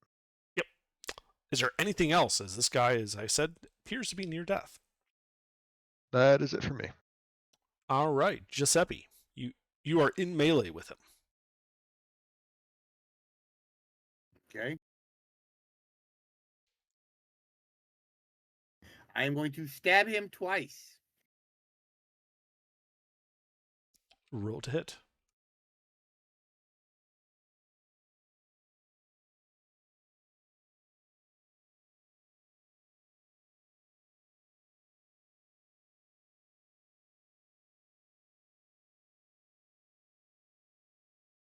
The 19 hits, the 18 does not. We found his armor class. Bully him.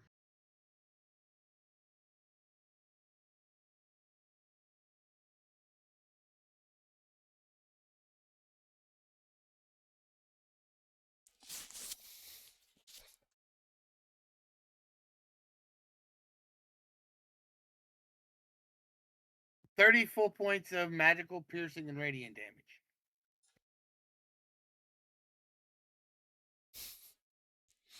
So yeah, now you stab him and stab him again, pumping in your smites. With that last blow, he falls to his knees. He begins to laugh. As cracks of fire and infernal flame begin to lick out of his body before it explodes. I need all of you to make, well, not Elendar, but the 3 of you in the room and the Drake, I need to make dexterity saving throws, as upon killing him, he does, in fact, explode. Am I within 10 feet of Giuseppe? Yes, he's right next to you.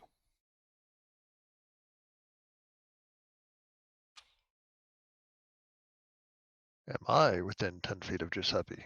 Yes, he is, in fact, 10 feet away from you. The room Perfect. is not that big. Win.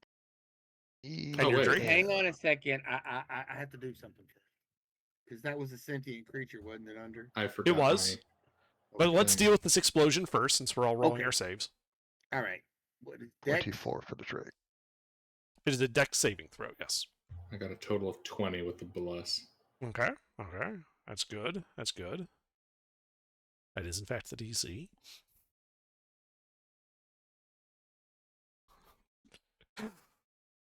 Well, that's unfortunate.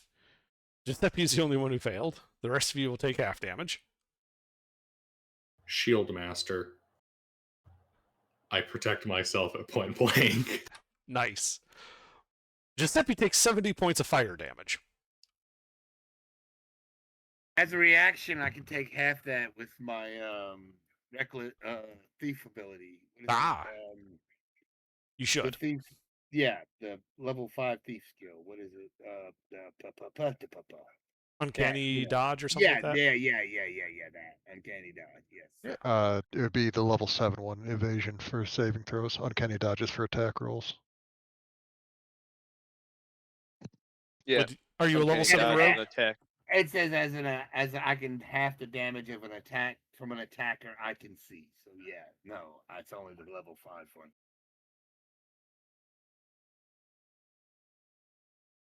This is a saving throw, not an attack. Then I didn't dodge it. I take the damage.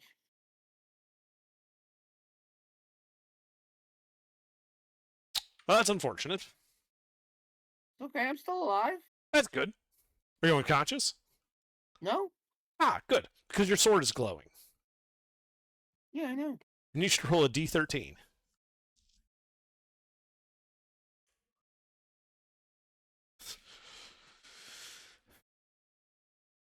Ten. Aha. Have we gotten this before? What is it? We have gotten this before. This is the Hierophant.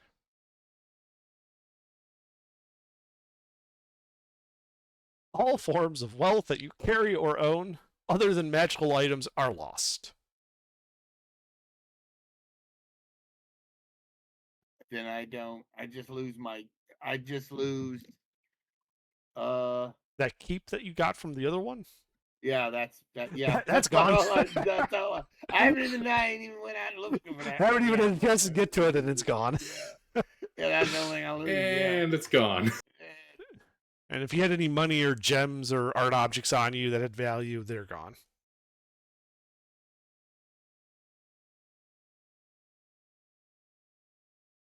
I don't carry any cash usually. I stick all my money in the party funds usually. Yeah, they don't usually let you carry it around, so at least you got that going for you. Well, My cleric says I'm not allowed to carry money around.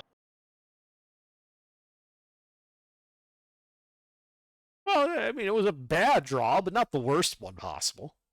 True. I didn't die. So that's He good. didn't die. And as you stand there, the smoke clearing from the room, the altar has been utterly destroyed.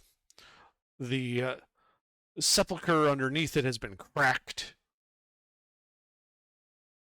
The stink of sulfur and burnt flesh just fills the room. He didn't leave his weapons behind, did he? He did not. They were purely magical manifestations. And I think that is where we will call it this evening. Yay! Damn, you guys can pump out some damage though. Oh, yeah, you can.